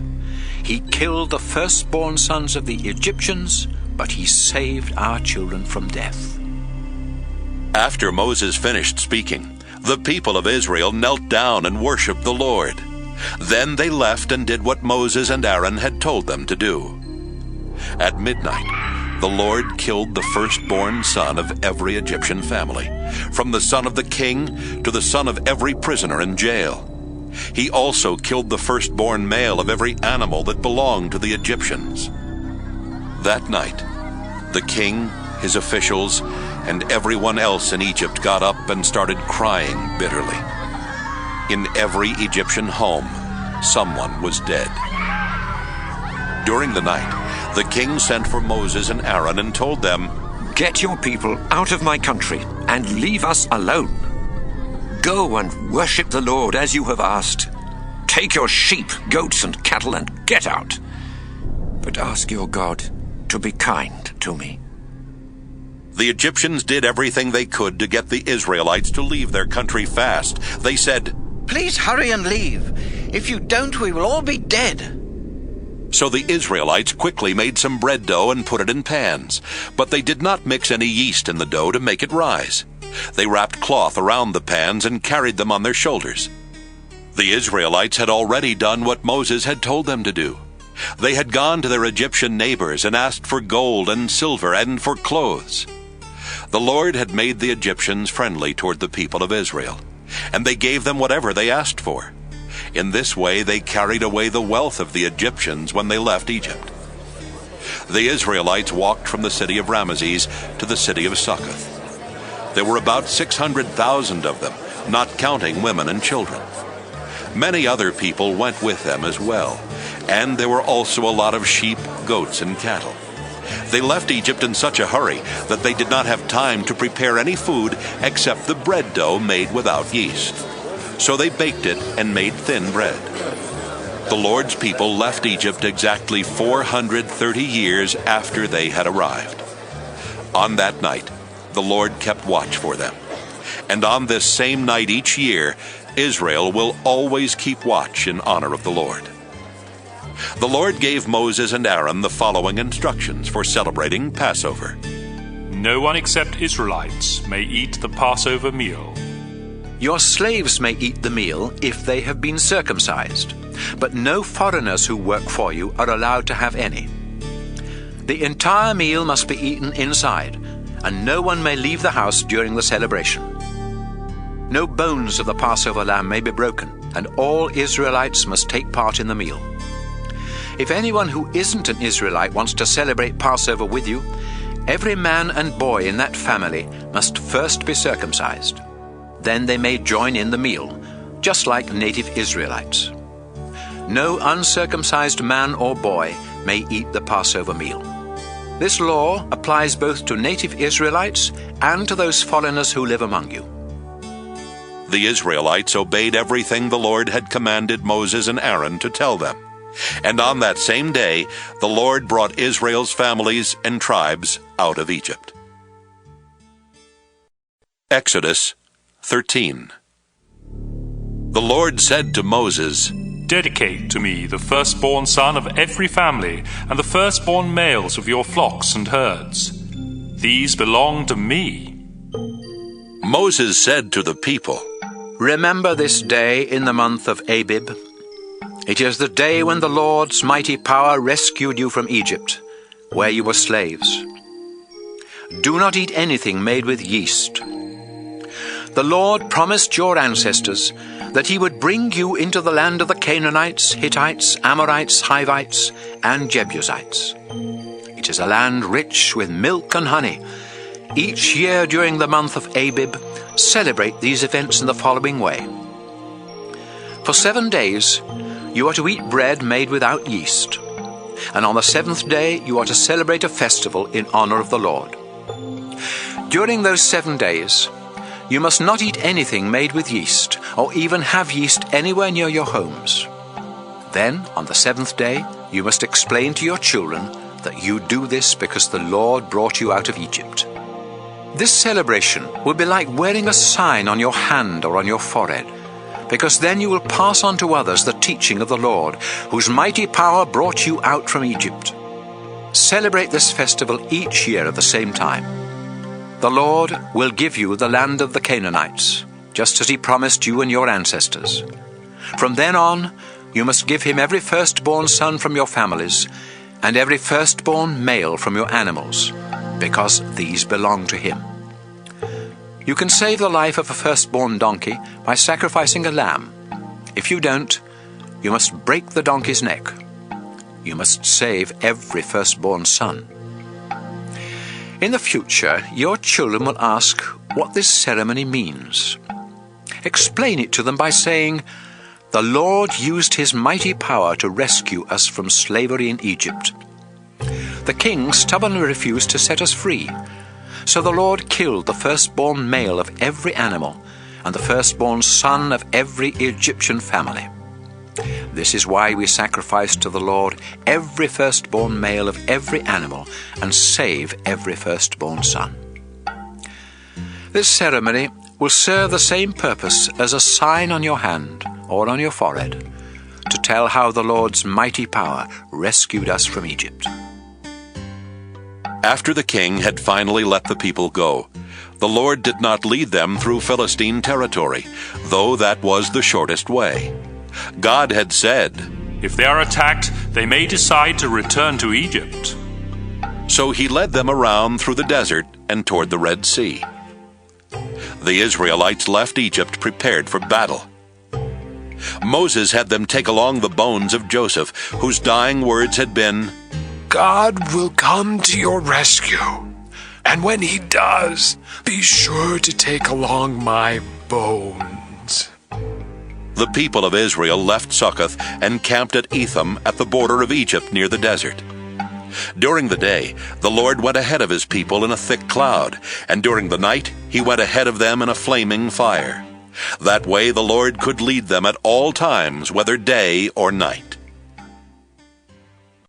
Exodus 14. At Etham the Lord said to Moses, "Tell the people of Israel to turn back and camp across from Pi-hahiroth near Baal-zephon, between Migdol and the Red Sea. The king will think they were afraid to cross the desert and that they are wandering around, trying to find another way to leave the country. I will make the king stubborn again, and he will try to catch you. Then I will destroy him and his army. People everywhere will praise me for my victory, and the Egyptians will know that I really am the Lord." The Israelites obeyed the Lord and camped where he told them. When the king of Egypt heard that the Israelites had finally left, he and his officials changed their minds and said, "Look what we have done! We let them get away, and they will no longer be our slaves." The king got his war chariot and army ready. He commanded his officers in charge of his 600 best chariots and all his other chariots to start after the Israelites. The Lord made the king so stubborn that he went after them, even though the Israelites proudly went on their way. But the king's horses and chariots and soldiers caught up with them while they were camping by the Red Sea near Pi-hahiroth and Baal-zephon. When the Israelites saw the king coming with his army, they were frightened and begged the Lord for help. They also complained to Moses. "Wasn't there enough room in Egypt to bury us? Is that why you brought us out here to die in the desert? Why did you bring us out of Egypt anyway? While we were there, didn't we tell you to leave us alone? We had rather be slaves in Egypt than die in this desert." But Moses answered, "Don't be afraid. Be brave, and you will see the Lord save you today. These Egyptians will never bother you again. The Lord will fight for you, and you won't have to do a thing." The Lord said to Moses, "Why do you keep calling out to me for help? Tell the Israelites to move forward. Then hold your walking stick over the sea. The water will open up and make a road where they can walk through on dry ground. I will make the Egyptians so stubborn that they will go after you. Then I will be praised because of what happens to the king and his chariots and cavalry. The Egyptians will know for sure that I am the Lord." All this time God's angel had gone ahead of Israel's army, but now he moved behind them.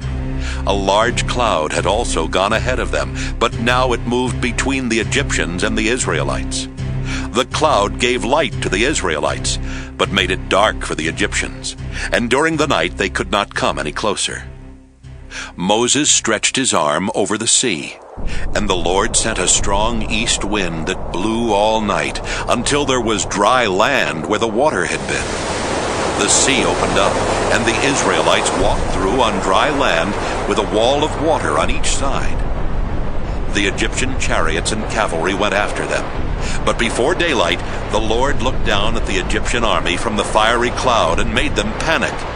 Their chariot wheels got stuck, and it was hard for them to move. So the Egyptians said to one another, "Let's leave these people alone. The Lord is on their side and is fighting against us."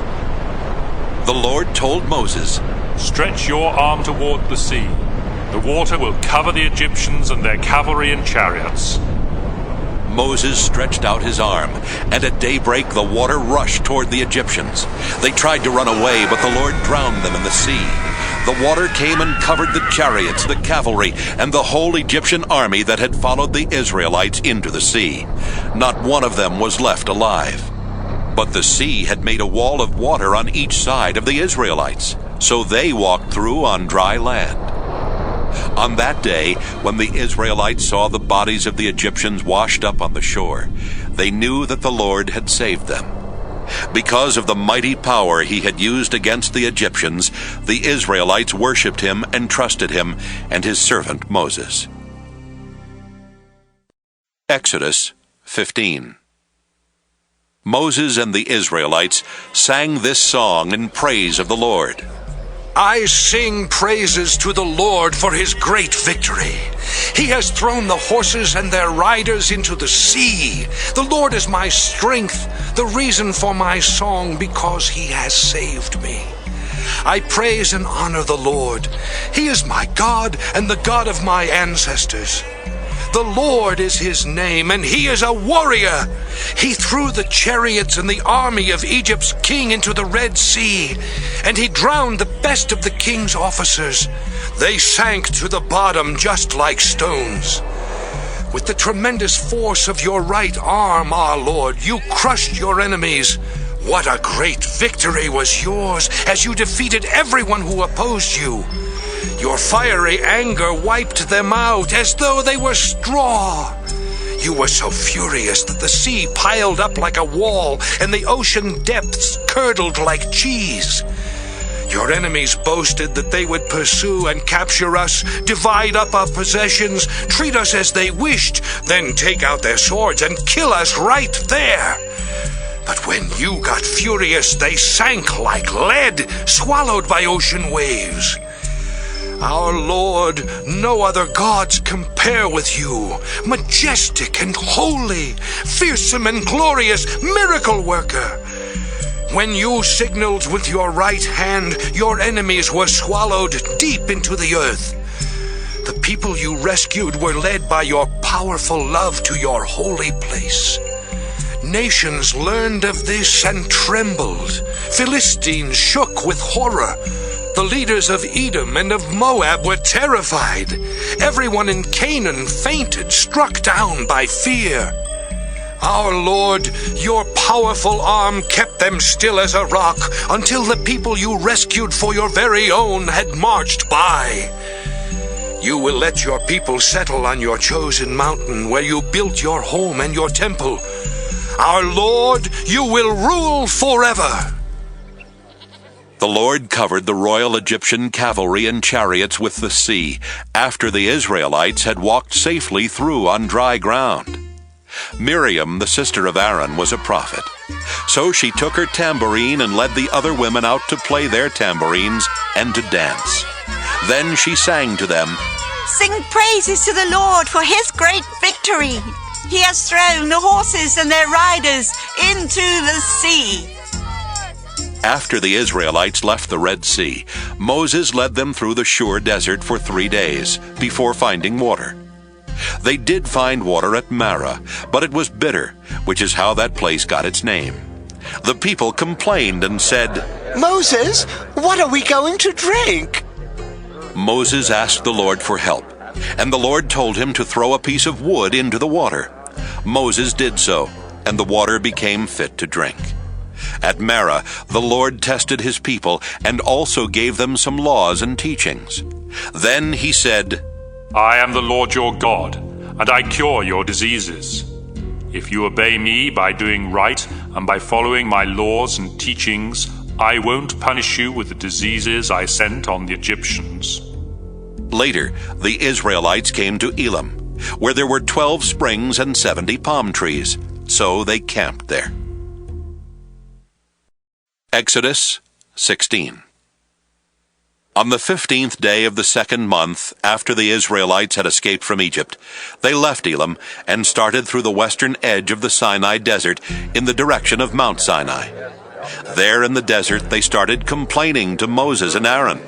We wish the Lord had killed us in Egypt. When we lived there, we could at least sit down and eat all the bread and meat we wanted. But you have brought us out here into this desert where we are going to starve. The Lord said to Moses, I will send bread down from heaven like rain. Each day the people can go out and gather only enough for that day. That's how I will see if they obey me. But on the 6th day of each week they must gather and cook twice as much.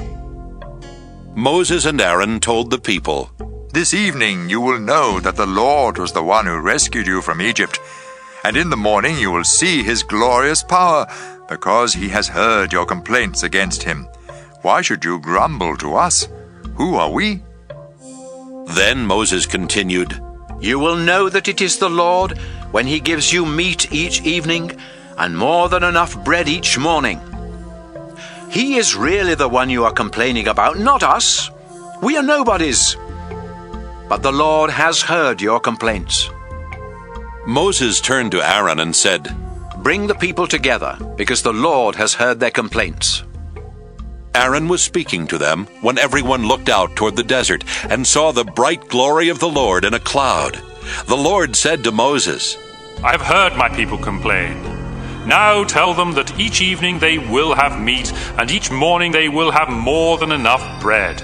Then they will know that I am the Lord their God. That evening, a lot of quails came and landed everywhere in the camp, and the next morning dew covered the ground. After the dew had gone, the desert was covered with thin flakes that looked like frost.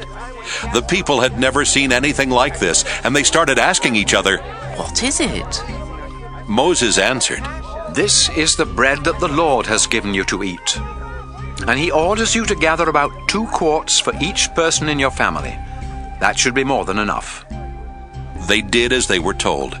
Some gathered more and some gathered less according to their needs, and none was left over. Moses told them not to keep any overnight. Some of them disobeyed, but the next morning what they kept was stinking and full of worms, and Moses was angry. Each morning everyone gathered as much as they needed, and in the heat of the day the rest melted.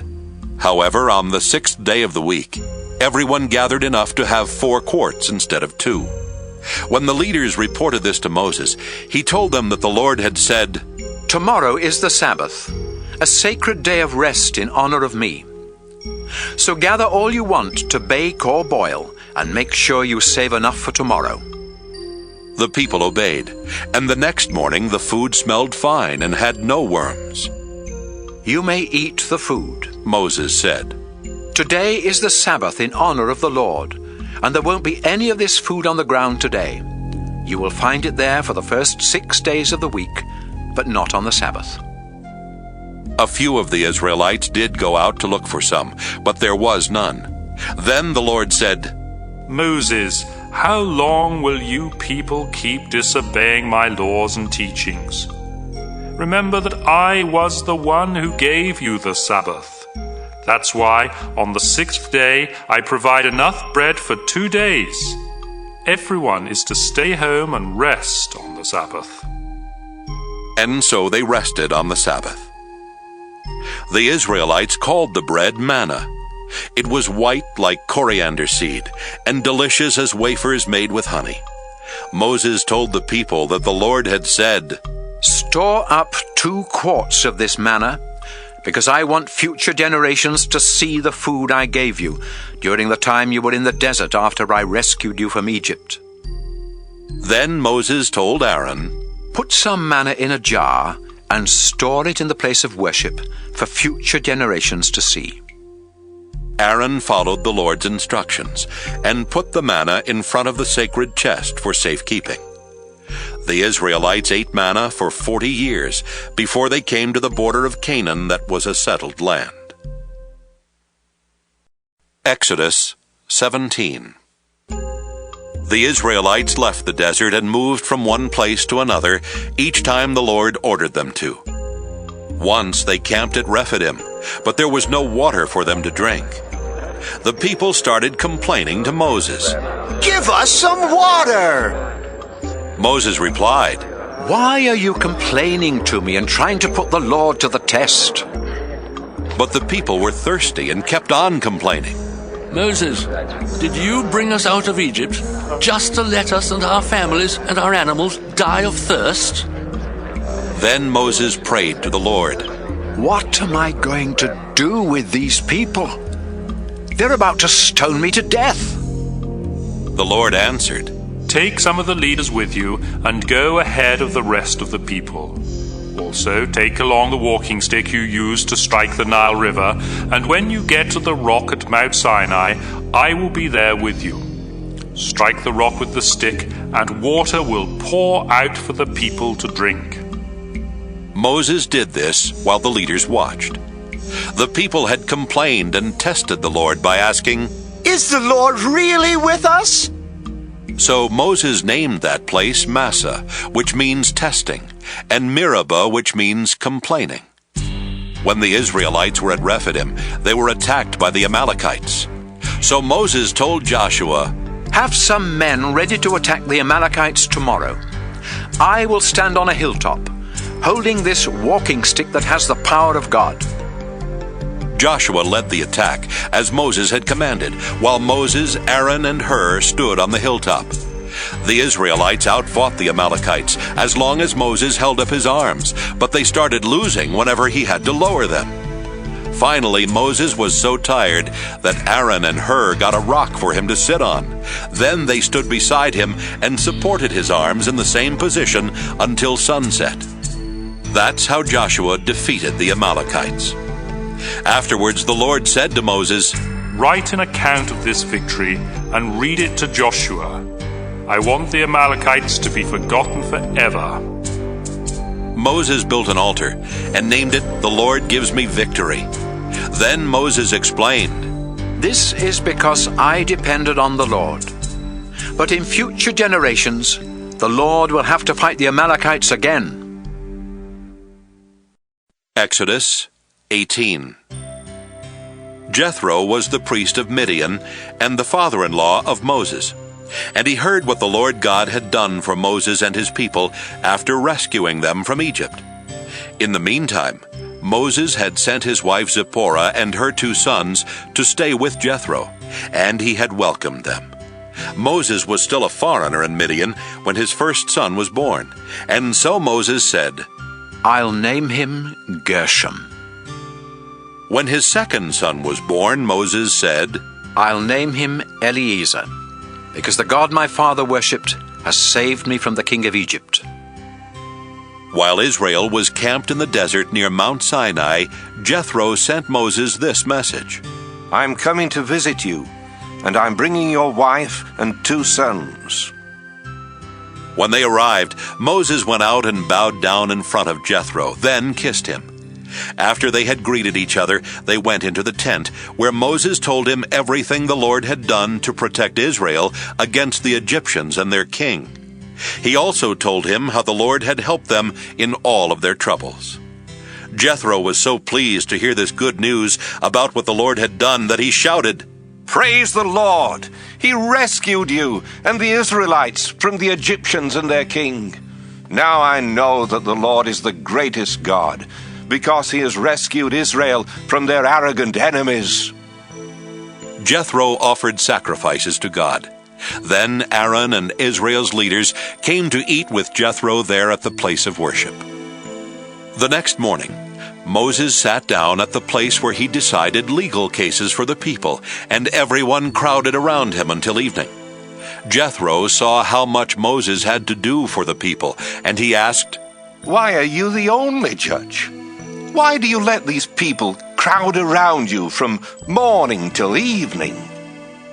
Moses answered, "Because they come here to find out what God wants them to do. They bring their complaints to me, and I make decisions on the basis of God's laws." Jethro replied, "That isn't the best way to do it. You and the people who come to you will soon be worn out. The job is too much for one person. You can't do it alone. God will help you if you follow my advice. You should be the one to speak to God for the people, and you should teach them God's laws and show them what they must do to live right. You will need to appoint some competent leaders who respect God and are trustworthy and honest. Then put them over groups of 10, 50, 100, and 1,000. These judges can handle the ordinary cases and bring the more difficult ones to you. Having them to share the load will make your work easier. This is the way God wants it done. You won't be under nearly as much stress, and everyone else will return home feeling satisfied." Moses followed Jethro's advice. He chose some competent leaders from every tribe in Israel and put them over groups of 10, 50, 100, and 1,000. They served as judges, deciding the easy cases themselves, but bringing the more difficult ones to Moses. After Moses and his father-in-law Jethro had said goodbye to each other, Jethro returned home.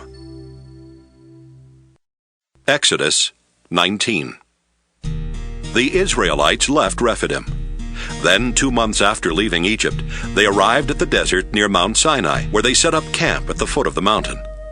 Moses went up the mountain to meet with the Lord God, who told him to say to the people, You saw what I did in Egypt, and you know how I brought you here to me, just as a mighty eagle carries its young. Now, if you will faithfully obey me, you will be my very own people. The whole world is mine, but you will be my holy nation and serve me as priests. Moses, that is what you must tell the Israelites. After Moses went back, he reported to the leaders what the Lord had said, and they promised, We will do everything the Lord has commanded. So Moses told the Lord about this. The Lord said to Moses, I will come to you in a thick cloud and let the people hear me speak to you. Then they will always trust you. Again Moses reported to the people what the Lord had told him. Once more the Lord spoke to Moses. Go back and tell the people that today and tomorrow they must get themselves ready to meet me. They must wash their clothes and be ready by the day after tomorrow, when I will come down to Mount Sinai, where all of them can see me. Warn the people that they are forbidden to touch any part of the mountain. Anyone who does will be put to death, either with stones or arrows, and no one must touch the body of a person killed in this way. Even an animal that touches this mountain must be put to death. You may go up the mountain only after a signal is given on the trumpet. After Moses went down the mountain, he gave orders for the people to wash their clothes and make themselves acceptable to worship God. He told them to be ready in 3 days and not to have sex in the meantime. On the morning of the 3rd day, there was thunder and lightning. A thick cloud covered the mountain. A loud trumpet blast was heard, and everyone in camp trembled with fear. Moses led them out of the camp to meet God, and they stood at the foot of the mountain. Mount Sinai was covered with smoke, because the Lord had come down in a flaming fire. Smoke poured out of the mountain just like a furnace, and the whole mountain shook. The trumpet blew louder and louder. Moses spoke, and God answered him with thunder. The Lord came down to the top of Mount Sinai, and told Moses to meet him there. Then he said, Moses, go and warn the people not to cross the boundary that you set at the foot of the mountain. They must not cross it to come and look at me, because if they do, many of them will die. Only the priests may come near me, and they must obey strict rules before I let them. If they don't, they will be punished. Moses replied, The people cannot come up the mountain. You warned us to stay away because it is holy. Then the Lord told Moses, Go down and bring Aaron back here with you. But the priests and people must not try to push their way through, or I will rush at them like a flood. After Moses had gone back down, he told the people what the Lord had said. Exodus 20. God said to the people of Israel, I am the Lord your God, the one who brought you out of Egypt where you were slaves. Do not worship any god except me. Do not make idols that look like anything in the sky or on earth or in the ocean under the earth. Don't bow down and worship idols.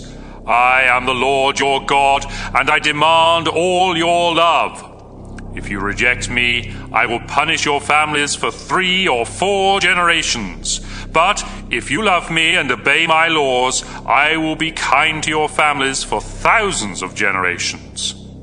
Do not misuse my name. I am the Lord your God, and I will punish anyone who misuses my name. Remember that the Sabbath day belongs to me. You have 6 days when you can do your work, but the 7th day of each week belongs to me, your God. No one is to work on that day, not you, your children, your slaves, your animals, or the foreigners who live in your towns. In 6 days I made the sky, the earth, the oceans, and everything in them, but on the seventh day I rested. That's why I made the Sabbath a special day that belongs to me. Respect your father and your mother, and you will live a long time in the land I am giving you. Do not murder. Be faithful in marriage. Do not steal. Do not tell lies about others. Do not want anything that belongs to someone else. Don't want anyone's house, wife, or husband, slaves, oxen, donkeys, or anything else. The people trembled with fear when they heard the thunder and the trumpet, and saw the lightning and the smoke coming from the mountain. They stood a long way off and said to Moses, If you speak to us, we will listen. But don't let God speak to us, or we will die. Don't be afraid, Moses replied. God has come only to test you, so that by obeying him you won't sin. But when Moses went near the thick cloud where God was, the people stayed a long way off. The Lord told Moses to say to the people of Israel, With your own eyes you saw me speak to you from heaven. So you must never make idols of silver or gold to worship in place of me. Build an altar out of earth, and offer on it your sacrifices of sheep, goats, and cattle. Wherever I choose to be worshipped, I will come down to bless you. If you ever build an altar for me out of stones, do not use any tools to chisel the stones, because that would make the altar unfit. And don't build an altar that requires steps. You might expose yourself when you climb up. Exodus 21. The Lord gave Moses the following laws for his people. If you buy a Hebrew slave, he must remain your slave for 6 years. But in the 7th year you must set him free without cost to him. If he was single at the time you bought him, he alone must be set free. But if he was married at the time, both he and his wife must be given their freedom.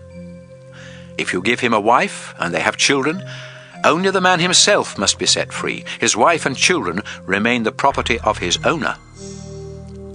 But suppose the slave loves his wife and children so much that he won't leave without them. Then he must stand beside either the door or the doorpost at the place of worship, while his owner punches a small hole through one of his ears with a sharp metal rod. This makes him a slave for life. A young woman who was sold by her father doesn't gain her freedom in the same way that a man does. If she doesn't please the man who bought her to be his wife, he must let her be bought back. He cannot sell her to foreigners. This would break the contract he made with her. If he selects her as a wife for his son, he must treat her as his own daughter. If the man later marries another woman, he must continue to provide food and clothing for the one he bought and to treat her as a wife. If he fails to do any of these things, she must be given her freedom without cost. Death is the punishment for murder. But if you did not intend to kill someone, and I, the Lord, let it happen anyway, you may run for safety to a place that I have set aside. If you plan in advance to murder someone, there's no escape, not even by holding on to my altar. You will be dragged off and killed. Death is the punishment for attacking your father or mother. Death is the punishment for kidnapping. If you sell the person you kidnapped, or if you are caught with that person, the penalty is death. Death is the punishment for cursing your father or mother. Suppose two of you are arguing, and you hit the other with either a rock or your fist without causing a fatal injury. If the victim has to stay in bed, and later has to use a stick when walking outside, you must pay for the loss of time and do what you can to help until the injury is completely healed. That's your only responsibility. Death is the punishment for beating to death any of your slaves. However, if the slave lives a few days after the beating, you are not to be punished. After all, you have already lost the services of that slave who was your property. Suppose a pregnant woman suffers a miscarriage as the result of an injury caused by someone who is fighting. If she isn't badly hurt, the one who injured her must pay whatever fine her husband demands and the judges approve. But if she is seriously injured, the payment will be life for life, eye for eye, tooth for tooth, hand for hand, foot for foot, burn for burn, cut for cut, and bruise for bruise. If you hit one of your slaves and cause the loss of an eye, the slave must be set free. The same law applies if you knock out a slave's tooth. The slave goes free. A bull that kills someone with its horns must be killed and its meat destroyed, but the owner of the bull isn't responsible for the death. Suppose you own a bull that has been in the habit of attacking people, but you have refused to keep it fenced in. If that bull kills someone, both you and the bull must be put to death by stoning. However, you may save your own life by paying whatever fine is demanded. This same law applies if the bull gores someone's son or daughter. If the bull kills a slave, you must pay the slave owner 30 pieces of silver for the loss of the slave, and the bull must be killed by stoning. Suppose someone's ox or donkey is killed by falling into an open pit that you dug or left uncovered on your property. You must pay for the dead animal, and it becomes yours. If your bull kills someone else's, yours must be sold. Then the money from your bull and the meat from the dead bull must be divided equally between you and the other owner. If you refuse to fence in a bull that is known to attack others, you must pay for any animal it kills, but the dead animal will belong to you. Exodus 22. If you steal an ox and slaughter or sell it, you must replace it with 5 oxen. If you steal a sheep and slaughter or sell it, you must replace it with 4 sheep. But if you cannot afford to replace the animals, you must be sold as a slave to pay for what you have stolen. If you steal an ox, donkey, or sheep, and are caught with it still alive, you must pay the owner double. If you happen to kill a burglar who breaks into your home after dark, you are not guilty. But if you kill someone who breaks in during the day, you are guilty of murder. If you allow any of your animals to stray from your property and graze in someone else's field or vineyard, you must repay the damage from the best part of your own harvest of grapes and grain. If you carelessly let a fire spread from your property to someone else's, you must pay the owner for any crops or fields destroyed by the fire. Suppose a neighbor asks you to keep some silver or other valuables, and they are stolen from your house. If the thief is caught, the thief must repay double. But if the thief isn't caught, some judges will decide if you are the guilty one. Suppose 2 people claim to own the same ox or donkey or sheep or piece of clothing. Then the judges must decide the case, and the guilty person will pay the owner double. Suppose a neighbor who is going to be away asks you to keep a donkey or an ox or a sheep or some other animal, and it dies or gets injured or is stolen while no one is looking. If you swear with me as your witness that you did not harm the animal, you do not have to replace it. Your word is enough. But if the animal was stolen while in your care, you must replace it. If the animal was attacked and killed by a wild animal, and you can show the remains of the dead animal to its owner, you do not have to replace it. Suppose you borrow an animal from a neighbor, and it gets injured or dies while the neighbor isn't around. Then you must replace it. But if something happens to the animal while the owner is present, you do not have to replace it. If you had leased the animal, the money you paid the owner will cover any harm done to it.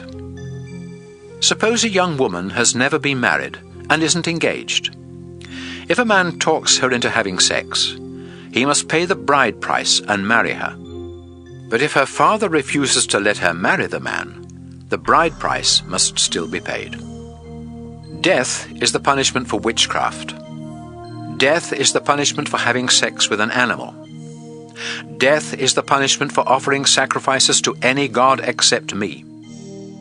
Do not mistreat or abuse foreigners who live among you. Remember, you were foreigners in Egypt. Do not mistreat widows or orphans. If you do, they will beg for my help, and I will come to their rescue.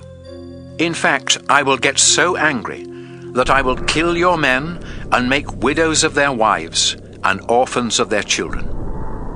Don't charge interest when you lend money to any of my people who are in need. Before sunset, you must return any coat taken as security for a loan, because that is the only cover the poor have when they sleep at night. I am a merciful God, and when they call out to me, I will come to help them. Don't speak evil of me or of the ruler of your people. Don't fail to give me the offerings of grain and wine that belong to me. Dedicate to me your firstborn sons, and the firstborn of your cattle and sheep. Let the animals stay with their mothers for 7 days. Then, on the 8th day, give them to me, your God. You are my chosen people, so don't eat the meat of any of your livestock that was killed by a wild animal. Instead, feed the meat to dogs. Exodus 23. Don't spread harmful rumors or help a criminal by giving false evidence. Always tell the truth in court, even if everyone else is dishonest and stands in the way of justice. And don't favor the poor simply because they are poor. If you find an ox or a donkey that has wandered off, take it back where it belongs, even if the owner is your enemy. If a donkey is overloaded and falls down, you must do what you can to help, even if it belongs to someone who doesn't like you. Make sure that the poor are given equal justice in court. Don't bring false charges against anyone or sentence an innocent person to death. I won't forgive you if you do. Don't accept bribes. Judges are blinded and justice is twisted by bribes. Don't mistreat foreigners. You were foreigners in Egypt, and you know what it is like. Plant and harvest your crops for 6 years. But let the land rest during the 7th year. The poor are to eat what they want from your fields, vineyards, and olive trees during that year. And when they have all they want from your fields, leave the rest for wild animals. Work the first 6 days of the week, but rest and relax on the 7th day. This law is not only for you, but for your oxen, donkeys, and slaves, as well as for any foreigners among you. Make certain that you obey everything I have said. Don't pray to other gods or even mention their names. Celebrate 3 festivals each year in my honor. Celebrate the festival of thin bread by eating bread made without yeast, just as I have commanded.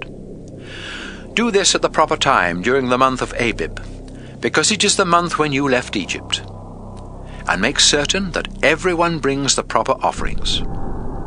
Celebrate the harvest festival each spring when you start harvesting your wheat, and celebrate the festival of shelters each autumn when you pick your fruit. Your men must come to these 3 festivals each year to worship me. Do not offer bread made with yeast when you sacrifice an animal to me, and make sure that the fat of the animal is burned that same day. Each year, bring the best part of your first harvest to the place of worship. Don't boil a young goat in its mother's milk.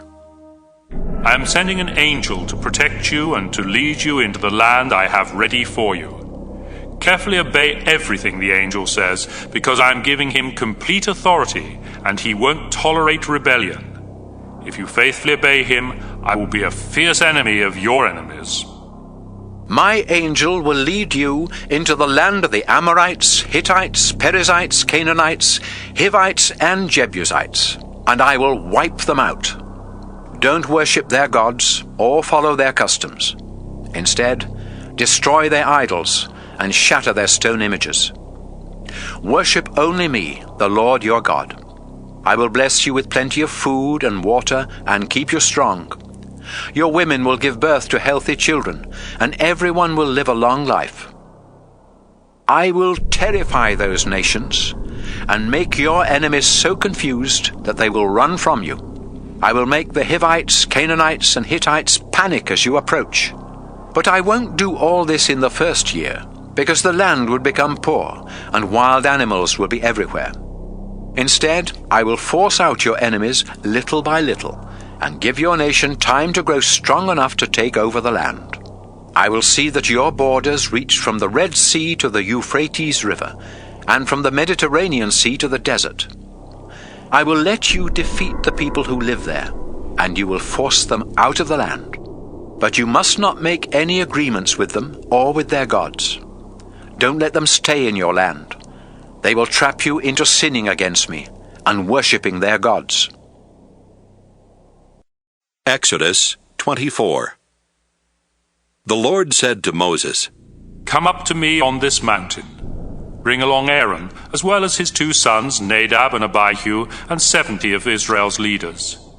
They must worship me at a distance, but you are to come near. Don't let anyone else come up."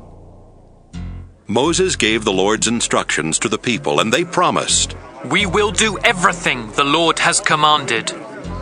Then Moses wrote down what the Lord had said. The next morning Moses got up early. He built an altar at the foot of the mountain and set up a large stone for each of the 12 tribes of Israel. He also sent some young men to burn offerings and to sacrifice bulls as special offerings to the Lord. Moses put half of the blood from the animals into bowls and sprinkled the rest on the altar. Then he read aloud the Lord's commands and promises, and the people shouted, "We will obey the Lord and do everything He has commanded." Moses took the blood from the bowls and sprinkled it on the people. Next he told them, "With this blood, the Lord makes his agreement with you." Moses and Aaron, together with Nadab and Abihu and the 70 leaders, went up the mountain and saw the God of Israel.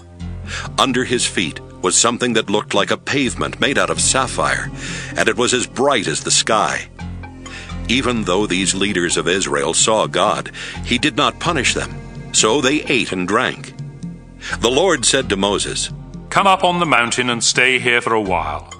I will give you the 2 flat stones on which I have written the laws that my people must obey." Moses and Joshua, his assistant, got ready. Then Moses started up the mountain to meet with God. Moses had told the leaders, "Wait here until we come back. Aaron and Hur will be with you, and they can settle any arguments while we are away." When Moses went up on Mount Sinai, a cloud covered it, and the bright glory of the Lord came down and stayed there. The cloud covered the mountain for 6 days, and on the 7th day the Lord told Moses to come into the cloud. Moses did so, and stayed there 40 days and nights. To the people, the Lord's glory looked like a blazing fire on top of the mountain. Exodus 25. The Lord said to Moses, "Tell everyone in Israel who wants to give gifts that they must bring them to you.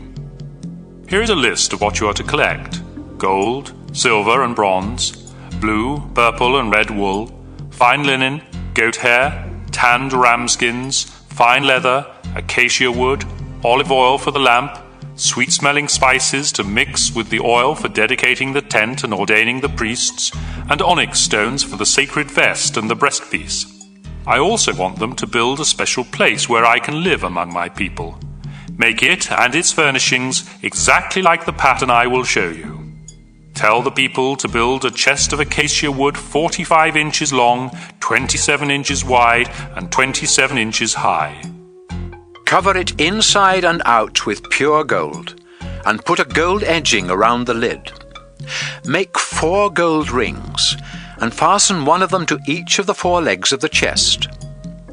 Make 2 poles of acacia wood. Cover them with gold, and put them through the rings so the chest can be carried by the poles. Don't ever remove the poles from the rings. When I give you the 10 commandments written on 2 flat stones, put them inside the chest. Cover the lid of the chest with pure gold. Then hammer out 2 winged creatures of pure gold, and fasten them to the lid at the ends of the chest. The creatures must face each other with their wings spread over the chest. Inside it, place the 2 flat stones with the 10 Commandments and put the gold lid on top of the chest. I will meet you there between the 2 creatures and tell you what my people must do and what they must not do. Make a table of acacia wood 36 inches long, 18 inches wide, and 27 inches high. Cover it with pure gold, and put a gold edging around it with a border 3 inches wide. Make 4 gold rings, and attach one to each of the legs near the edging. The poles for carrying the table are to be placed through these rings, and are to be made of acacia wood covered with gold. The table is to be kept in the holy place, and the sacred loaves of bread must always be put on it. All bowls, plates, jars, and cups for wine offerings are to be made of pure gold and set on this table. Make a lampstand of pure gold. The whole lampstand, including its decorative flowers, must be made from a single piece of hammered gold with 3 branches on each of its 2 sides. There are to be 3 decorative almond blossoms on each branch and 4 on the stem. There must also be a blossom where each pair of branches comes out from the stem. The lampstand, including its branches and decorative flowers, must be made from a single piece of hammered pure gold. The lamp on the top and those at the end of each of its 6 branches must be made so as to shine towards the front of the lampstand. The tongues and trays for taking care of the lamps are to be made of pure gold. The lampstand and its equipment will require 75 pounds of pure gold, and they must be made according to the pattern I showed you on the mountain. Exodus 26.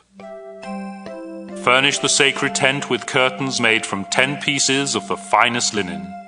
They must be woven with blue, purple, and red wool, and embroidered with figures of winged creatures. Make each piece 14 yards long and 2 yards wide, and sew them together into 2 curtains with 5 sections each.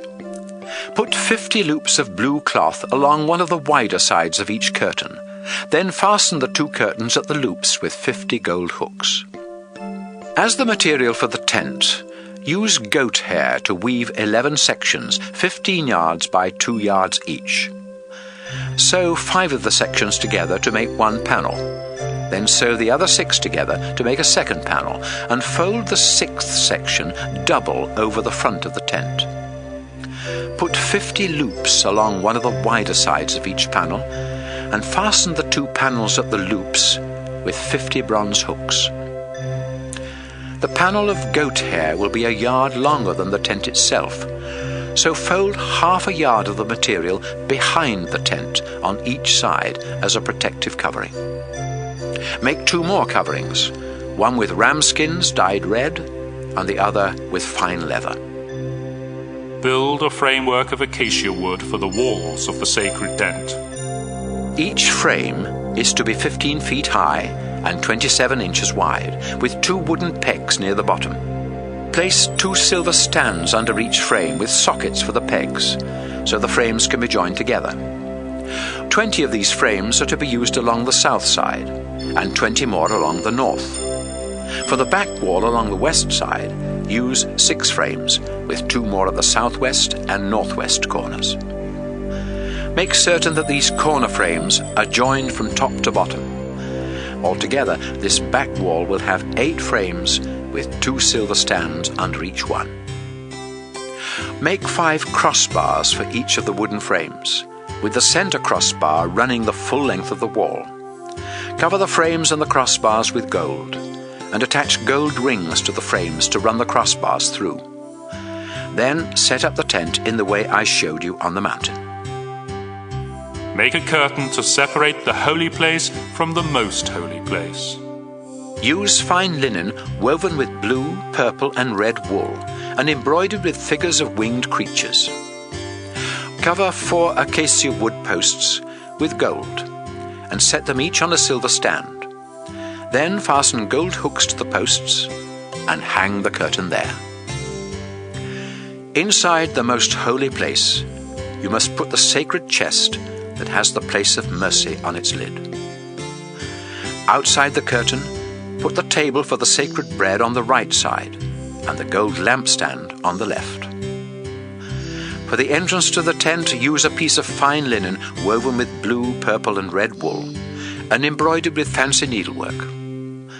Cover 5 acacia wood posts with gold and set them each on a bronze stand.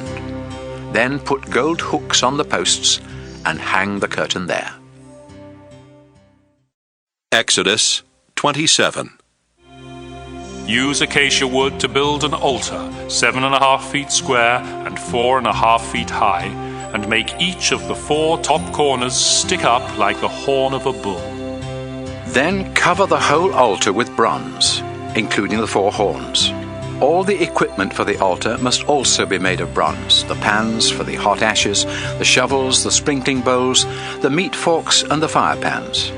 Midway up the altar, build a ledge around it, and cover the bottom half of the altar with a decorative bronze grating. Then attach a bronze ring beneath the ledge at the 4 corners of the altar. Cover 2 acacia wood poles with bronze and put them through the rings for carrying the altar. Construct the altar in the shape of an open box, just as you were shown on the mountain. Surround the sacred tent with a courtyard 150 feet long on the south and north, and 75 feet wide on the east and west. Use 20 bronze posts on bronze stands for the south and north, and 10 for the west. Then hang a curtain of fine linen on the posts along each of these 3 sides by using silver hooks and rods. Place 3 bronze posts on each side of the entrance at the east, and hang a curtain 7.5 yards wide on each set of posts. Use 4 more of these posts for the entranceway. Then hang on them an embroidered curtain of fine linen 10 yards long and woven with blue, purple, and red wool. The curtains that surround the courtyard must be 2.5 yards high and are to be hung from the bronze posts with silver hooks and rods. The rest of the equipment for the sacred tent must be made of bronze, including the pegs for the tent and for the curtain surrounding the courtyard. Command the people of Israel to supply you with the purest olive oil. Do this so the lamp will keep burning in front of the curtain that separates the holy place from the most holy place, where the sacred chest is kept. Aaron and his sons are responsible for keeping the lamp burning every night in the sacred tent. The Israelites must always obey this command. Exodus 28. Send for your brother Aaron and his sons, Nadab, Abihu, Eleazar, and Ithamar. They are the ones I have chosen from Israel to serve as my priests. Make Aaron some beautiful clothes that are worthy of a high priest. Aaron is to be dedicated as my high priest, and his clothes must be made only by persons who possess skills that I have given them. Here are the items that need to be made: a breastpiece, a priestly vest, a robe, an embroidered shirt, a turban, and a sash. These sacred clothes are to be made for your brother Aaron and his sons, who will be my priests. Only gold and fine linen, woven with blue, purple, and red wool, are to be used for making these clothes.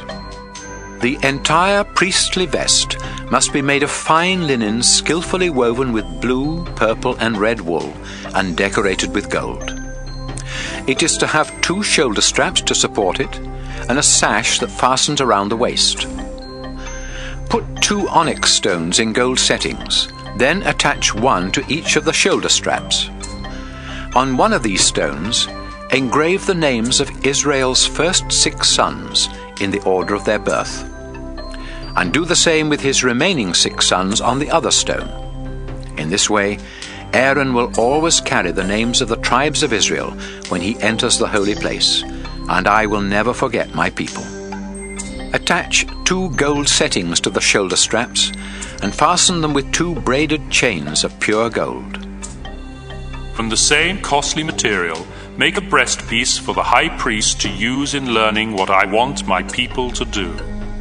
It is to be 9 inches square and folded double with 4 rows of 3 precious stones.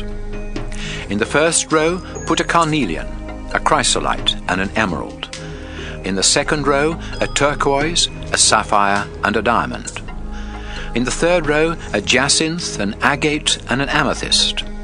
And in the fourth row, a beryl, an onyx, and a jasper. Mount the stones in delicate gold settings, and engrave on each of them the name of one of the 12 tribes of Israel. Attach 2 gold rings to the upper front corners of the breastpiece, and fasten them with 2 braided gold chains to gold settings on the shoulder straps. Attach 2 other gold rings to the lower inside corners next to the vest, and 2 more near the bottom of the shoulder straps, right above the sash. Then take a blue cord and tie the 2 lower rings on the breastpiece to those on the vest. This will keep the breastpiece in place. In this way, Aaron will have the names of the 12 tribes of Israel written on his heart each time he enters the holy place, and I will never forget my people. He must also wear on his breastpiece the 2 small objects that he uses to receive answers from me. Under his vest, Aaron must wear a robe of blue wool with an opening in the center for his head. Be sure to bind the material around the collar to keep it from raveling. Along the hem of the robe, weave pomegranates of blue, purple, and red wool with a gold bell between each of them. If Aaron wears these clothes when he enters the holy place as my high priest, the sound of the bells will be heard, and his life will not be in danger. On a narrow strip of pure gold, engrave the words, "Dedicated to the Lord." Fasten it to the front of Aaron's turban with a blue cord so he can wear it on his forehead. This will show that he will take on himself the guilt for any sins the people of Israel commit in offering their gifts to me, and I will forgive them. Make Aaron's robe and turban of fine linen, and decorate his sash with fancy needlework. Since Aaron's sons are priests, they should also look dignified. So make robes, sashes, and special caps for them. Then dress Aaron and his sons in these clothes, pour olive oil on their heads, and ordain them as my priests. Make linen shorts for them that reach from the waist down to the thigh, so they won't expose themselves. Whenever they enter the sacred tent, or serve at the altar, or enter the holy place, they must wear these shorts, or else they will be guilty and die. This same rule applies to any of their descendants who serve as priests. Exodus 29. When you ordain one of Aaron's sons as my priest, choose a young bull and 2 rams that have nothing wrong with them. Then from your finest flour, make 3 batches of dough without yeast. Shape some of it into larger loaves, some into smaller loaves mixed with olive oil, and the rest into thin wafers brushed with oil. Put all of this bread in a basket, and bring it when you come to sacrifice the 3 animals to me. Bring Aaron and his sons to the entrance of the sacred tent, and have them wash themselves. Dress Aaron in the priestly shirt, the robe that goes under the sacred vest, the vest itself, the breastpiece, and the sash. Put on his turban with its narrow strip of engraved gold, and then ordain him by pouring olive oil on his head. Next, dress Aaron's sons in their special shirts and caps, and their sashes. Then ordain them, because they and their descendants will always be priests. Lead the bull to the entrance of the sacred tent, where Aaron and his sons will lay their hands on its head. Kill the bull near my altar in front of the tent. Use a finger to smear some of its blood on each of the 4 corners of the altar, and pour out the rest of the blood on the ground next to the altar. Then take the fat from the animal's insides, as well as the lower part of the liver and the 2 kidneys with their fat, and send them up in smoke on the altar. But the meat, the skin, and the food still in the bull's stomach must be burned outside the camp as an offering to ask forgiveness for the sins of the priests. Bring one of the rams to Aaron and his sons, and have them lay their hands on its head. Kill the ram, and splatter its blood against all 4 sides of the altar. Cut up the ram, wash its insides and legs, and lay all of its parts on the altar, including the head. Then make sure that the whole animal goes up in smoke, with a smell that pleases me. Bring the other ram to Aaron and his sons, and have them lay their hands on its head. Kill the ram, and place some of its blood on Aaron's right earlobe, his right thumb, and the big toe of his right foot. Do the same for each of his sons, and splatter the rest of the blood against the 4 sides of the altar. Then take some of the blood from the altar, mix it with the oil used for ordination, and sprinkle it on Aaron and his clothes, and also on his sons and their clothes. This will show that they and their clothes have been dedicated to me. This ram is part of the ordination service. So remove its right hind leg, its fat tail, the fat on its insides, as well as the lower part of the liver and the 2 kidneys with their fat. Take 1 loaf of each kind of bread from the basket, and put this bread, together with the meat, into the hands of Aaron and his sons. Then they will lift it all up to show that it is dedicated to me.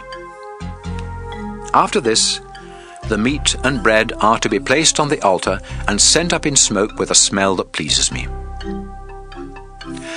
You may eat the choice ribs from this second ram, but you must first lift them up to show that this meat is dedicated to me. In the future, when anyone from Israel offers the ribs and a hind leg of a ram, either to ordain a priest or to ask for my blessing, the meat belongs to me, but it may be eaten by the priests. This law will never change. After Aaron's death, his priestly clothes are to be handed down to each descendant who succeeds him as high priest, and these clothes must be worn during the 7-day ceremony of ordination. Boil the meat of the ordination ram in a sacred place. Then have Aaron and his sons eat it, together with the 3 kinds of bread at the entrance to the sacred tent.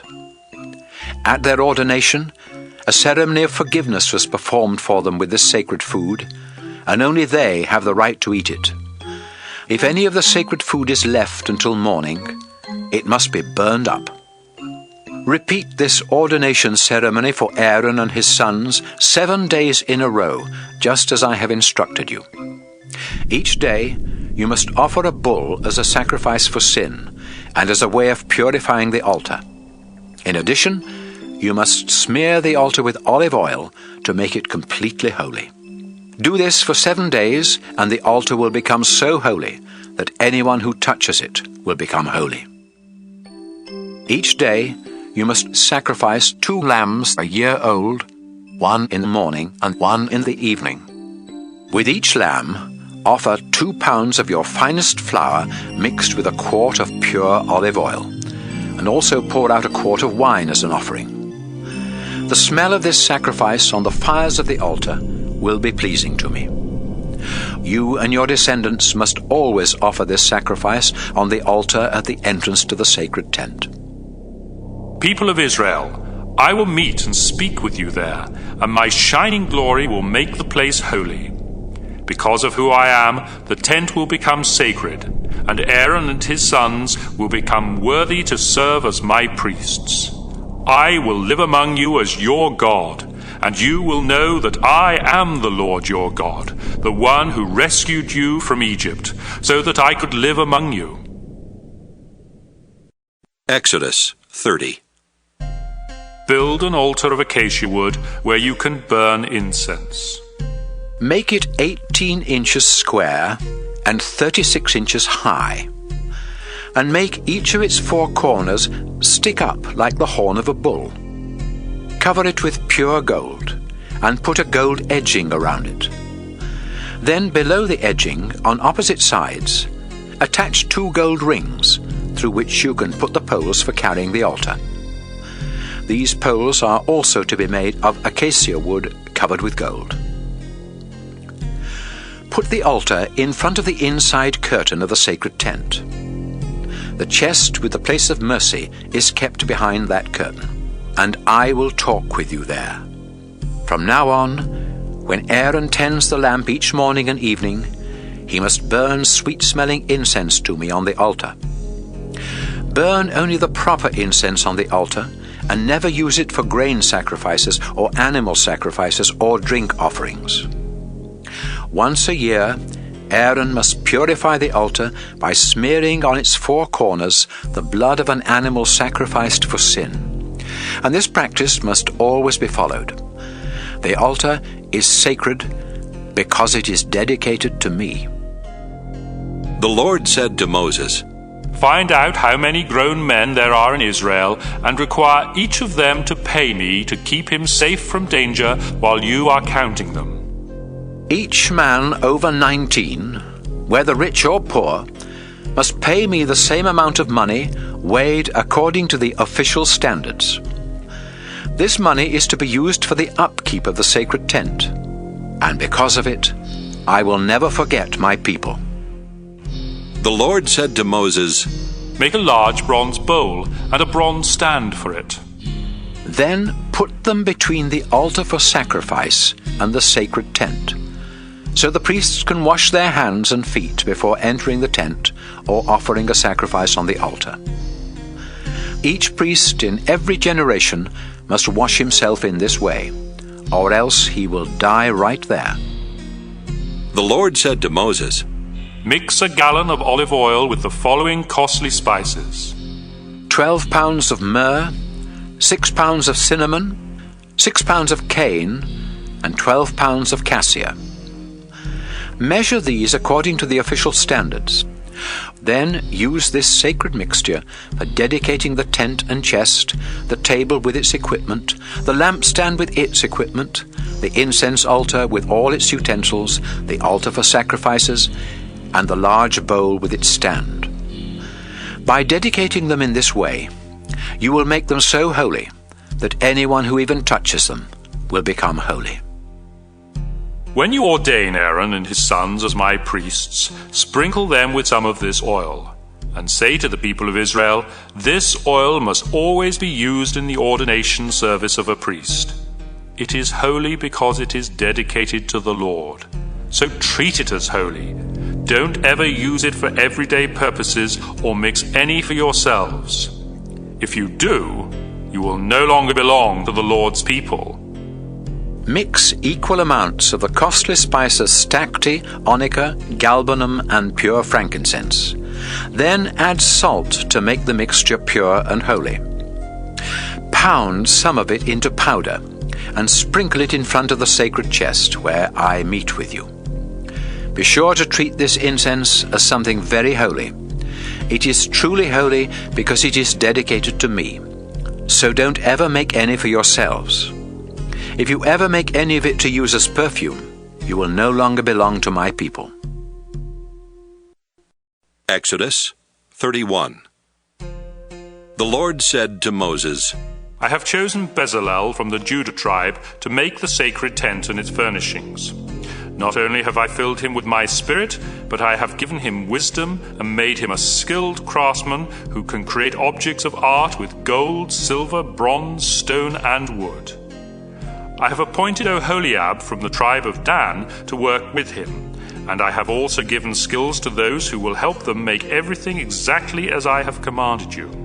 The sacred tent with its furnishings, the sacred chest with its place of mercy, the table with all that is on it, the lamp with its equipment, the incense altar, the altar for sacrifices with its equipment, the bronze bowl with its stand, the beautiful priestly clothes for Aaron and his sons, the oil for dedication and ordination services, and the sweet-smelling incense for the holy place.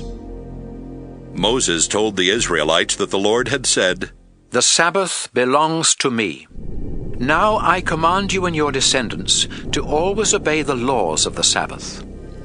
By doing this, you will know that I have chosen you as my own. Keep the Sabbath holy. You have 6 days to do your work, but the Sabbath is mine, and it must remain a day of rest. If you work on the Sabbath, you will no longer be part of my people, and you will be put to death. Every generation of Israelites must respect the Sabbath. This day will always serve as a reminder, both to me and to the Israelites, that I made the heavens and the earth in 6 days. Then, on the 7th day, I rested and relaxed. When God had finished speaking to Moses on Mount Sinai, he gave him the 2 flat stones on which he had written all of his laws with his own hand. Exodus 32. After the people saw that Moses had been on the mountain for a long time, they went to Aaron and said, "Make us an image of a god who will lead and protect us. Moses brought us out of Egypt, but nobody knows what's happened to him." Aaron told them, "Bring me the gold earrings that your wives and sons and daughters are wearing." Everybody took off their earrings and brought them to Aaron. Then he melted them and made an idol in the shape of a young bull. All the people said to one another, "This is the God who brought us out of Egypt." When Aaron saw what was happening, he built an altar in front of the idol and said, "Tomorrow we will celebrate in honor of the Lord." The people got up early the next morning and killed some animals to be used for sacrifices, and others to be eaten. Then everyone ate and drank so much that they began to carry on like wild people. The Lord said to Moses, "Hurry back down. Those people you led out of Egypt are acting like fools. They have already stopped obeying me and have made themselves an idol in the shape of a young bull. They have bowed down to it, offered sacrifices, and said that it is the God who brought them out of Egypt. Moses, I have seen how stubborn these people are, and I'm angry enough to destroy them, so don't try to stop me. But I will make your descendants into a great nation." Moses tried to get the Lord God to change his mind. Our Lord, you used your mighty power to bring these people out of Egypt. Now don't become angry and destroy them. If you do, the Egyptians will say that you brought your people out here into the mountains just to get rid of them. Please don't be angry with your people. Don't destroy them. Remember the solemn promise you made to Abraham, Isaac, and Jacob. You promised that someday they would have as many descendants as there are stars in the sky, and that you would give them land. So even though the Lord had threatened to destroy the people, he changed his mind and let them live. Moses went back down the mountain with the 2 flat stones on which God had written all of his laws with his own hand, and he had used both sides of the stones. When Joshua heard the noisy shouts of the people, he said to Moses, "A battle must be going on down in the camp." But Moses replied, "It doesn't sound like they're shouting because they have won or lost a battle. They're singing wildly." As Moses got closer to the camp, he saw the idol, and he also saw the people dancing around. This made him so angry that he threw down the stones and broke them to pieces at the foot of the mountain. He melted the idol the people had made, and he ground it into powder. He scattered it in their water and made them drink it. Moses asked Aaron, "What did these people do to harm you? Why did you make them sin in this terrible way?" Aaron answered, "Don't be angry with me. You know as well as I do that they are determined to do evil. They even told me, 'That man Moses led us out of Egypt, but now we don't know what has happened to him. Make us a god to lead us.' Then I asked them to bring me their gold earrings. They took them off and gave them to me. I threw the gold into a fire, and out came this bull." Moses knew that the people were out of control and that it was Aaron's fault. And now they had made fools of themselves in front of their enemies. So Moses stood at the gate of the camp and shouted, "Everyone who is on the Lord's side, come over here." Then the men of the Levi tribe gathered around Moses, and he said to them, "The Lord God of Israel commands you to strap on your swords and go through the camp killing your relatives, your friends, and your neighbors." The men of the Levi tribe followed his orders, and that day they killed about 3,000 men.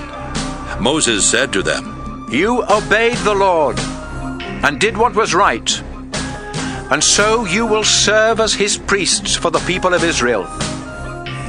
It was hard for you to kill your own sons and brothers, but the Lord has blessed you and made you his priests today." The next day Moses told the people, "This is a terrible thing you have done, but I will go back to the Lord to see if I can do something to keep this sin from being held against you." Moses returned to the Lord and said, "The people have committed a terrible sin. They have made a gold idol to be their god. But I beg you to forgive them. If you don't, please wipe my name out of your book." The Lord replied, "I will wipe out of my book the name of everyone who has sinned against me. Now, take my people to the place I told you about, and my angel will lead you. But when the time comes, I will punish them for this sin." So the Lord punished the people of Israel with a terrible disease for talking Aaron into making the gold idol.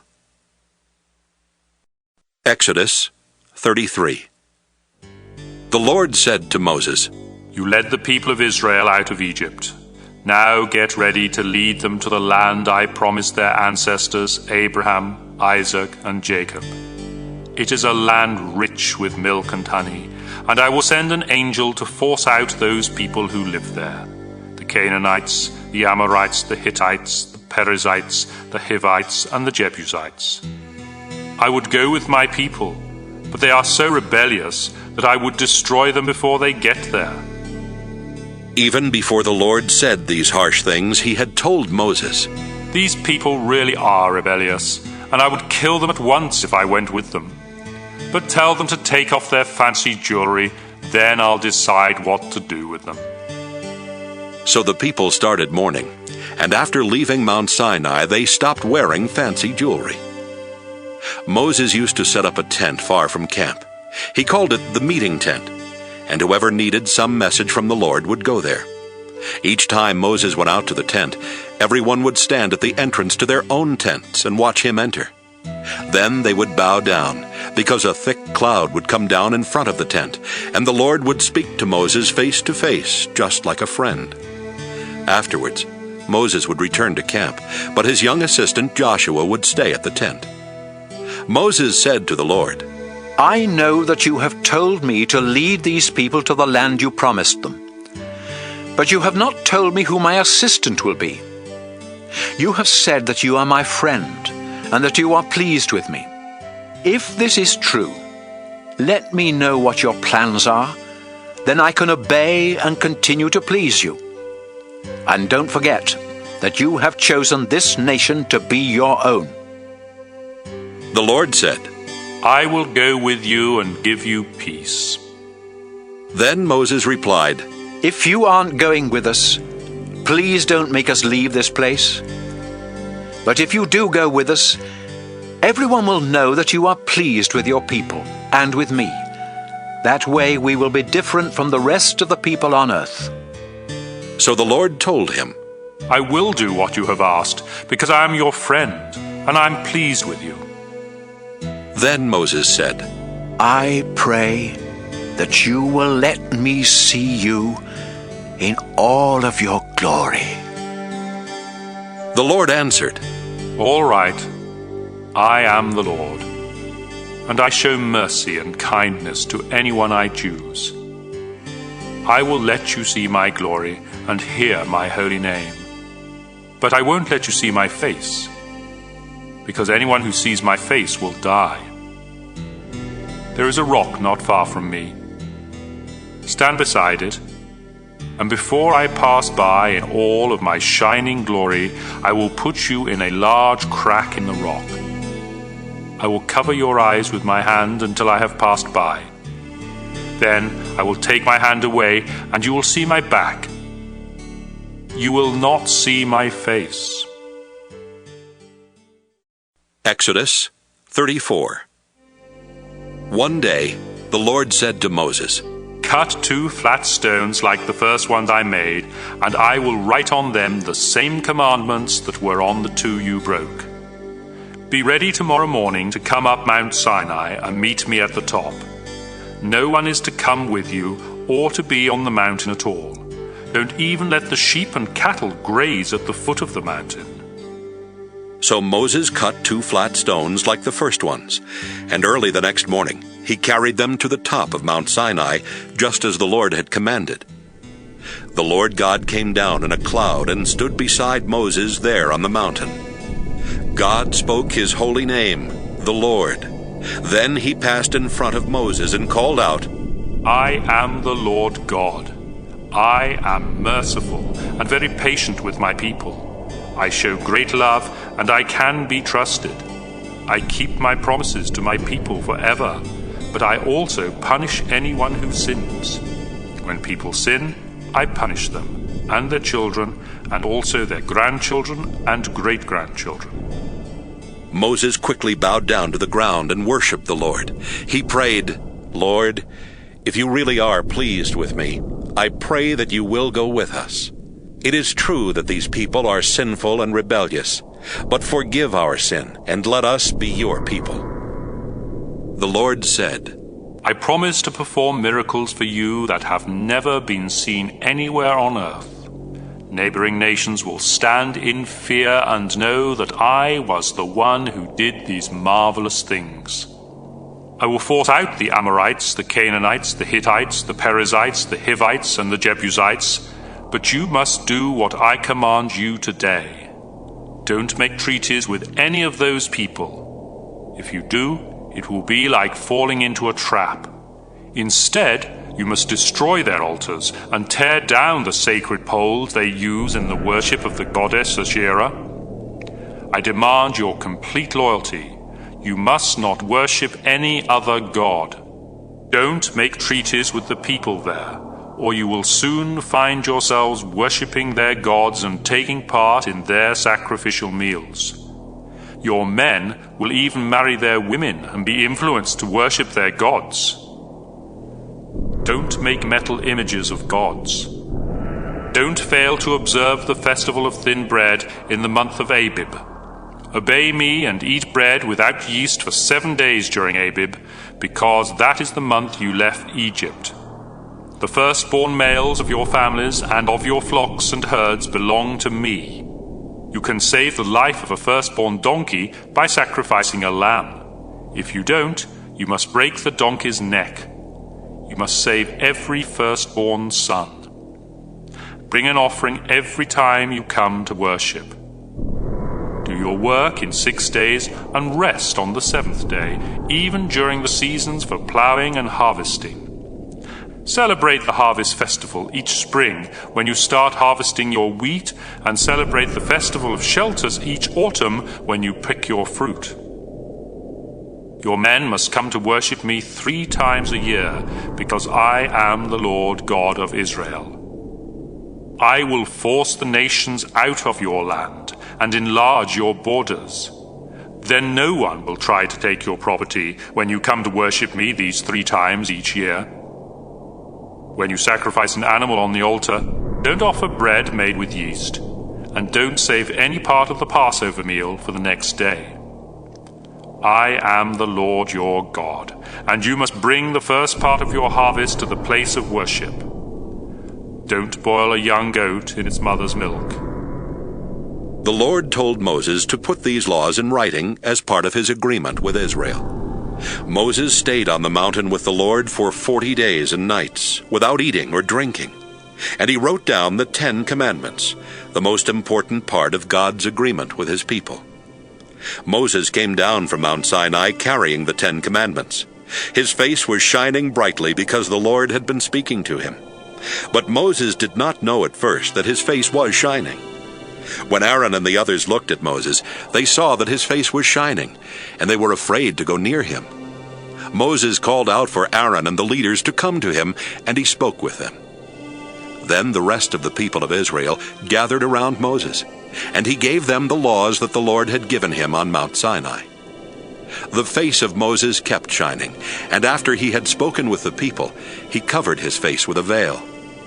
Moses would always remove the veil when he went into the sacred tent to speak with the Lord. And when he came out, he would tell the people everything the Lord had told him to say. They could see that his face was still shining. So after he had spoken with them, he would put the veil back on and leave it on until the next time he went to speak with the Lord. Exodus 35. Moses called together the people of Israel and told them that the Lord had said, "You have 6 days in which to do your work, but the 7th day must be dedicated to me, your Lord, as a day of rest. Whoever works on the Sabbath will be put to death. Don't even build a cooking fire at home on the Sabbath." Moses told the people of Israel that the Lord had said, "I would welcome an offering from anyone who wants to give something. You may bring gold, silver, or bronze, blue, purple, or red wool, fine linen, goat hair, tanned ram skin or fine leather, acacia wood, olive oil for the lamp, sweet-smelling spices for the oil of dedication and for the incense, or onyx stones or other gems for the sacred vest and breastpiece. If you have any skills, you should use them to help make what I have commanded: the sacred tent with its covering and hooks, its framework and crossbars, and its posts and stands, the sacred chest with its carrying poles, its place of mercy, and the curtain in front of it, the table with all that goes on it, including the sacred bread, the lamp with its equipment and oil, the incense altar with its carrying poles and sweet-smelling incense, the ordination oil, the curtain for the entrance to the sacred tent, the altar for sacrifices with its bronze grating, its carrying poles, and its equipment, the large bronze bowl with its stand, the curtains with the posts and stands that go around the courtyard, the pegs and ropes for the tent and the courtyard, and the finely woven priestly clothes for Aaron and his sons." Moses finished speaking, and everyone left. Then those who wanted to bring gifts to the Lord brought them to be used for the sacred tent, the worship services, and the priestly clothes. Men and women came willingly and gave all kinds of gold jewelry, such as pins, earrings, rings, and necklaces. Everyone brought their blue, purple, and red wool, their fine linen, and their cloth made of goat hair, as well as their ram skins dyed red, and their fine leather. Anyone who had silver or bronze or acacia wood brought it as a gift to the Lord. The women who were good at weaving cloth brought the blue, purple, and red wool and the fine linen they had made. And the women who knew how to make cloth from goat hair were glad to do so. The leaders brought different kinds of jewels to be sewn on the special clothes and the breastpiece for the high priest. They also brought sweet-smelling spices to be mixed with the incense and olive oil that were for the lamps and for ordaining the priests. Moses had told the people what the Lord wanted them to do, and many of them decided to bring their gifts. Moses said to the people of Israel, "The Lord has chosen Bezalel of the Judah tribe. Not only has the Lord filled him with a spirit, but he has given him wisdom and made him a skilled craftsman who can create objects of art with gold, silver, bronze, stone, and wood. The Lord is urging him and Oholiab from the tribe of Dan to teach others. And he has given them all kinds of artistic skills, including the ability to design and embroider with blue, purple, and red wool, and to weave fine linen."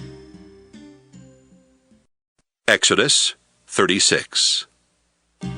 The Lord has given to Bezalel, Oholiab, and others the skills needed for building a place of worship, and they will follow the Lord's instructions. Then Moses brought together these workers who were eager to work, and he gave them the money that the people of Israel had donated for building the place of worship.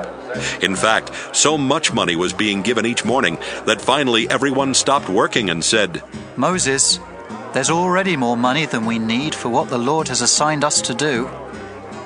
So Moses sent word for the people to stop giving, and they did. But there was already more than enough to do what needed to be done. The skilled workers got together to make the sacred tent and its linen curtains woven with blue, purple, and red wool and embroidered with figures of winged creatures. Each of the 10 panels was 14 yards long and 2 yards wide, and they were sewn together to make 2 curtains with 5 panels each. Then 50 loops of blue cloth were put along one of the wider sides of each curtain, and the 2 curtains were fastened together at the loops with 50 gold hooks. As the material for the tent, goat hair was used to weave 11 sections 15 yards by 2 yards each. These 11 sections were joined to make 2 panels, one with 5 and the other with 6 sections. 50 loops were put along one of the wider sides of each panel, and the 2 panels were fastened at the loops with 50 bronze hooks. 2 other coverings were made, one with fine leather and the other with ram skins dyed red. Acacia wood was used to build the framework for the walls of the sacred tent. Each frame was 15 feet high and 27 inches wide, with 2 wooden pegs near the bottom. Then 2 silver stands were placed under each frame with sockets for the pegs so they could be joined together. 20 of these frames were used along the south side and 20 more along the north. 6 frames were used for the back wall along the west side, with 2 more at the southwest and northwest corners. These corner frames were joined from top to bottom.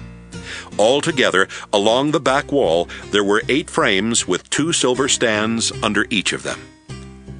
5 crossbars were made for each of the wooden frames, with the center crossbar running the full length of the wall. The frames and crossbars were covered with gold, and gold rings were attached to the frames to run the crossbars through. They made the inside curtain of fine linen woven with blue, purple, and red wool, and embroidered with figures of winged creatures.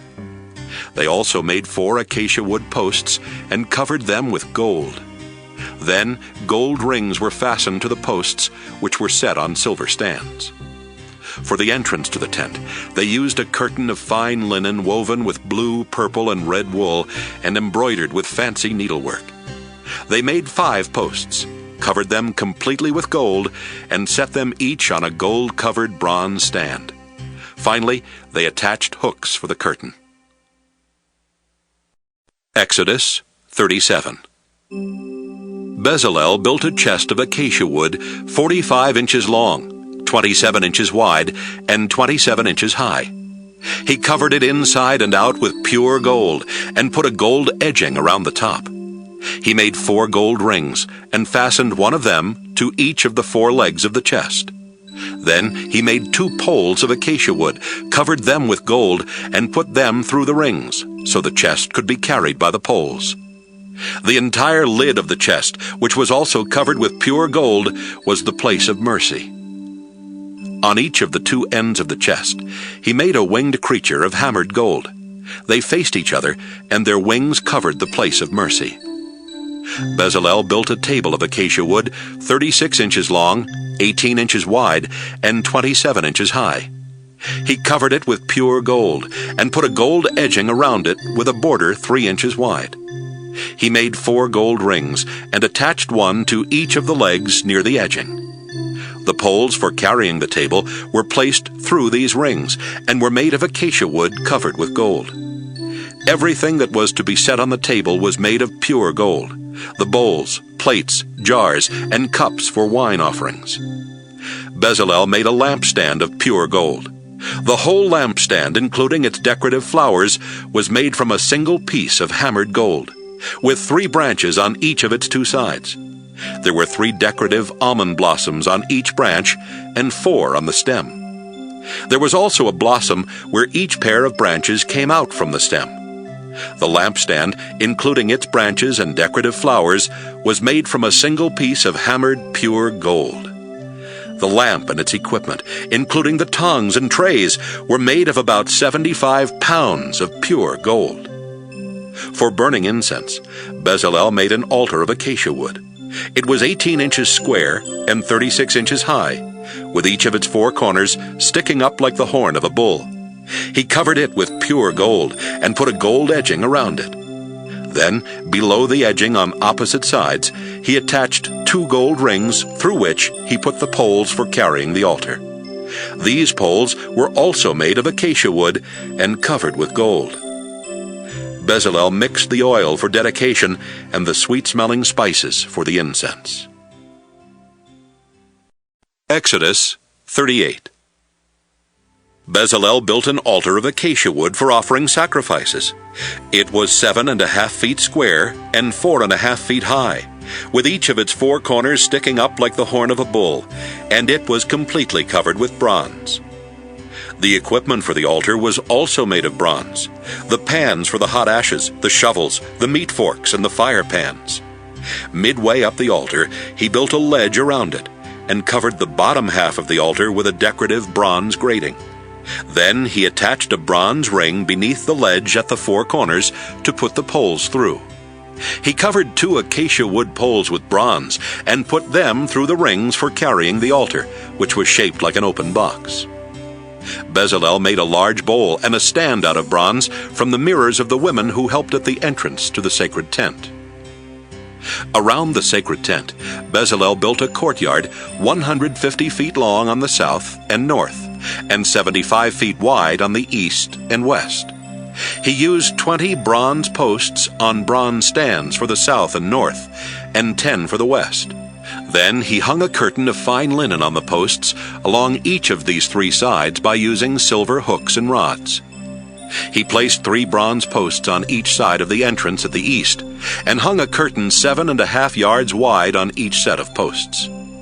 For the entrance to the courtyard, Bezalel made a curtain 10 yards long, which he hung on 4 bronze posts that were set on bronze stands. This curtain was the same height as the one for the rest of the courtyard, and was made of fine linen embroidered and woven with blue, purple, and red wool. He hung the curtain on the 4 posts using silver hooks and rods. The pegs for the tent and for the curtain around the tent were made of bronze. Bezalel had worked closely with Aholiab, who was an expert at designing and engraving and at embroidering blue, purple, and red wool. The 2 of them completed the work that the Lord had commanded. Moses made Aaron's son Ithamar responsible for keeping record of the metals used for the sacred tent.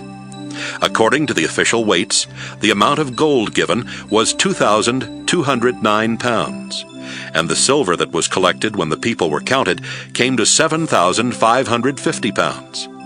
Everyone who was counted paid the required amount, and there was a total of 603,550 men who were 20 years old or older. 75 pounds of the silver were used to make each of the 100 stands for the sacred tent and the curtain. The remaining 50 pounds of silver were used for the hooks and rods and for covering the tops of the posts.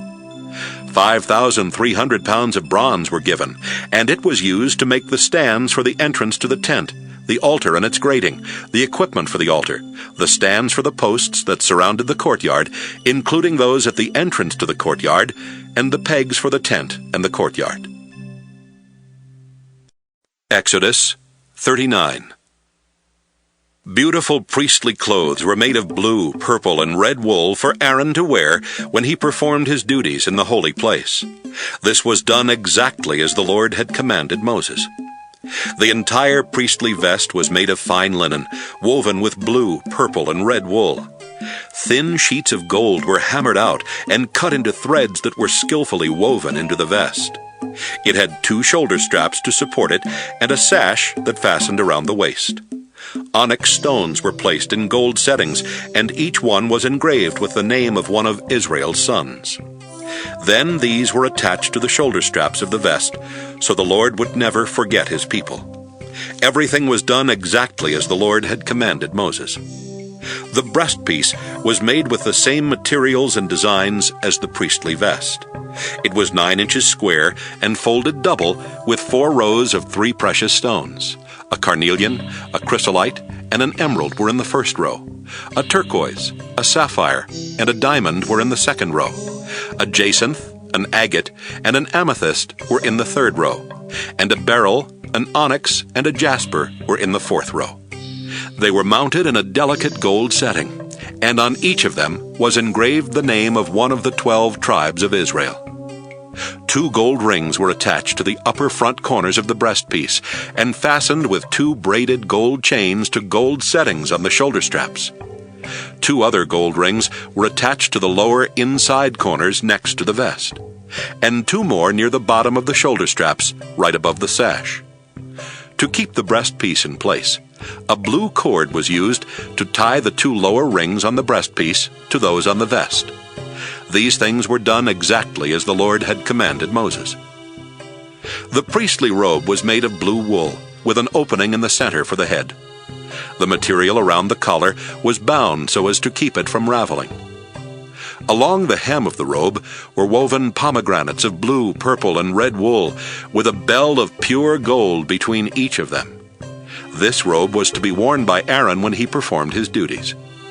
Everything that Aaron and his sons wore was made of fine linen woven with blue, purple, and red wool, including their robes and turbans, their fancy caps and underwear, and even their sashes that were embroidered with needlework. Dedicated to the Lord was engraved on a narrow strip of pure gold, which was fastened to Aaron's turban. These things were done exactly as the Lord had commanded Moses. So the people of Israel finished making everything the Lord had told Moses to make. Then they brought it all to Moses, the sacred tent and its equipment, including the hooks, the framework and crossbars, and its posts and stands, the covering of tanned ram skins and fine leather, the inside curtain, the sacred chest with its carrying poles and the place of mercy, the table with all that goes on it, including the sacred bread, the lampstand of pure gold together with its equipment and oil, the gold-covered incense altar, the ordination oil and the sweet-smelling incense, the curtain for the entrance to the tent, the bronze altar for sacrifices with its bronze grating, its carrying poles and its equipment, the large bronze bowl with its stand, the curtain with its posts and cords and its pegs and stands that go around the courtyard, everything needed for the sacred tent, and the finely woven priestly clothes for Aaron and his sons. When Moses saw that the people had done everything exactly as the Lord had commanded, he gave them his blessing. Exodus 40. The Lord said to Moses, "Set up my tent on the first day of the year, and put the chest with the 10 Commandments behind the inside curtain of the tent. Bring in the table, and set on it those things that are made for it. Also bring in the lampstand, and attach the lamps to it. Then place the gold altar of incense in front of the sacred chest, and hang a curtain at the entrance to the tent. Set the altar for burning sacrifices in front of the entrance to my tent. Put the large bronze bowl between the tent and the altar, and fill the bowl with water. Surround the tent and the altar with the wall of curtains, and hang the curtain that was made for the entrance. Use the sacred olive oil to dedicate the tent and everything in it to me. Do the same thing with the altar for offering sacrifices and its equipment, and with the bowl and its stand. Bring Aaron and his sons to the entrance of the tent, and have them wash themselves. Dress Aaron in the priestly clothes, then use the sacred olive oil to ordain him and dedicate him to me as my priest. Put the priestly robes on Aaron's sons, and ordain them in the same way, so they and their descendants will always be my priests." Moses followed the Lord's instructions. And on the first day of the first month of the second year, the sacred tent was set up. The posts, stands, and framework were put in place. Then the 2 layers of coverings were hung over them. The stones with the 10 Commandments written on them were stored in the sacred chest. The place of mercy was put on top of it, and the carrying poles were attached. The chest was brought into the tent and set behind the curtain in the most holy place. These things were done exactly as the Lord had commanded Moses.